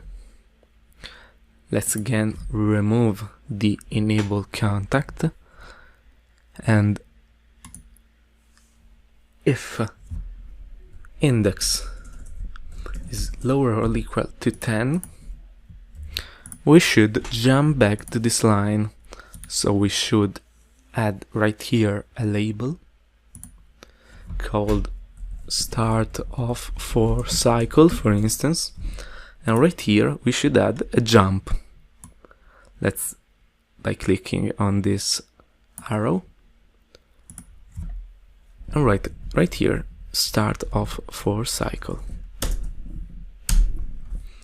Okay, so what will happen that these two operations will be carried out 11 times, because they're from 0 to 10. 11 times.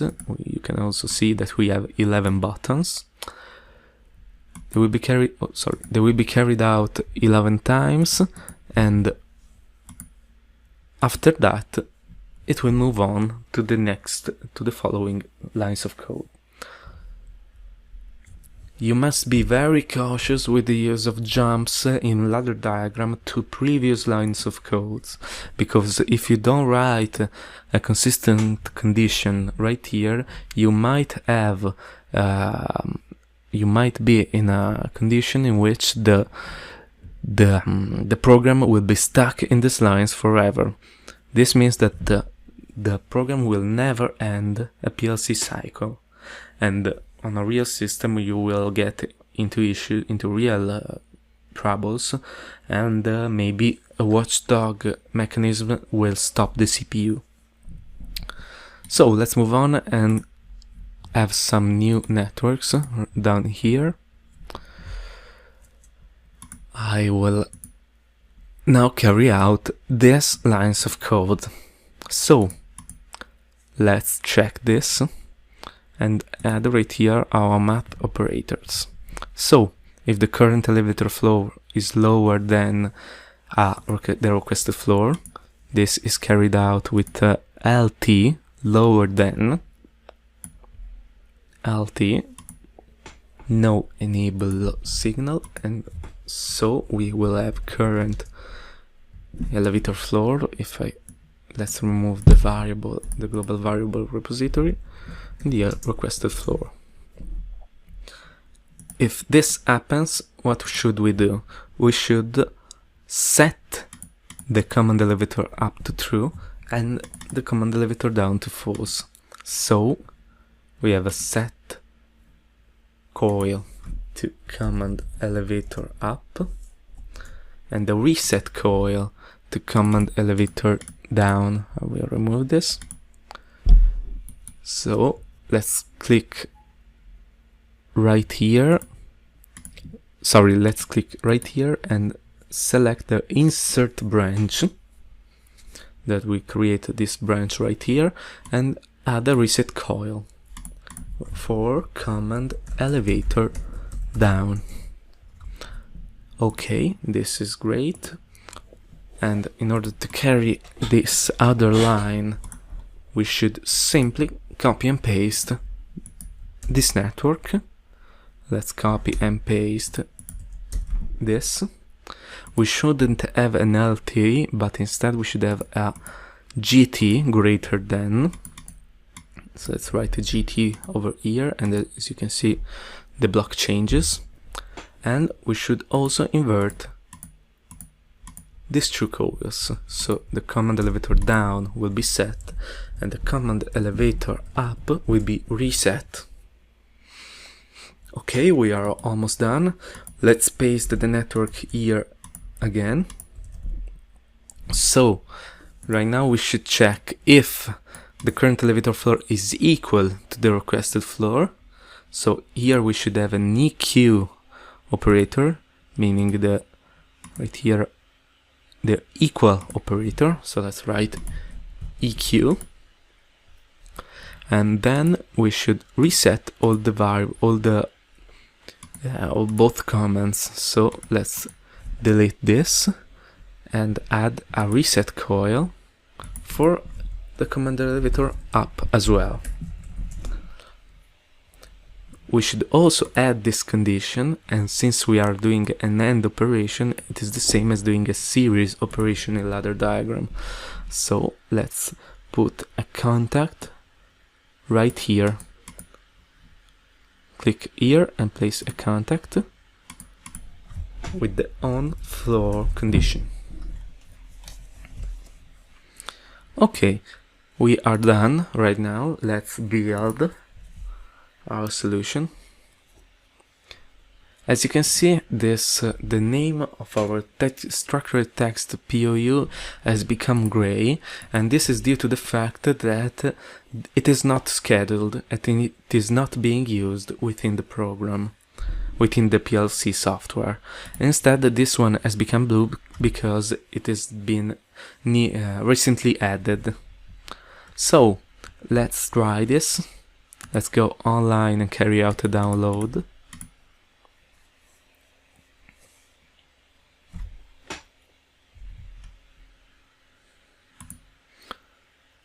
Okay, let's go into the visualization and try this out.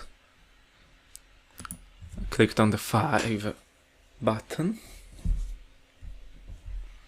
and it has reached the floor correctly. Let's move to the 9th. Everything good. Let's do a change while it's moving. Okay, it is running again as we desired. So, as you can see, let's now go online and compare the two POUs that we wrote. As you can see, in this occasion, the ladder diagram is already less intuitive in my opinion, meaning that here you have these 4 lines of codes that are not very easy to write to carry out a simple for loop. Then we have these 3 lines that are quite simple, but I mean they are also simple in my opinion in the structured text. In real machines you will have tons of lines of codes and you will have to handle many situations, so the length of code will be much bigger. So I will suggest you to use mainly structured text language for many part of the machine code. You could still use ladder diagram for simple things, but as you can see, structured text can be be more compact and direct. In this video we will talk about state machines, and now they will help us in programming PLC applications. So far we have seen a sequential kind of programming, quite simple and direct. In each language we had some code executed at each PLC cycle, in which different conditions were checked sequentially to generate certain actions accordingly. This type of programming is not very suitable for the management of sequences of operations, which is one of the classic control scenarios for a PLC. This structure leads to messy, confusing, difficult to read and to maintain code. As complexity increases, managing sequences of operations in this way is not sustainable. Therefore, we introduce a different programming pattern, the state machine. The state machine relies on dividing the code into different portions called states. The portion of code corresponding to a state is executed only if the program is in that state. The transition from one state to another occurs through the specified condition, causing transition from state to state. Using a state machine to manage sequences of operations brings greater structure, order and clarity on the sequence of operation that must take place. The state machine is at the center of PLC programming and it is used continuously by professionals in the field. Let's take an example of an application and realization of a state machine. The application is the management of a simple one-way level crossing. We have 2 sensors, sensor A and sensor B, which testify the presence of a train at their position. We have an actuator which controls the lowering and raising of a group of safety barriers. We start from an initial state, which we will call state 1, in which there is no train and therefore the action is to keep the barriers raised. As a condition for the transition to a subsequent state, that means that a train is incoming, The transition will be the activation of a sensor A.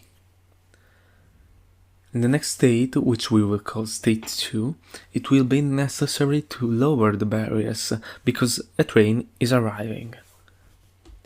Next, we will have to wait for the activation of sensor B, which will testify that the train is passing in front of sensor B. In the next state, that we will call state 3, it will be necessary to continue to keep the barriers lowered, because the train is still near the level crossing. To be sure that the train is passed, you will have to wait for the deactivation of sensor B.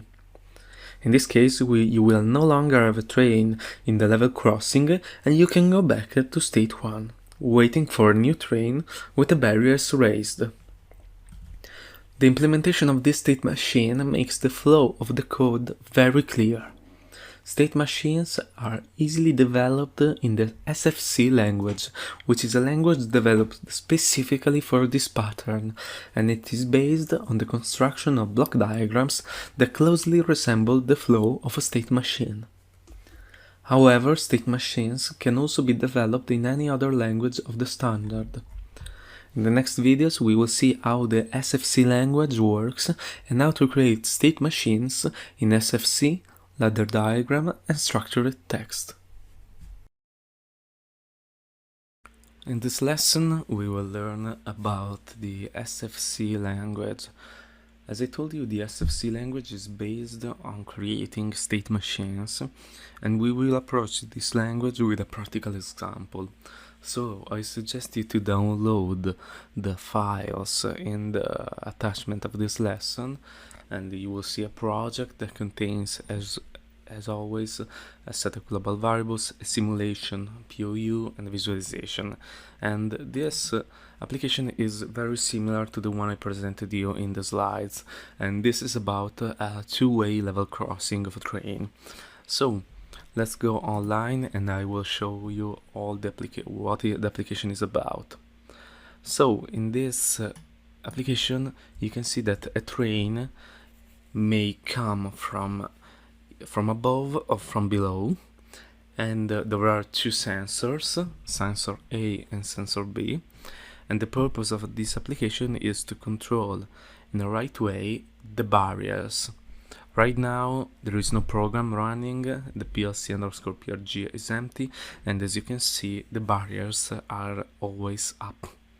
So the purpose of our program should be to manage the barriers correctly and to detect from which side the train is coming. And in order to do this, we will use the SFC language and create a state machine.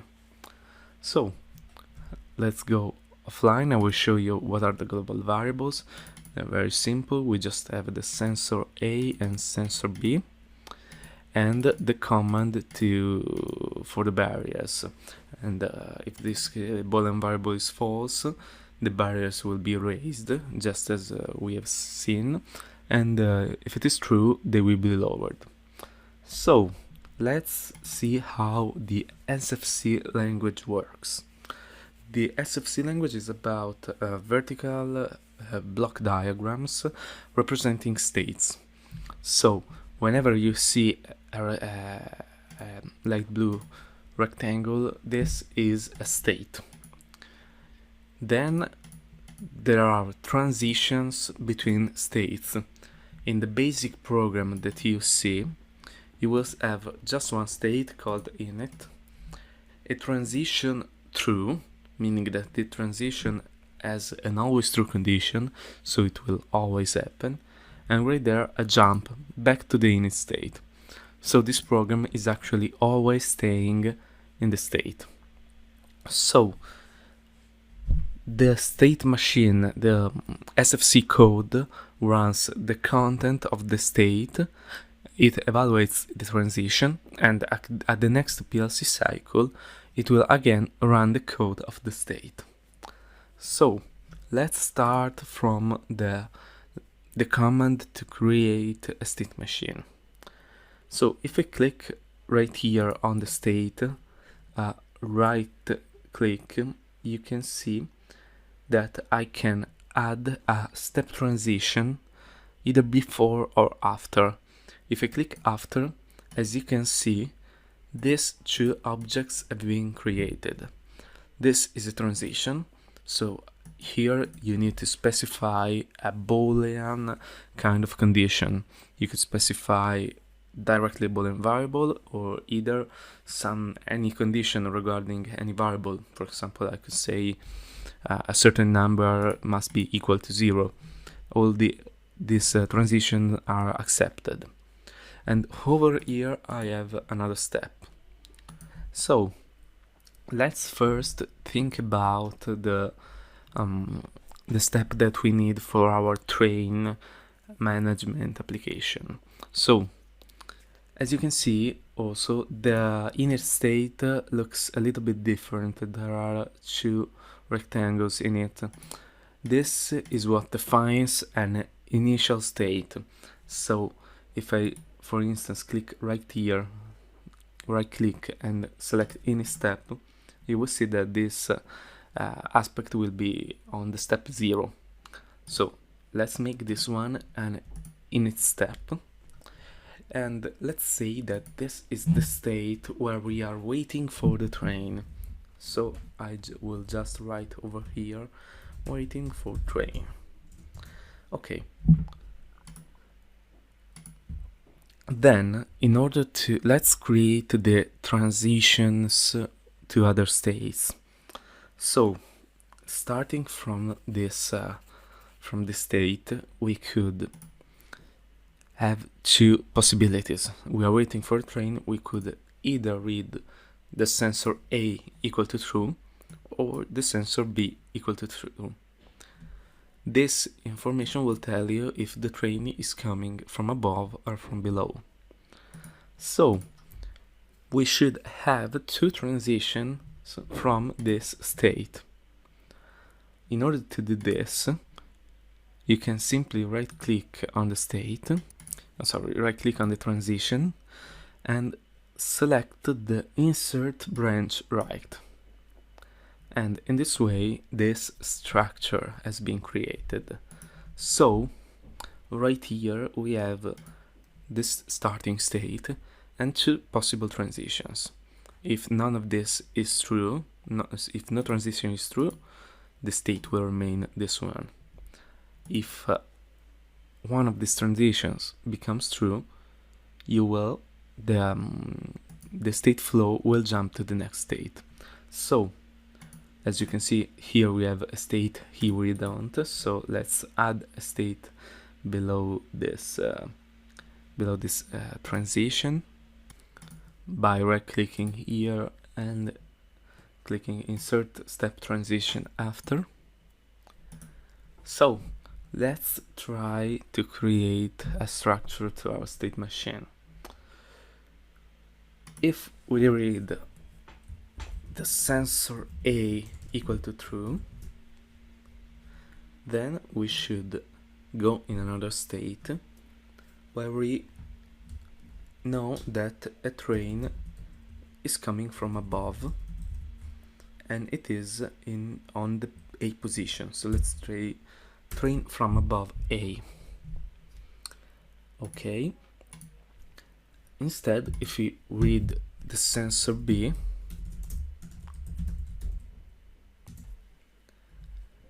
we will go to another state telling us that the train from below is on B position. Okay, the names of the states are totally arbitrary. They don't matter at all in order for the program to work.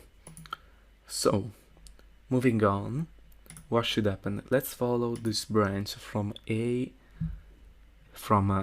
left branch. So the first thing that happens, we read the sensor A. Then, in order to be sure that the train is passing, we need to wait for the sensor B to become true. So over here, let's add another step transition after. And let's say that this transition is given by sensor B. Okay. And we are going to another state called train from above, that is now in the presence of sensor B. Okay. Then, in order for the train to be outside the level crossing and for us to be able to lower again the barriers, we just need to see if the sensor B has been deactivated again. So the sequence is A, B, not B. So I will just write over here, not sensor B. Oh, sorry, I wrote this wrong. Not sensor B. Okay. And I will delete this step and this transition. And over here, I will allow a jump to the initial state. And this will be the initial state that is waiting for train. So on this branch, what will happen is we wait for sensor A, we wait for sensor B, we wait for not sensor B, and then we are back waiting for a new train. On the other branch, it should work on the same way. So first we read the sensor B, then we need to read the sensor A, and then not sensor A to be sure that the train is outside of the level crossing. So here we write sensor A. We insert a step transition after this. We will call this state train from below A. That is because in the state the train is right near the sensor A, and in order for us to be sure that there is no more train, we will write over here not sensor A. Okay, so right now we have a state machine, but in the state machine we are not actually doing anything. We are just changing states, but we are not interacting with the variables, with the actuators in particular. So what should we do now?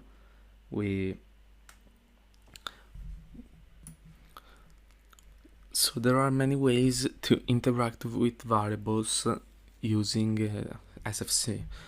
So this means to set the states, set the variables from the states. But before doing that, let's go online and see if the flow is working correctly.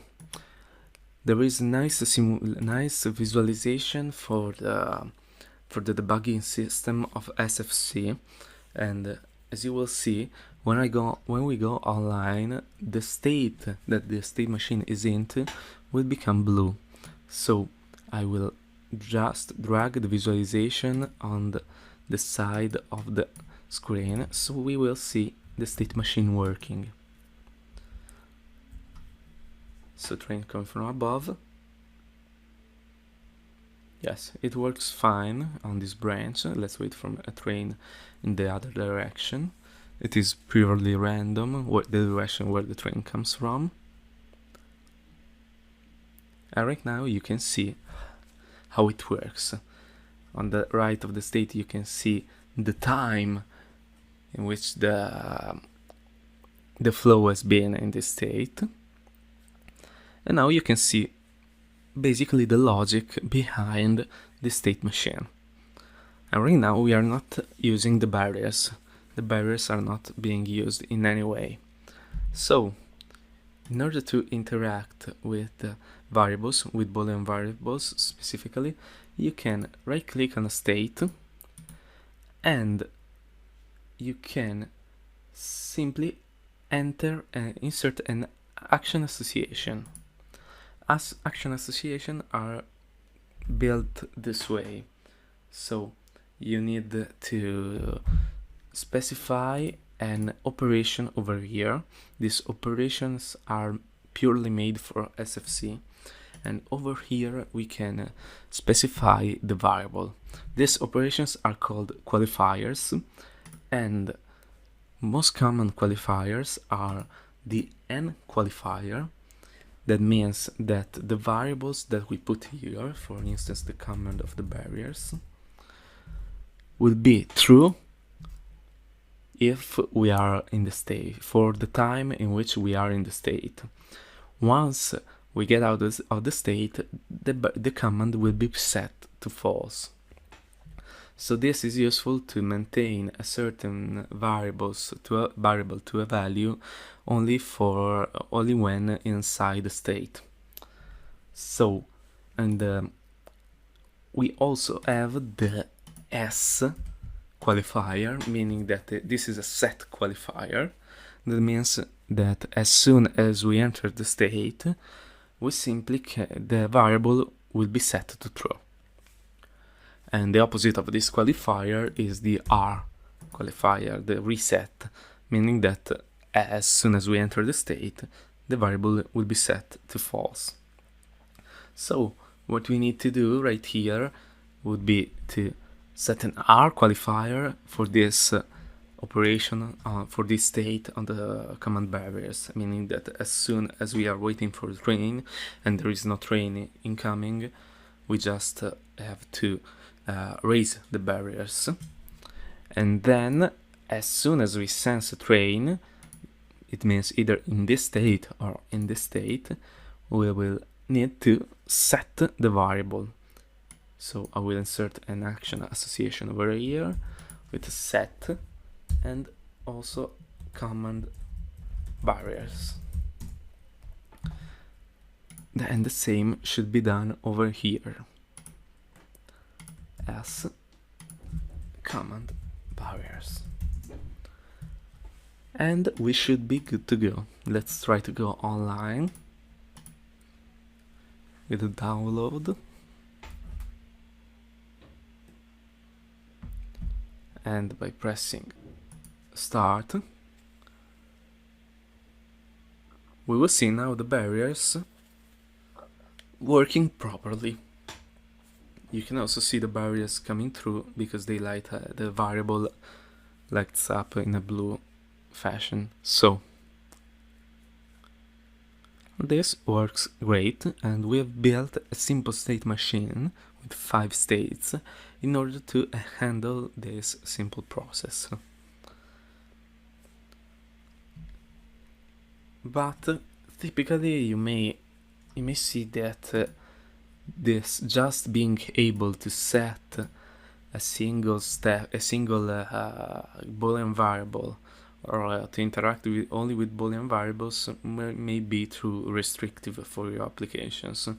And typically there are also other possibilities for in order to have actions inside the states. For instance, you could add an implementation, an action connected to one state in another language.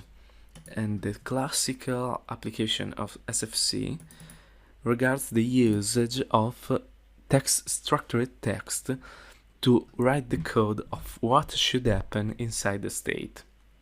So for instance, if I just double click over here, CoDeSys will ask me if I want to create an action for this state, and for this action, if I want to copy the reference from another action or copy the implementation of an action that I've already created for another step. So for now I will just click on copy reference because I didn't create any other action.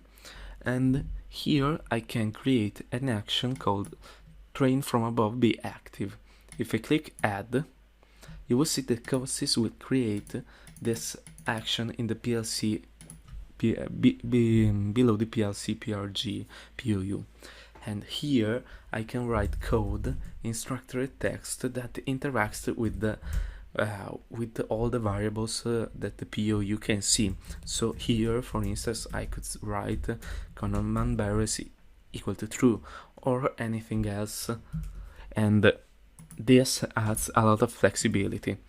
And if the state machine is inside the state, it will call the action of the state once for each PLC cycle. So technically you have two alternatives. You can either use the actions, that is the action associations that are used right here, or you could write your implementation of the action in another language. So right now I will delete this. If you delete an action, you should also click on the state and go into the properties right here and delete the action. And right now you will see that the triangle that was over here has disappeared. And also you have another two tools for the SFC that are the entry and exit action. So you may also define, other than a simple action that runs cyclically when the state machine is in that state, you can add an entry action that will execute once when the state machine transitions to the state. And if you create an entry action, you will see in your state machine this E symbol over here. I will just press Ctrl Z to cancel what I did. And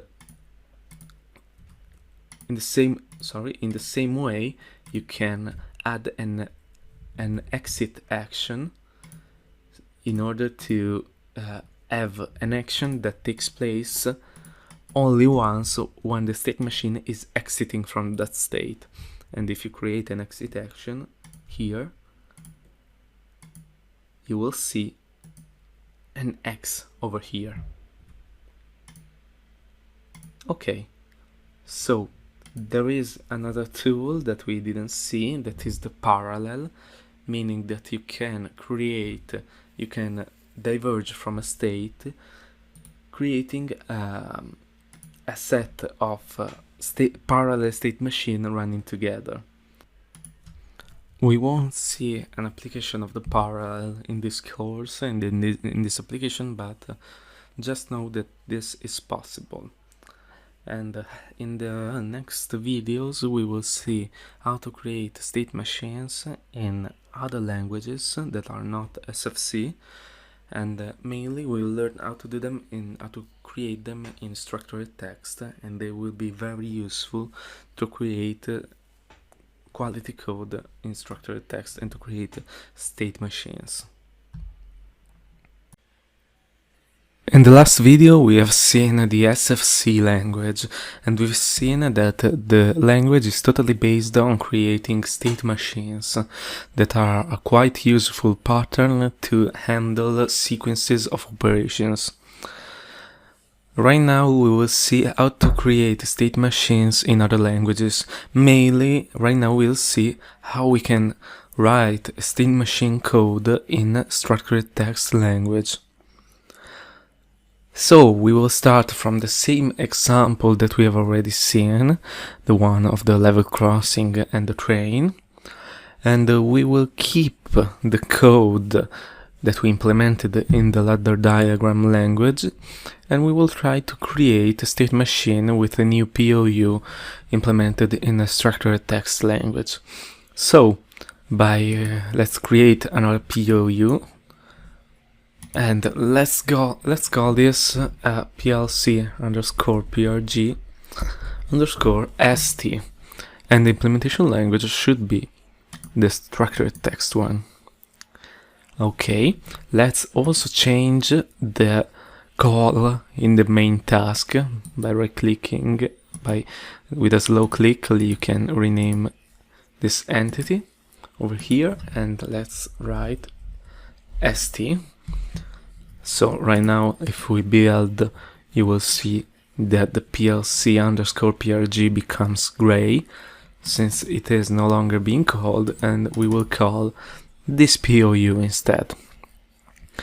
So for the purpose of this lesson, I will open both POUs in parallel like this. I suggest you to do the same, or just to look at me, so you can take care of all the similarities between the code. So, how can we create a state machine in the structured text language. The state machine itself is a way to divide code into states. So in this way, the code that corresponds to a state will only run if the machine is in that state. In order to do this in the inner structured text language, you need to use a variable to identify the state that you are into. So let's, for instance, create a variable. Let's call this machine state, and the type may be a uint type. Okay, so in order to divide code for different states, we could do something like this. I could simply say, like, if my machine state is equal to 0, for instance, then I should do something that corresponds to the state 0. For instance, I could write here a comment that my state 0 is the waiting for train state. And here I will need to write some code. Then I could say, okay, maybe instead, if the state machine is in another state, let's say that it is in state 1, machine state is equal to 1, then here I should run some code for the state 1. And according to some conditions that I will specify in the code of the state, I could handle some transitions. For example, I could write something like, if a certain Boolean variable, then change the state and carry out a transition. Machine state, let's set it equal to 1. Okay, this is good, this is a way to do it, but in this language there is a really useful instruction to carry out a sequence of conditional statements based only on one variable, and this instruction is called the case instruction. The syntax of the case instruction is this one. You should write case, the variable that you are looking into, off, and by pressing enter you will see that an end case operator will be put in one line, and all the case statements will be here. So you need to write the value of this variable that you need to look into. For instance, I could say right here 0, colon, and here I could write some code for state 0. Again, here I could write 1 and say right over here a code for state 1, and so on. This is the same, works in the same way as a sequence of is, if, else if, else if, else if. So what should we do now? Let's try to build a state machine that carries out this operation that we did in the SFC language. So let's delete for now these comments, and I will start with the first state that we will use, that is the waiting for train state, and we would define that this is the state where machine state is equal to 0, state 0. So I will write right here a comment that this is the waiting for the train state. Okay, then in this state what should we do? We should lower the barriers.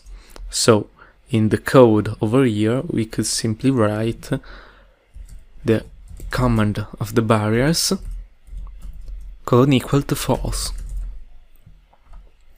This is what should be done in this state for the time that we are remaining in the state with the state machine. Then we should handle a transition to another state. So if the sensor A is detected, we should carry out a transition to another state. And transitions in state machines in structured text are done by setting a new value for the state variable. So, for instance, I could say that if we read a sensor A equal to true, we could write machine state equal to 1. So what will happen is that if on a cycle we are in state 0,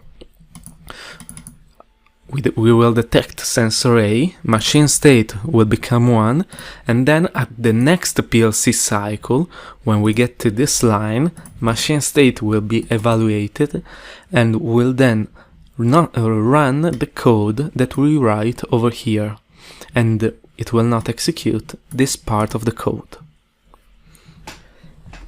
One suggestion for the numbers that we place on the states is to avoid using sequential numbers, because if you wanted to carry out some modifications, you could not simply write over here, let's say if you wanted to create an intermediate state between 0 and 1, you would need to use another number and maybe lose a sequentiality aspect of your state machine. So typically in automation, many programmers use this strategy. You don't use subsequent numbers, but you use instead of using 1, 2, 3, 4, 5, you may use 10, 20, 30, 40, 50. 10 by 10, because in this way, if you need to carry out a modification and create some intermediate state, here you can simply add state 5 and carry out a transition to state 5, and this will be much more easier to read, easier to modify, and ordered. So I will delete this, and let's say that if sensor A is activated, we will go to the state 10. Okay, so what we did is this transition over here. This transition over here is done by this code. So let's carry out the operations that are done in state 10. In this state, we should simply, first of all, we need to set the command barriers. So let's write over here, command barriers equal to true. So as long as we are in the 10th, in a state equal to 10, this line of code will be kept executing. Okay, so we have carried out this part of the SFC code. Right now we are in the state. Let's also write a comment before the state. Let's call this as we called this one. So the train from above, let's say sensor A state. Okay, then in order to carry out a transition to another state, we could simply evaluate if the sensor B is true.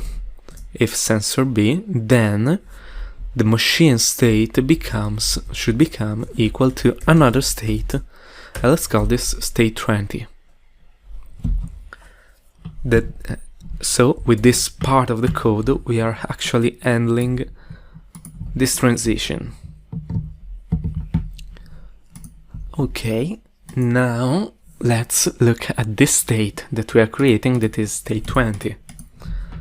State 20, here let's write a comment with the name of the state. There is the train from above that is right now in the sensor, near the sensor B state. Okay, and this should be state 20. So let's write 20 in the column, and over here we shouldn't do anything new, because as we can see, we didn't even do anything new in this part of the code. So we should simply check if the sensor B is equal to false to carry out a new transition. Right now, from this transition, we are getting back to the initial state. So we could simply write machine state equal to 0.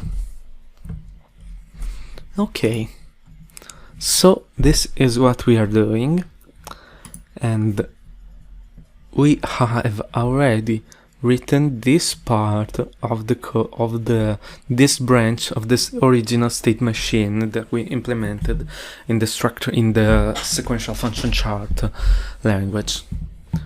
Okay, so let's try to build this part of the code. So starting from the state 0, we could have another transition if instead we have the sensor B condition. In this case, we should move to the machine state, a new machine state that we haven't defined yet. So let's call this machine state equal to 30, and let's add the state over here, 30. That this would be this state over here. So let's write a comment over here to keep track of it. That is train from below. We are right now on the sensor B. Okay. In this state, as well as we did in the state number 10, we should set the command barriers to true. So let's write command barriers equal to true. And then we should handle transitions from this state. Okay, so we will write if sensor A, that is this transition we are looking into, if sensor A, we should move to another state, and this could be machine state equal to 40. This state over here. So right now let's carry out let's write this other state over here, 40. We should also write again a comment that is train from below sensor A state. And in this state, as like what we did in state 20, we should simply wait for not sensor A to move on to another state. So if not sensor A, then we should go back to the waiting for train state, that is state 0.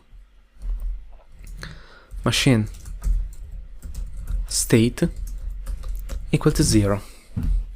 Okay, so over here we implemented our state machine. So let's look at the flow and let's compare it with the SFC code.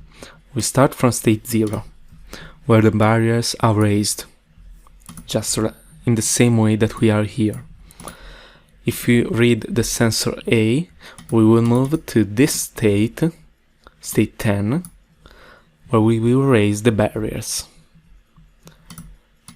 If sensor B is detected, we will move to another state, state 20, that corresponds to this state, where we won't do anything since the barriers are already lowered.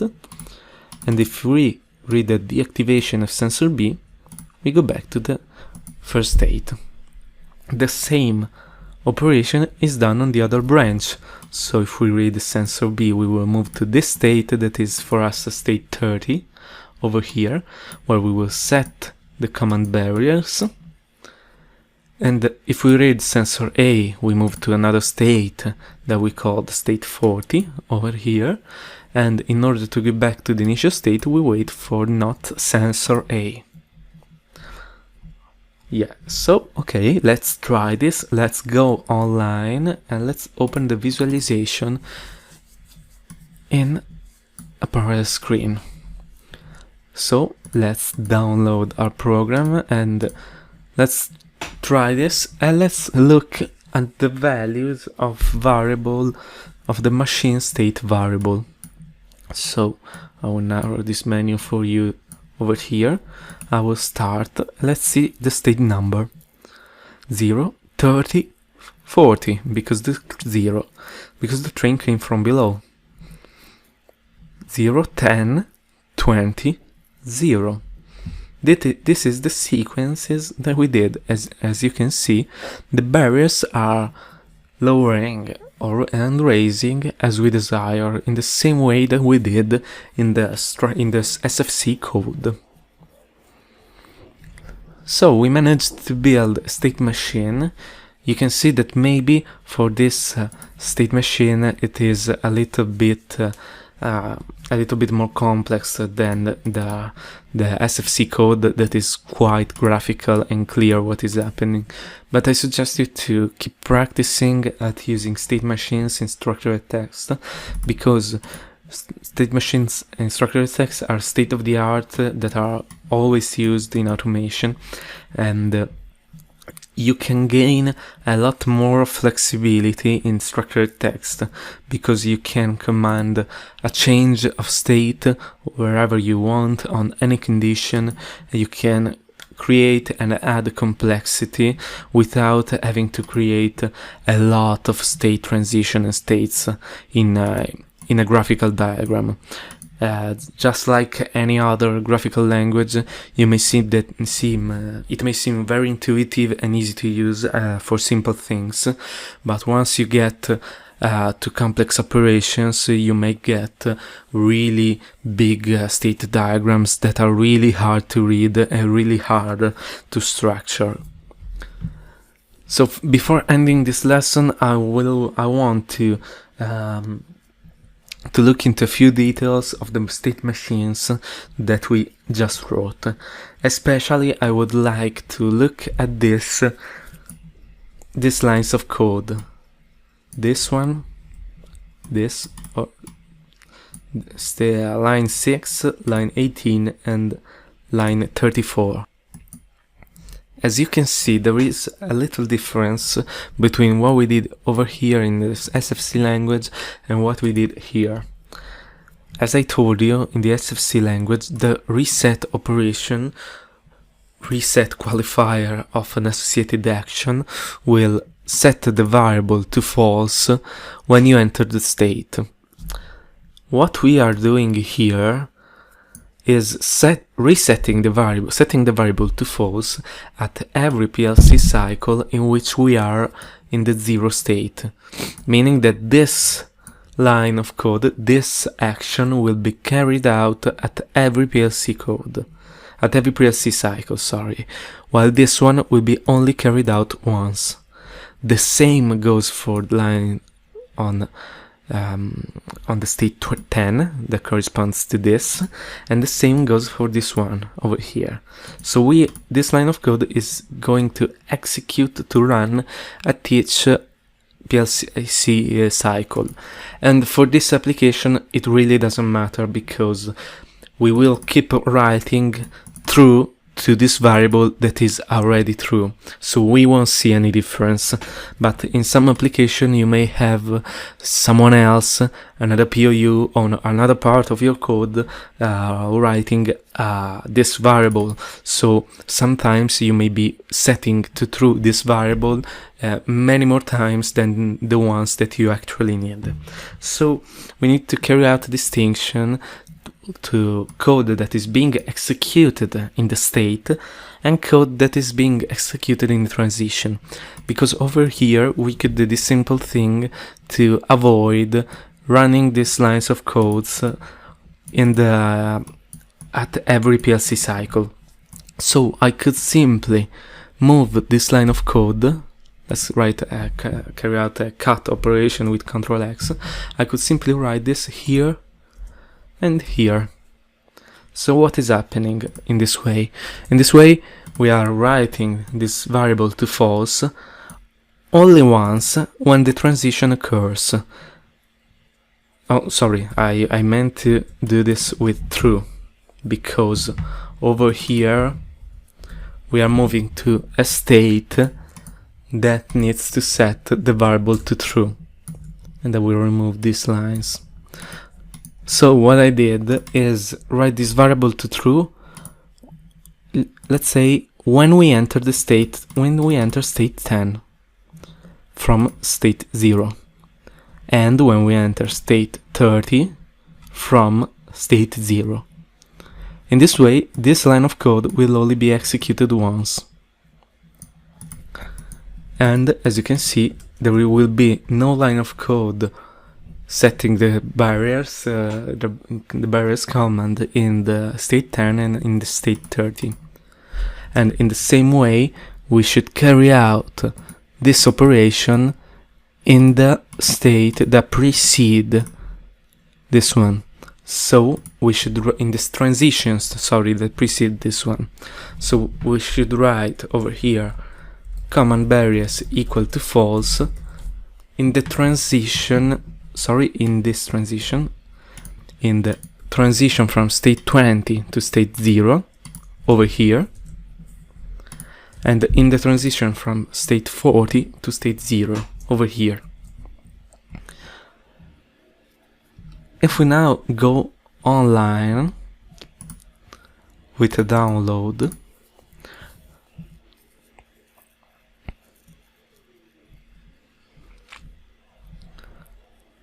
we will see the program behaving in the same way as before.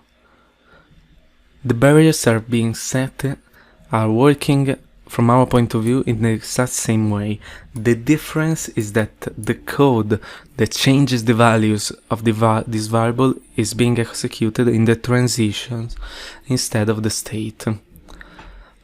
For this kind of application, there is no right way or wrong way to do this. So there is no benefit in using a command in the transition or in the state.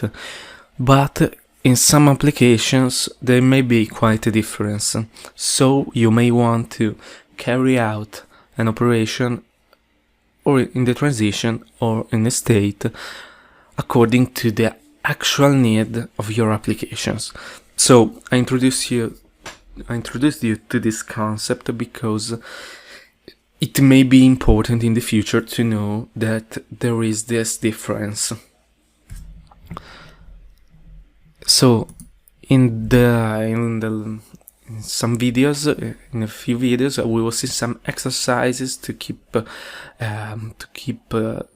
try to create a state machine, to keep practicing on state machines in either structured text or other languages for different applications. In the last two videos we have seen how to create state machines using the SFC and the ST languages. Right now we will see how to create state machines using ladder diagram.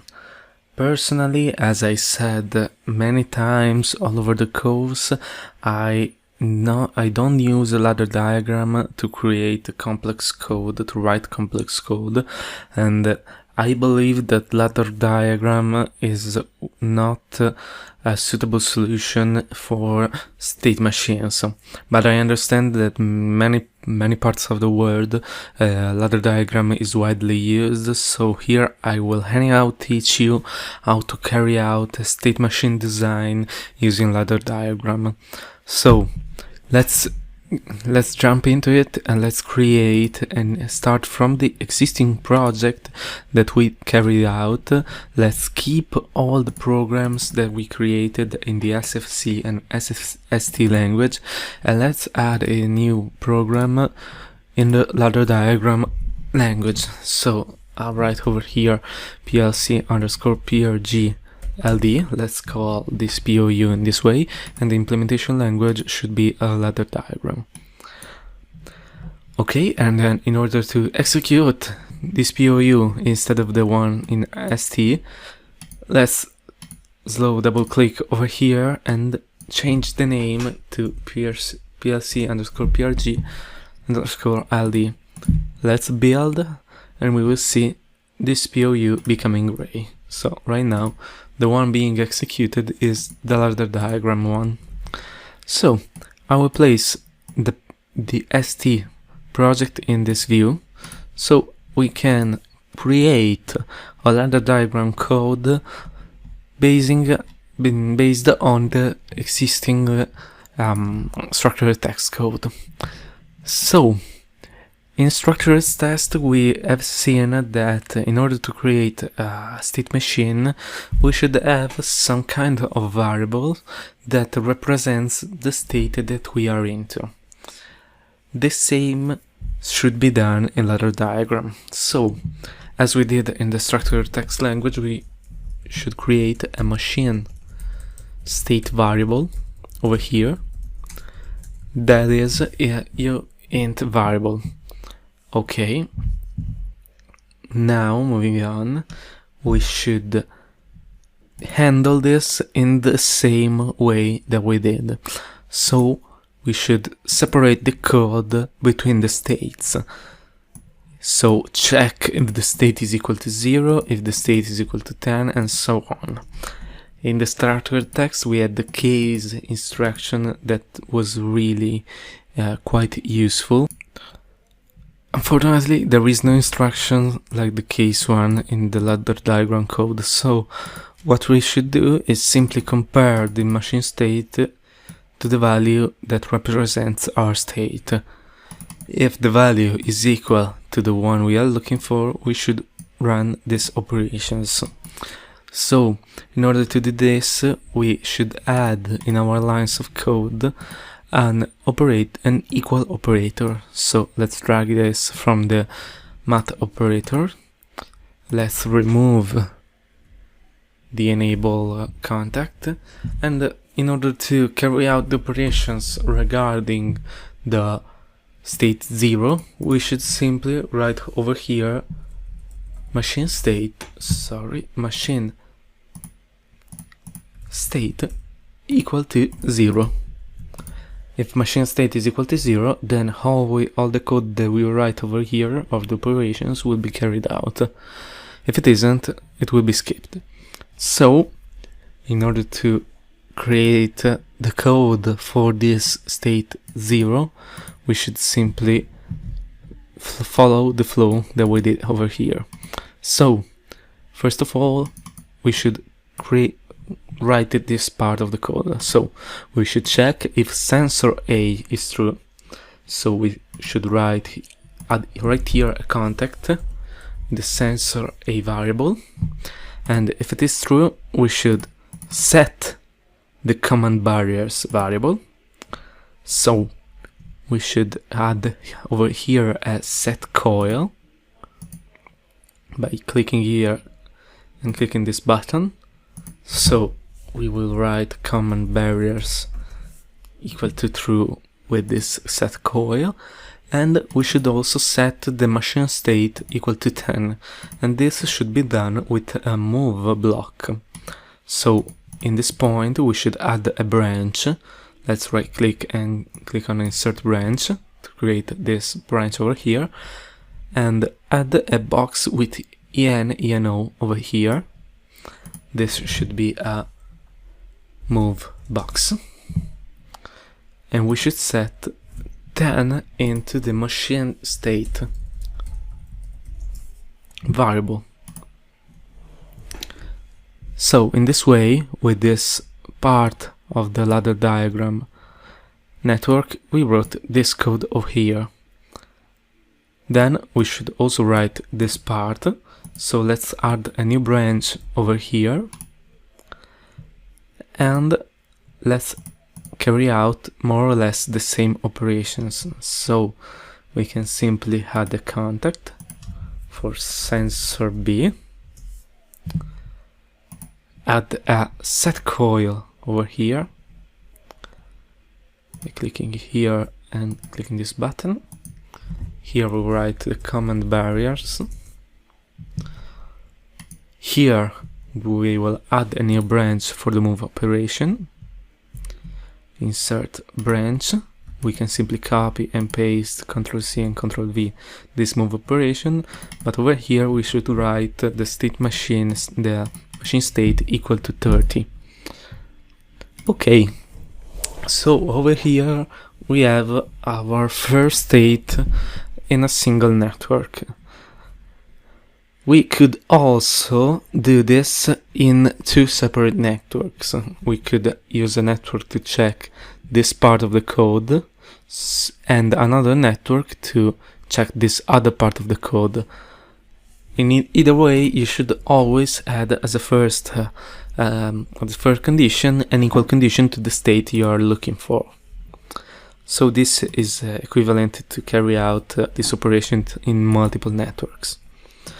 So let's add over here another network for state 10. Let's copy and paste the EQ operation. Let's delete the enable contact, and here we are looking for state 10. So we should compare the machine state with the number 10. And over here we have the code that states that if the sensor B is true, then machine state should become 20. Okay, so over here we will add a contact for sensor B, and in order to do this we will carry out a move operation. So I will simply copy and paste a move block, and over here I should set 20 to the machine state variable. Okay, now let's move on to state 20. So I will create another network. I will copy and paste the EQ operation. I will once again remove the enable contact, and over here we are looking for state 20. So here we are looking for state 20, and we have no actual code as before that is running in the state, so we should simply check if sensor B is now false.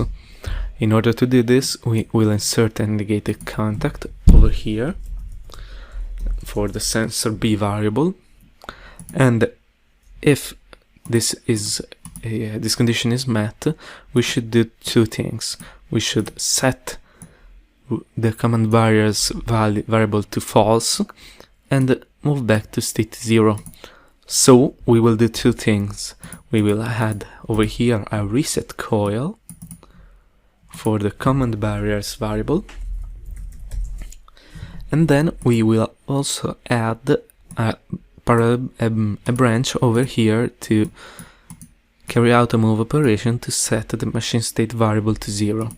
So click here, right click, insert branch, and I will copy and paste once again a move block. And over here I will be setting the state to 0. Okay, this is good. Then, so we carried out our first three states. So this part of the code, the three branches, this first branch, then we should also create these two states. So you should also have gotten quite familiar with the logic of this state machine that we have already implemented twice in two different languages, and you should know that this branch is quite similar to this one. So for now, in order to I guess you can see where I'm getting with this code. State 10 is very similar to state 30, state 20 is very similar to state 40. So in order to do this in a more simple way, let's simply copy and paste these two states.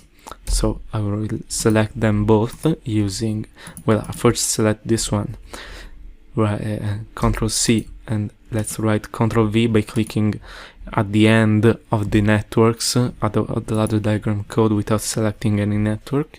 Ctrl+V.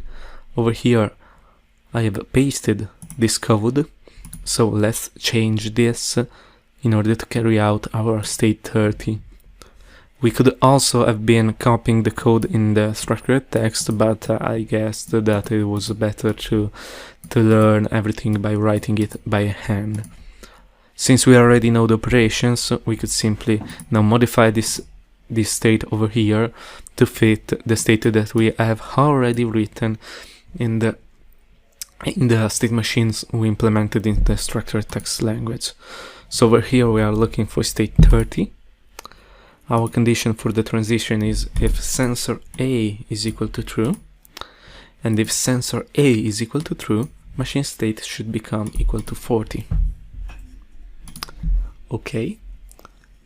Then once again we should implement state 40, that is quite similar to state 20. So I will copy the code, Ctrl C, the code belonging to state 20. I will click down here and I will paste it with Ctrl V. Let's modify it in order to fit our state. This is machine state 40. Right over here we are looking for not sensor A, so let's write this over here. Then we need to reset the barriers command, that is correct, and then we need to set the machine state to 0, and this is already done. So we actually managed to write this code in the ladder diagram language. So before going online, let's have a few remarks about this. It may seem quite simple over here, but as I said, if you have many complex operations, it might get quite tricky. I mean, if you look at this line of code, it is quite clear what is happening. We're looking in state 30. If sensor A is equal to true, we will move to state 40. Okay, but once you get many different conditions and many different operations to carry out, you can see that it becomes quite complex to read. And also this state that is quite simple, it's becoming pretty huge on your screen, and it will get pretty big on a classic automation machine. So what I suggest is to use another language for state machines that is better suited for this type of programming pattern. I suggest you to use structured text, as I've stressed often in these videos, but I mean, you're free to do whatever you want. This is just my personal opinion. And also SFC is quite powerful as a language because it allows you to implement different actions and code in many different languages and quite easily, and it is quite powerful with the combination of using this and structured text may be quite useful to you. So let's get back to ladder diagram and let's check by going online if the program we wrote is working fine for our train operation. So I will open the visualization in a parallel screen over here, and let's keep looking at the state of the state machine. So over here state is 0, state becomes 10, 20 and 0. And as you can see, the barriers work fine. 0, 10, 20, 0. The barriers work fine. Let's wait for train coming from below. 30, 40, 0. Okay, the code works fine. It is basically the same code that we implemented in the other languages, but right now you've seen that how you can create a state machine using the ladder diagram code, the ladder diagram language. In the next videos we will see some exercises in order to practice with the state machines, and I will carry out an implementation in the structured text language, and I will explain to you my solution, but you're free to use whatever language you prefer. And remember, there is not only one right solution. There are many possibilities as long as the code works and satisfies all the specifics of the application.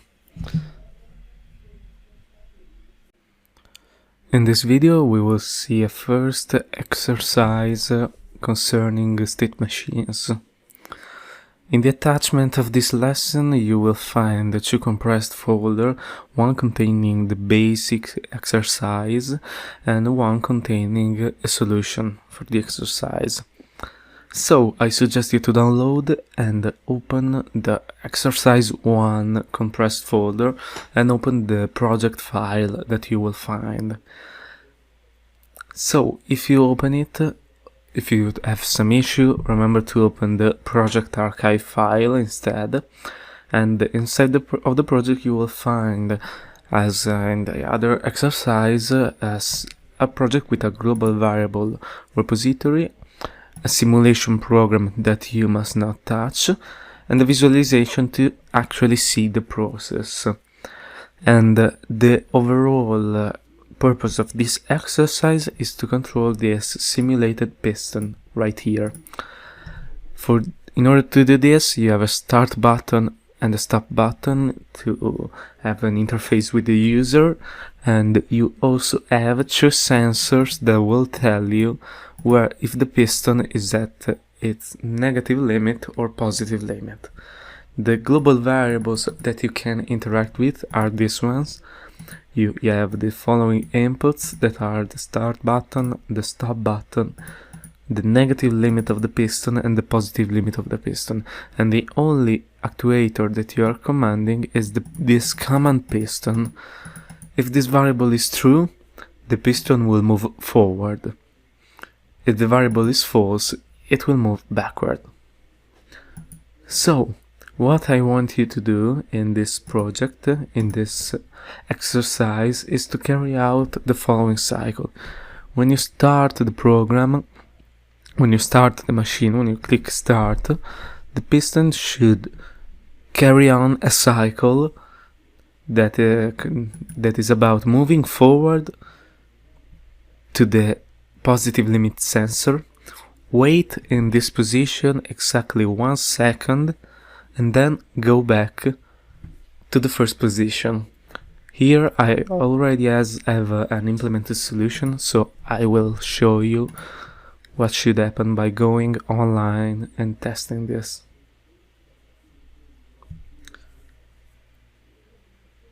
Here I go. By pressing play right here. This is the starting position. As you can see, this sensor is lit, and if I press start, the pistons should start moving, reach the sensor, wait a second and come back. Then it should carry on the cycle forever. It should keep moving until I press stop. If I press stop, the piston should come back to the initial position. And another thing is that if I press start and the piston is not at its original position, the piston should not move. The overall machine should react to a start command only if the piston is at its initial position. So, I suggest you to try to implement this on your own. I will provide a solution in the structured text language, but you can carry out this project in whatever language you want. Remember, there is not only one possible solution. There may be a ton of different possible implementation, and they may all be valid. And in these exercises I will show you what I think is the best solution and how I personally did this. I carried out this application. And remember, what you did, what you did is very different from what I did, it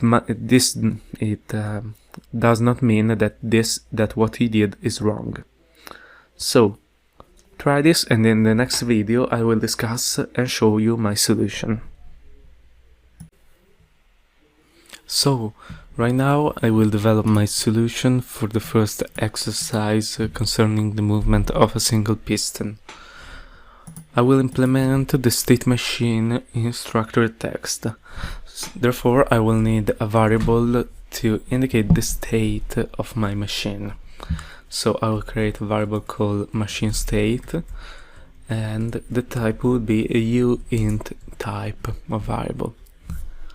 I will also need a timer, given the fact that we should wait for 1 second both on the negative sensor and on the positive sensor. So we create a timer that I will call ton timer, and the type will be ton. Okay, so I should first call my timer right here using F2. We create a call to the ton timer, and I will put it right here, and then I will think on how to interact with it. So right down here I should create my state machine with case machine state off. Okay, and right here I should write my own state machine. So let's start from an initial state, a state 0, that should occur when the machine is not running. This is the state where the machine starts. So machine is not, let's write right here the machine not running. So over here we should tell what should happen in the state. Well, since the machine is not running, we should have the piston not moving, or at least moving backward to its negative position, so command piston should be false. Then we should also deactivate the timer, because right now we don't need it. So in order to deactivate the timer, we could simply set its in variable to false, its in input. So let's evaluate when we need to change state. What are the conditions to change state from this initial state? Well, we should change the state when the machine is starting. So we should surely check the start button. So if start button, then we should move to a different state. For example, machine state equal to 10. Okay, but also we should need some additional condition. For instance, we could add that we don't want the stop button, as we've already seen many times, meaning that if the stop button and the start button are being pressed together, the machine should not start. Okay, and another condition that we said in the previous video is that in order for the machine to start, it needs to be in the negative limit position. So we also need the piston negative limit. Okay, this is good. And when this happens, we should start the piston for it to move forward. So let's write right here command piston equal to true. Okay, so after this, if the machine starts, we will get to the state number 10. Let's say that this state, let's place a comment over here, that this state is a state with the machine running, and right now we are moving forward. And we should continue to move forward until we reach the positive limit of the piston. So if we reach the piston positive limit, then what should we do? We should surely move on to a different state, state 20, let's say. And also we should start the timer. Once we have reached the limit, we should start the timer. So we will write ton timer dot in equal to true, and let's also place right here the time of the timer. We could write this right here, but since we are using the timer for different operations, placing the setting of the time in the state machine gives us some flexibility if we wanted to modify it. For instance, if we wanted to wait different times in the negative or positive limit sensor positions. So let's write over here turn timer.pt equal to 1 second, t hashtag 1 second. Okay, this is great.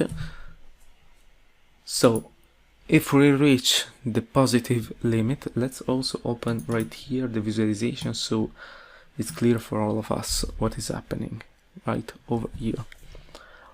So we have started the machine, we have reached this point, so the positive limit has been reached, and right now we are waiting for the timer to finish counting. So we should keep the command piston equal to true, and there is no need to write this because it is already equal to true.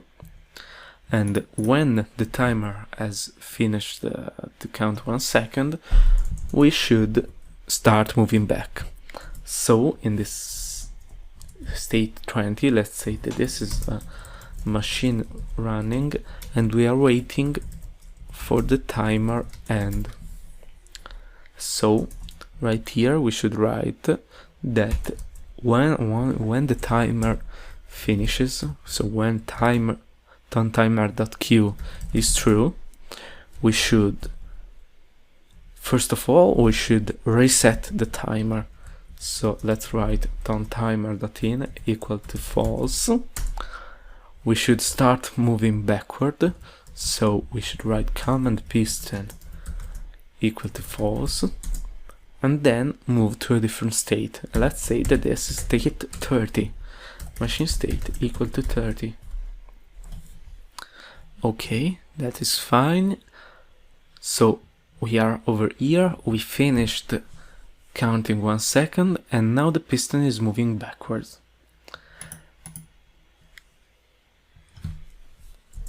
So the state number 30 will be the one where the machine is running and we are moving backward.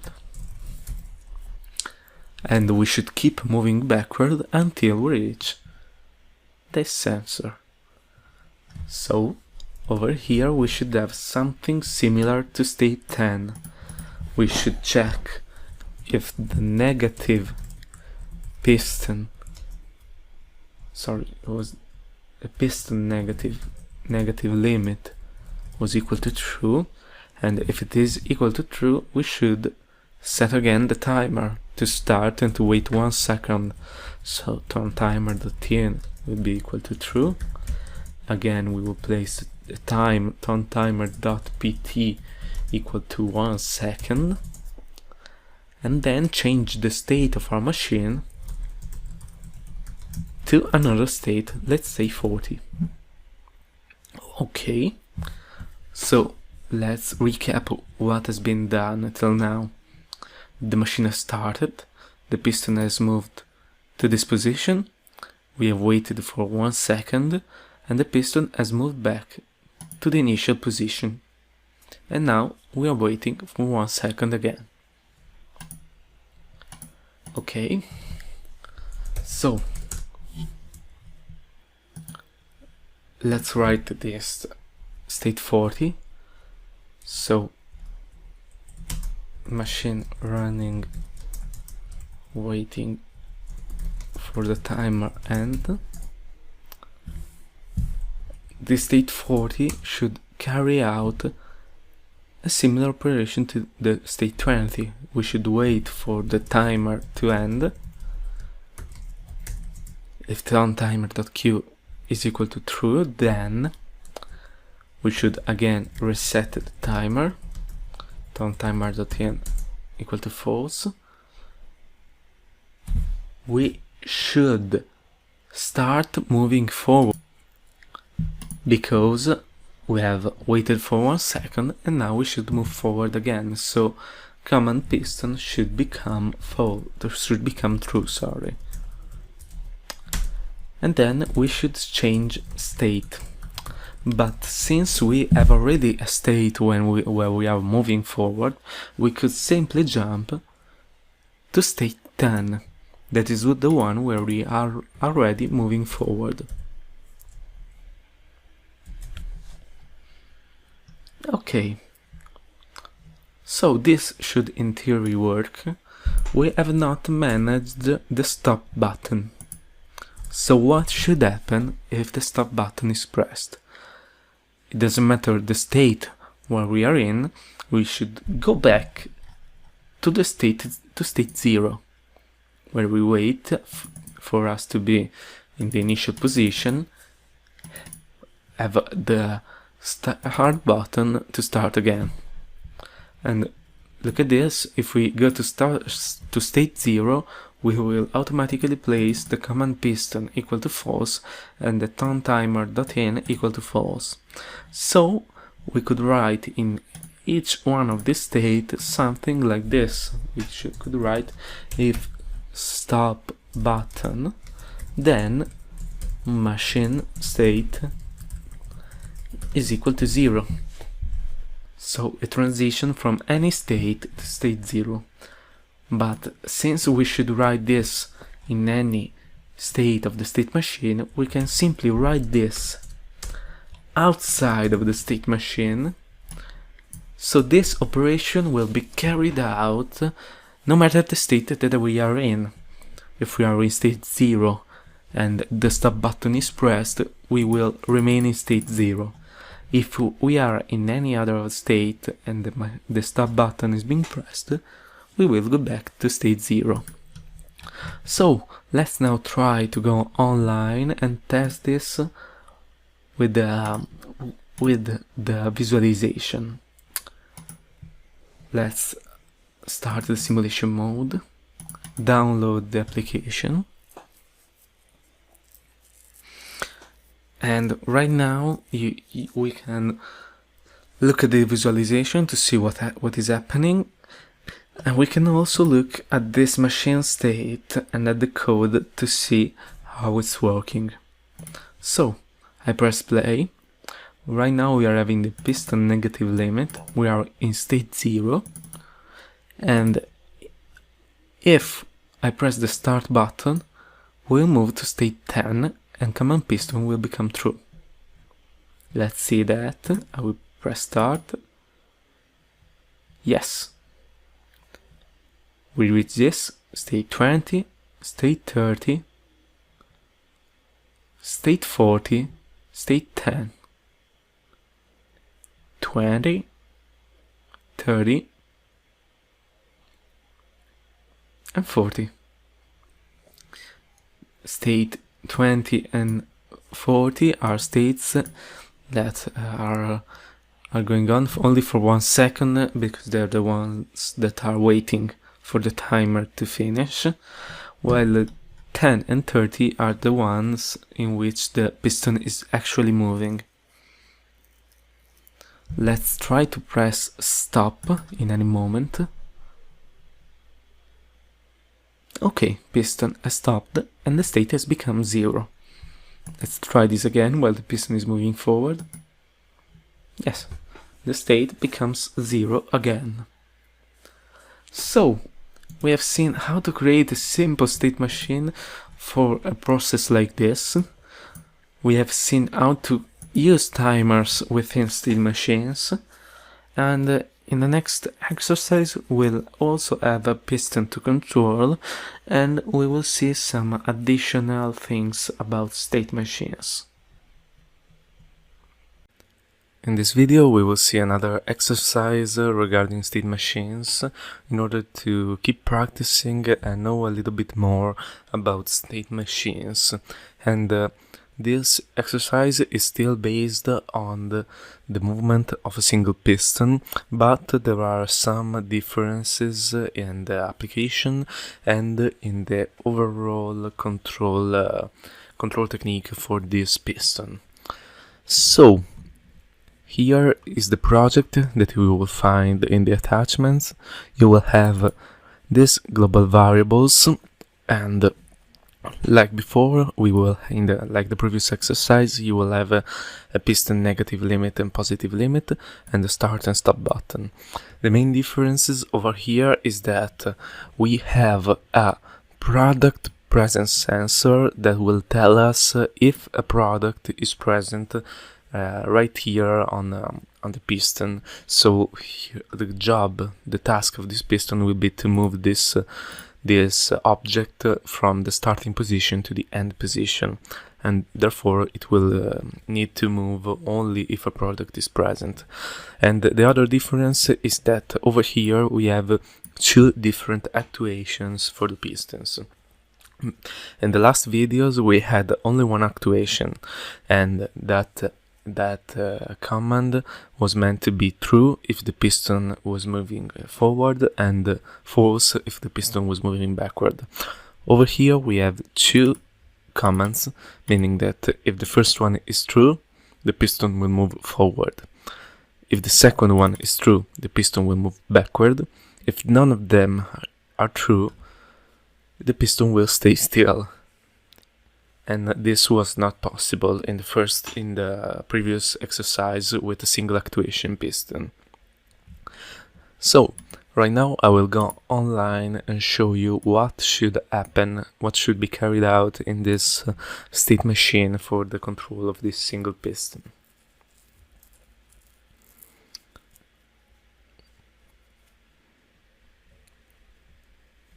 So after having downloaded here the program, here I will show you what happens. If I start the machine, the piston should start moving only if it should start moving when it is at the start position, only if a product is present. As you can see here, this is the overall. Wait a second, I will stop it right here, just a moment. Okay, so I was saying, if the piston starts, you will see that this is the cycle. Here we actually have no waiting times on the positive and negative limits of the system. So the cycle is this one. If the piston is on the negative limit, it should wait for the product sensor, presence sensor to become true, and then start moving, as you can see right now. Then it should get to the positive limit and come back. So it may seem a little bit simpler because we don't have any actual waiting times at the limits, but here is the main difference from the previous exercise. What I want to change is the stop behavior. In the last video we had that the piston, if the stop button was being pressed, the piston should return to its initial position. What I want right now, if I press stop, the piston should simply stop wherever it is, and then if I press start, it should resume the operation that it was doing before, as you can see over here. So this part is also about the management of some kind of memory of the time of the state machine was into when the stop button was being pressed. So this is the main difference that I want you to think about and to try to implement, and in the next video you will see my solution again in the structured text language using state machines. In this lesson we will see how functions work in CoDeSys, how to create them, how to implement their use within other POUs, and in order to do this we will create a function to carry out a task that we already discussed, which is the scaling of analog signals that we discussed at the beginning of the course. So we will try to create a function to carry out this process in the easiest and the most simple way for a user. So let's create a new project. So let's call this, for instance, a function analog scaling, and let's create a standard project.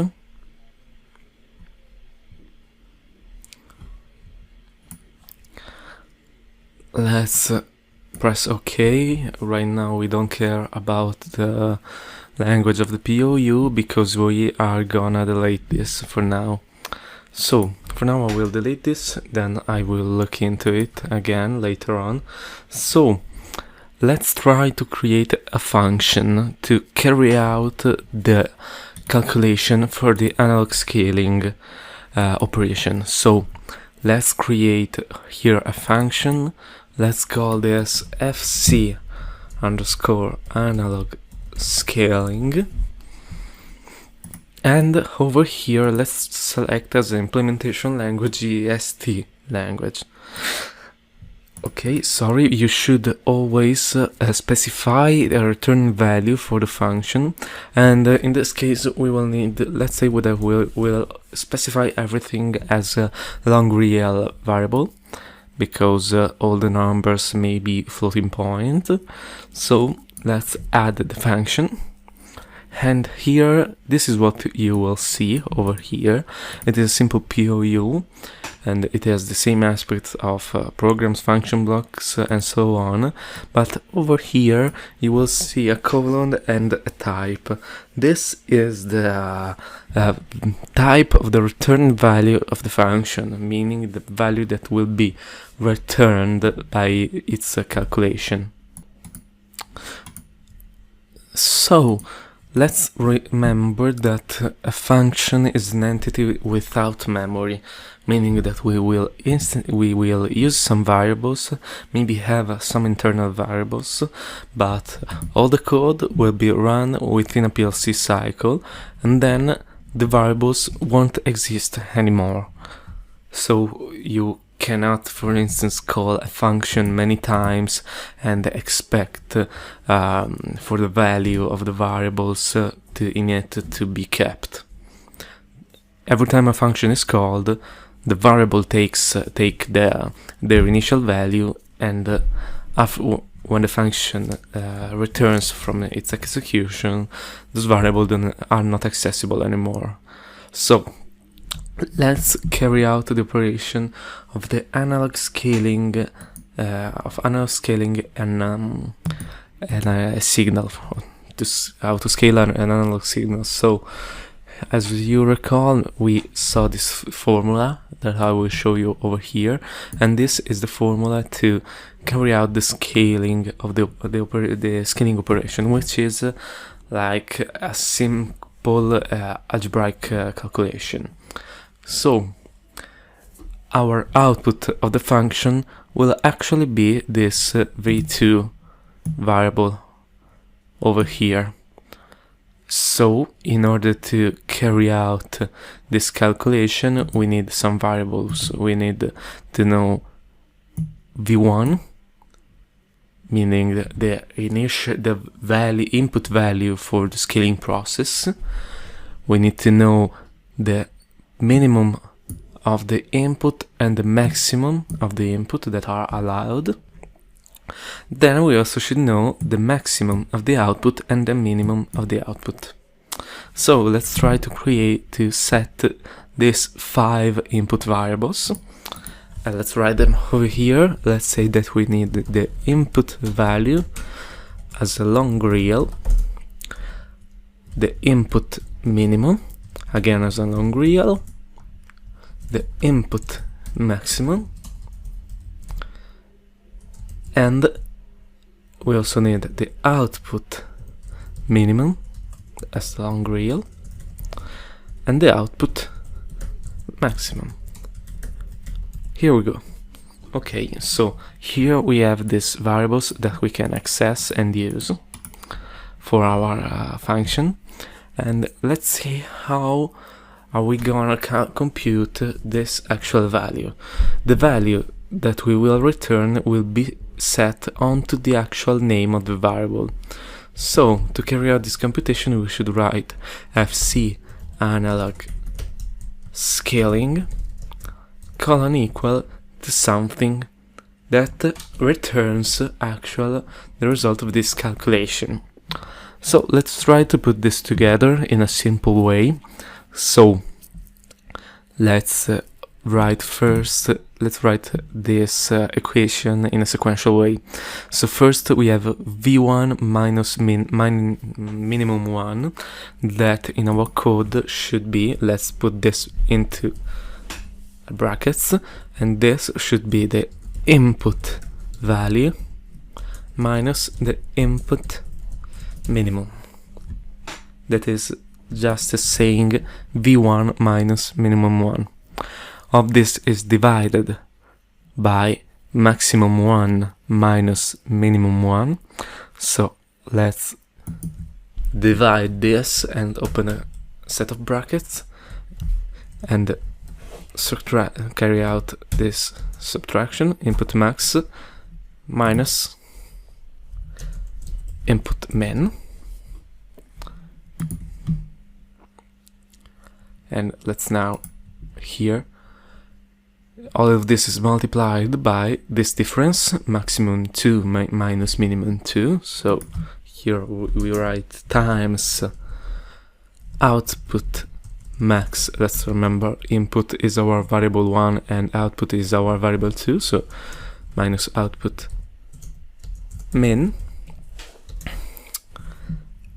and again for the last one plus minimum 2.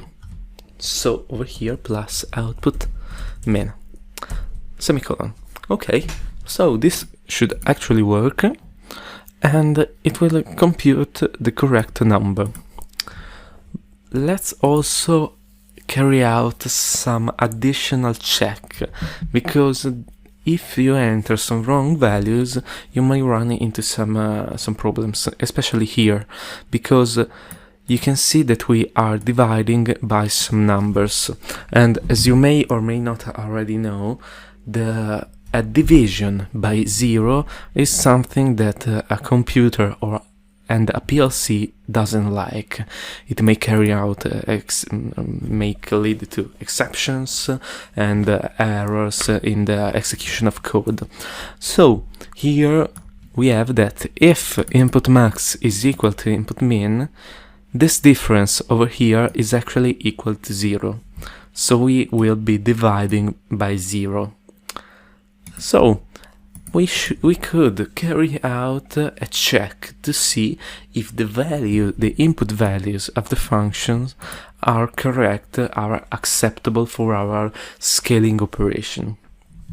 So let's create over here a variable, an output variable, here by writing bar underscore output, and let's call this output variable error. And this error is a Boolean variable. Okay, this Boolean variable should be presented with the actual conditions that lead our function to errors. For instance, we could write over here error is equal to input max being equal to input min. In this way, what we are doing is that this variable will be true if they are equal, and will be false if they are not equal. Okay, first of all, let's now see what are the main issues that tell us if the user has entered some wrong values in the input of this function. Well, first of all, let's make this statement more general, because what you actually don't want is also the minimum being bigger than the maximum. This has no sense, and therefore our function should tell the user that this is wrong. So here we could say, since we don't want the minimum being equal to the maximum and we don't want it to be bigger than the maximum, we could say that our condition may be the input min bigger, greater or equal than the maximum. This is a wrong condition that will lead us to an error. So error should be true if this condition is happening. Let's write. Also, we may have additional conditions, so let's write over here an OR statement with other conditions. Well, another condition may be the same on the output. We don't want a wrong scale, so let's write output min greater or equal than the output max. This is wrong as well, and we don't want this. And another thing that we could check, is if this input value is actually in the range of the input min and the input max. So we could issue an error if the input value is lower than the minimum or bigger than the maximum. So by writing this, input value lower than input min, or input value bigger than input max, sorry. Okay, so over here we have 4 conditions.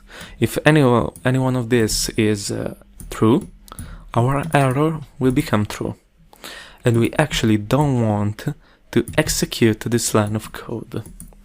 And in order to not carry out this operation, we could simply say here, let's say that if not error, then we will execute this. Otherwise, let's simply set this value to 0. Else, fc analog scaling is equal to 0. In either way, the output error will be set to this OR condition, and if an error is present, the user that is using this function will see it. So let's test this function out. So let's create right now a POU, a program, and let's call this again, that's PLC_PRG, and for instance let's implement this in a function block diagram in order to be able to see more easily the values of the function. For this, the function block diagram is quite useful. So let's define in our let's first try to call this function. So in order to do this, let's insert over here a box, and the name of the box over here will be the name of the function, fc analog scaling. Okay, we need to specify all these values and also this one, so I will insert an assignment over here by dragging it over here. Okay, so we need some variables we need to put some variables over here. So let's create some local variables for the POU in order to do this. Let's say an input value, let's say input scaling value, a long real variable, input scaling minimum, in order to have some different names. It is not necessary, but I wanted to not create any confusion in you. Input maximum, long real, output scaling minimum, a long real, and output scaling maximum. long real, and then we should also specify an output, so the output scaling value, that is actually the output of the function long real. And then let's also add an error of the scaling, and this should be a Boolean variable. Okay, so let's you should write all these variable definitions, and let's copy and paste all these values in the function. Copy and paste. Copy and paste. You can see that calling a function is not much more different from calling a function block. The difference is that this object has no memory, so it will carry out some procedure, some code using its inputs, and will return some values and die over there. So I will copy and paste all these variables in the correct place. Okay, so right now let's try to go online simulation and see what happens. Login with a download. Oh, sorry, of course I forgot to schedule this program, so it won't run. You should add it in the main task. So I will write here over here PLC_PRG. Okay, let's now go online with the download. Okay, so as soon as I start the program, you will see that the function is an error. Why is this happening? Because all our variables are 0, and many of the conditions that we specified are actually happening. Input minimum is bigger or equal than input max. Output minimum is bigger or equal than output max. So actually some conditions are triggering an error. So let's try to create a scaling operation with the values, for instance, of the temperature sensor that I specified in the example in the theoretical lesson. So what I said was, let's assume to have a temperature sensor that measures temperature in degrees ranging from 10, I said, to 50 degrees. So here I will write the minimum of the output, that is 10, and the maximum of the output, that is 50.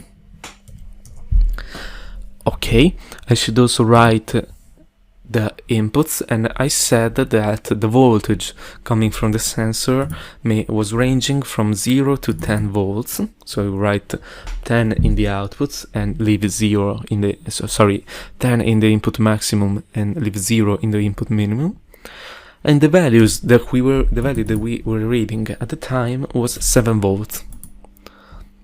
So right now let's try to do this. Let's try to set this value and see what is the return value of the function, and let's see also if the error scaling works.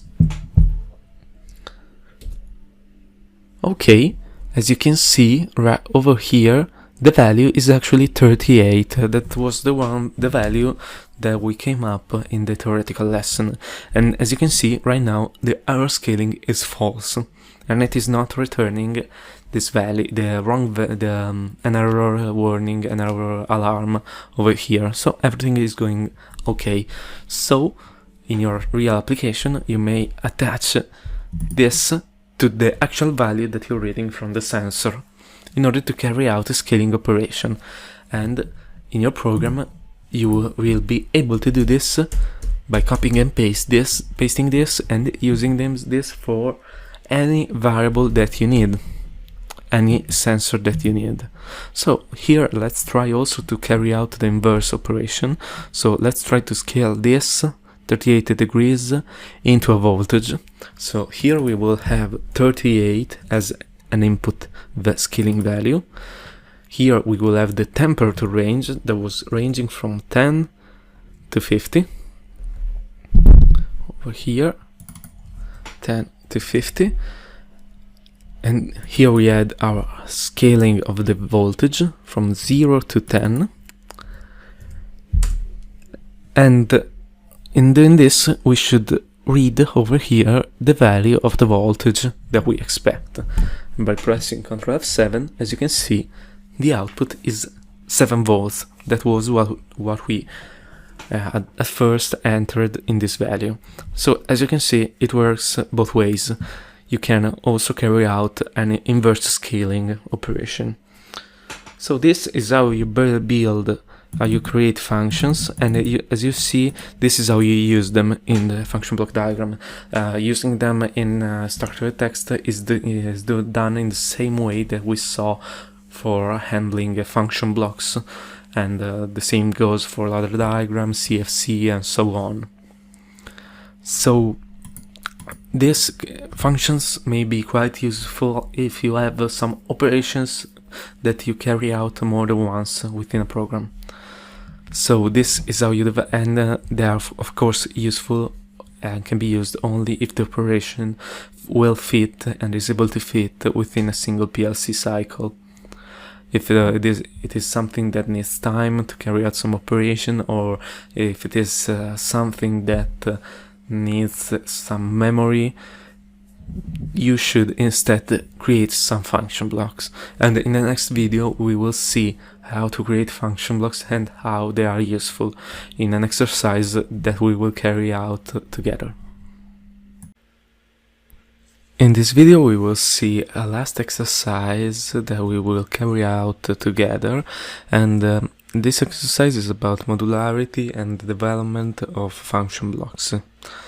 So, as you can see right here, we have a visualization where the setup is quite similar to the one of the previous exercise, but instead of having just one piston, we have 5 pistons that should move independently and carry on their cycle on their own. So we have 1, 2, 3, 4, 5 pistons, the same start and stop button that will start and stop the pistons all together, and the main difference between these 5 pistons is that their product generation times are different, so they will not move together for all the cycles. So they are not synchronous at all. They should be independent pistons. So if we look into the global variables of this project, we will see that we have the start and stop button, and then we have the variables that we had in the previous exercise for the piston 5 times. So we'll have a forward and backward command for each piston, a positive and negative limit for each piston, and a product presence sensor for each piston. So in order to carry out the control of these pistons, we could simply copy and paste the code that we did for the previous exercises. We could paste it 5 times with just modifying some little things in order to index the correct global variables. Well, this would work, but it will create many lines of code. It will be not structured, it will be hard to read, and it is I suggest you not to use a strategy like this, because in the IC programming languages we have some tools that are quite useful for modularity, meaning for some objects that are replicated many times in our code. We saw the functions in one of the last videos, and right now we will see the function blocks. So let's start by carrying out by looking at the code that we did for the previous exercise. So the concept on doing this is not to copy that code directly into our program, but instead we should create a function block with a very similar code to the one we did for the previous exercise, and in that function block will be instantiated 5 times in our program, 1 for each piston. So let's start by doing this. Let's right click on application and add a new POU, and this POU should be a function block. The implementation for us should be the structured text, and this function block should be called, let's say, fb underscore piston add. Okay, so in order to handle the piston, we should decide which are the input and output variables for this FB. So, recalling what we did in the exercise about the single piston, we needed to have as the inputs a piston negative limit. That should be a Boolean type of variable. A piston positive limit, again a Boolean variable. A product presence sensor, and then as the output we would need the commands to move forward and backward the piston. So the command piston forward, that would be again a Boolean variable. We will then need also the command piston backward as a Boolean variable. And then, if you recall, we also used the variable for the state of the piston. So in this implementation we should call this piston state. That should be a uint variable, and a variable to memorize which was the state in which the functioning of the piston was stopped. This was useful to resume the operation of the piston. So let's write this as a resume piston state, a uint variable. Okay, so right now we could simply copy and paste the code that we did for our previous exercise, and we should place this over here in the implementation of this FB.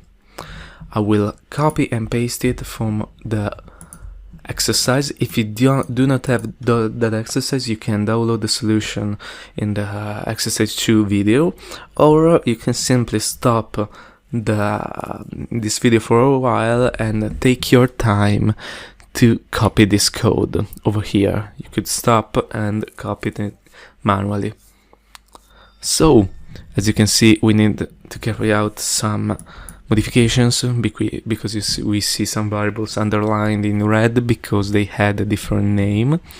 In particular, we have now the piston state that in the previous video was a machine state. So I will replace this by double-clicking, copying the piston state and double-clicking over here, Ctrl V, over here again Ctrl V, and so on. I will replace all the names of the variables of the machine state, and I will do the same for the resume piston state. I will copy this and I will paste this wherever we use the resume piston state. Okay, so in order to be correct, let's also change the comments where we had machine. Right now we should have piston. Okay, so moving on, there is also another modification that I would like to carry out. As you can see over here, we are using the start button and the stop button of the project, meaning that these two variables are not defined within the FB, but are our global variables that we have over here.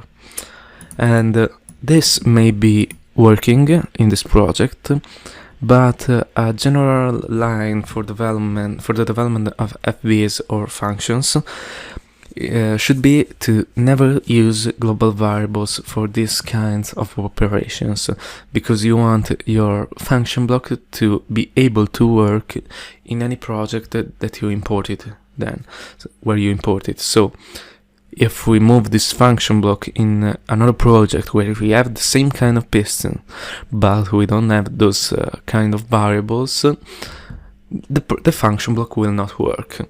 So let's also add over here an enable input a Boolean input that should be commanded from outside of the piston function block and should tell us if the piston is enabled or not. So in order to use this enable Boolean variable, Boolean input, we should replace this condition with the enable input, and then we should simply add over here, instead of the stop button, we could write if not enable.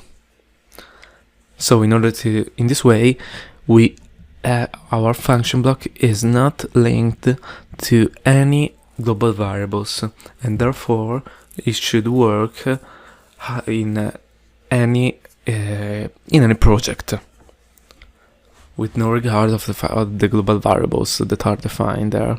So okay, right now we have this piston function block. If we build our project, you will see that we will encounter no errors, but of course this FB is gray because it is not being used anywhere. So in order to carry on with this exercise, we should simply go into the PLC PRG that right now is empty, and we should start using these FBs. So over here I will instantiate an FB piston 1, and the type of this variable will be the actual FB piston that we have just created, and I will do this 5 times.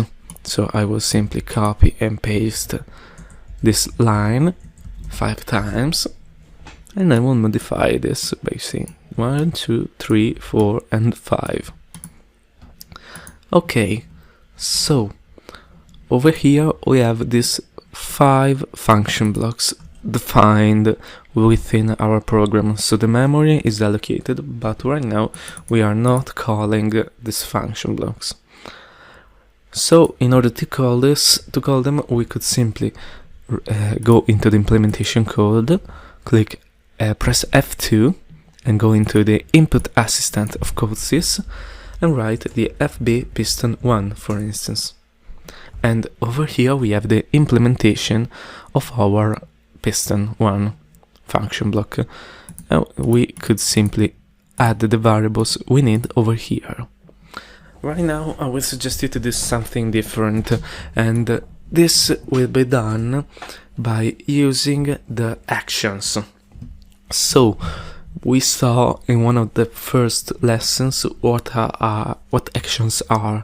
They are simply a repository for code that we want to create within a POU to store some code that will be run. And the peculiarity of using actions is that you can create actions in any of the IEC language within a POU that is in another language. And for instance, here we will create an action that we will call, let's call this FB call underscore action, and we will implement this action in FBD, in function block diagram. And this will be quite useful to actually see visually the call of our function blocks. So if right now I build our program, our FB call action is not being called anywhere in our program. So in order to run the code that we have in this section, we just simply need to write the name of the action with open and closed brackets followed by a semicolon. So in this way, when this line of code is called, it will simply start executing all the code that we put right here. And right here we could simply place our piston calls. So I will insert over here a box, and I will say that this box is the FB piston 1. So over here we have our FB piston, and this line of code will call actually the code of our FB piston for the first implementation, first instance of the piston. So right now I will remove the question marks, and over here I will add an assignment because we also need to assign this output. Okay, so in order to do this, we will simply need to fill our function block inputs and outputs according to the global variables that we have. So we will need to carry out a quite mechanical, quite repetitive operation. So I will simply need to copy and paste the global variables from here to the input and output of the FB. So over here I will need the piston negative limit 1 because we are controlling the piston 1, the positive limit over here, and the presence sensor over here. Then on the outputs I will need to have the common piston 1 forward and common piston 1 backward. Okay, so this is fine, we did this, and also we don't have any variable to place over here. So we could simply go into our PLC PRG program and define a variable that we will call, for instance, enable pistons. That should be a Boolean variable. And we could simply place this over here, and then we should write over here some logic to handle the values of this enable piston variable. So this enable piston variable that is in a program should react actually to the values of our start and stop buttons.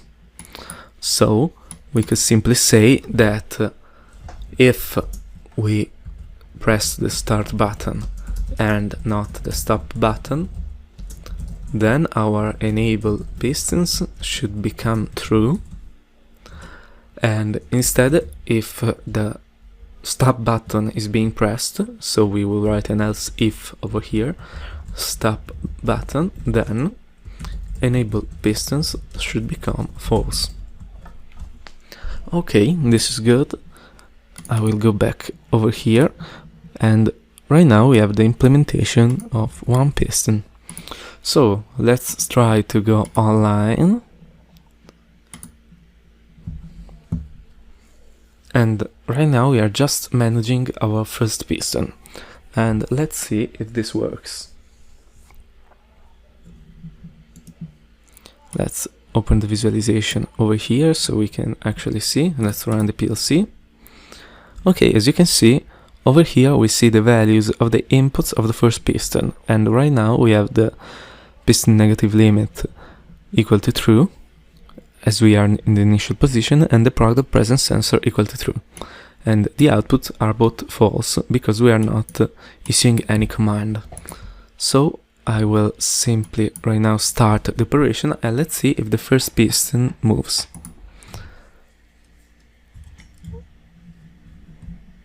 The piston doesn't move because we forgot to do one thing. In the FB piston, as you recall, we needed to initialize this variable to 10, and this is something that we forgot, so I will go offline over here and write colon equal to 10, because otherwise, if you recall what we did in the second exercise, this was also down there, so I will carry out a download again. And right now we will see if the piston starts moving. So let's go back into this call to monitor closely the values of the variables. Let's start the PLC, and over here I will press start, and as you can see the piston is moving. So our PLC underscore PRG is calling this function block that is totally handling the control of the piston. and the values of the inputs are coming from the global variables, and the values of the outputs are going to the global variables. Okay, this is fine, so we should start to implement this for all the other pistons. So we can simply go over here and copy and paste this line 5 times. 2, 3, 4, and 5. So, and right now we need to modify these lines in order to be able to differentiate, to use this for different pistons. So right now we will carry out some repetitive operation. This will be piston 2, and we will change the names of the variables here. Now this will be, all the limits will be referred to piston 2. You can also do this on your own and maybe skip ahead in the video, but I will do this with you if you want. Piston 2. Here we have piston 3 that will handle the variables coming from piston 3. As you can see, the enable pistons will remain the same variables, same variable for all the FBs. So in this way you will have all the pistons being enabled and disabled together. Here I will have piston 4, piston negative limit 1 will become 4, 4, and again we will have 4, here again, and we are almost done. We just need to, to handle the last one. This will be piston 5, piston 5, and piston 5. Okay, this is the last variable, and we should be done for this implementation. Let's double check to see if everything is referred to the correct piston, and all of these pistons refer to the same type of function block, to the same, let's say, class, to the same code, but they will run independently. Each one will refer to its own internal variables, and we actually made 5 copies of the same object that will work independently. So let's now go online again and let's test if this works fine. Let's carry out a download. I will open the visualization as before in parallel. I will stretch the windows so we can see all the values of the variable. I will simply start. This may be a little small for you. I will zoom it in a little bit. Okay, so we are over here, we are stopped. As we can see, the enable pistons is false. So let's now press the start button and see what happens. Okay, all the pistons are moving together. It may seem that they are synchronous, but right now we will see that the product generation times are different for each piston. So they are actually moving independently. Each one is reacting to the values of its inputs and is acting on its own outputs. So we just wrote the code for the control of a piston once, and we implemented this to control actually 5 different pistons. This is the core of modularity within a PLC. It is a very important concept and you should know about it, because typically in automation you may have to deal with many components being repeated or repeatedly used within a machine control. So modularity is the key to create reusable code. That is a very important aspect in PLC programming, and to actually handle all the code in a modular structure. And as you can see, if the piston works correctly, if the piston function block is implemented correctly, it will be implemented correctly for all 5 of them. And you will be sure that they will be working in the same way. Okay, this was all for this video. This is very important, and I hope that you learned how to create function blocks, how to use them, how to call them, and we also use this feature of using actions, and I really like to use FBD for this purpose, because many times it happens that you will need to call some function blocks in your code, and just call them without any interconnection. And personally, I really like to call them in an FBD action, because it is much easier to see what is actually happening, and more than in structured text. So if you want, you can always create an FBD action and write there the call of your function blocks that will be handled maybe from the outside, as over here we are handling this enable pistons variable. So this is all for this video. I hope that you liked this exercise. Congratulations on completing this course on PLC programming with CoDeSys. In this course, we learned what a PLC is and how it works. We learned the features and definitions of the IEC 611313 standard. We learned the PLC programming languages and the CoDeSys environment. At this point, you should have the necessary tools to write your own first PLC programs independently and to be able to create different applications for automation. I recommend to keep practicing with applications and exercises to become familiar with the provided concepts and tools. If you have any question or suggestion regarding this course or possible future courses, do not hesitate to contact me via Udemy. I am available, I appreciate any kind of feedback, and I want this course to be as effective and targeted as possible. Thank you very much for participating. See you next time.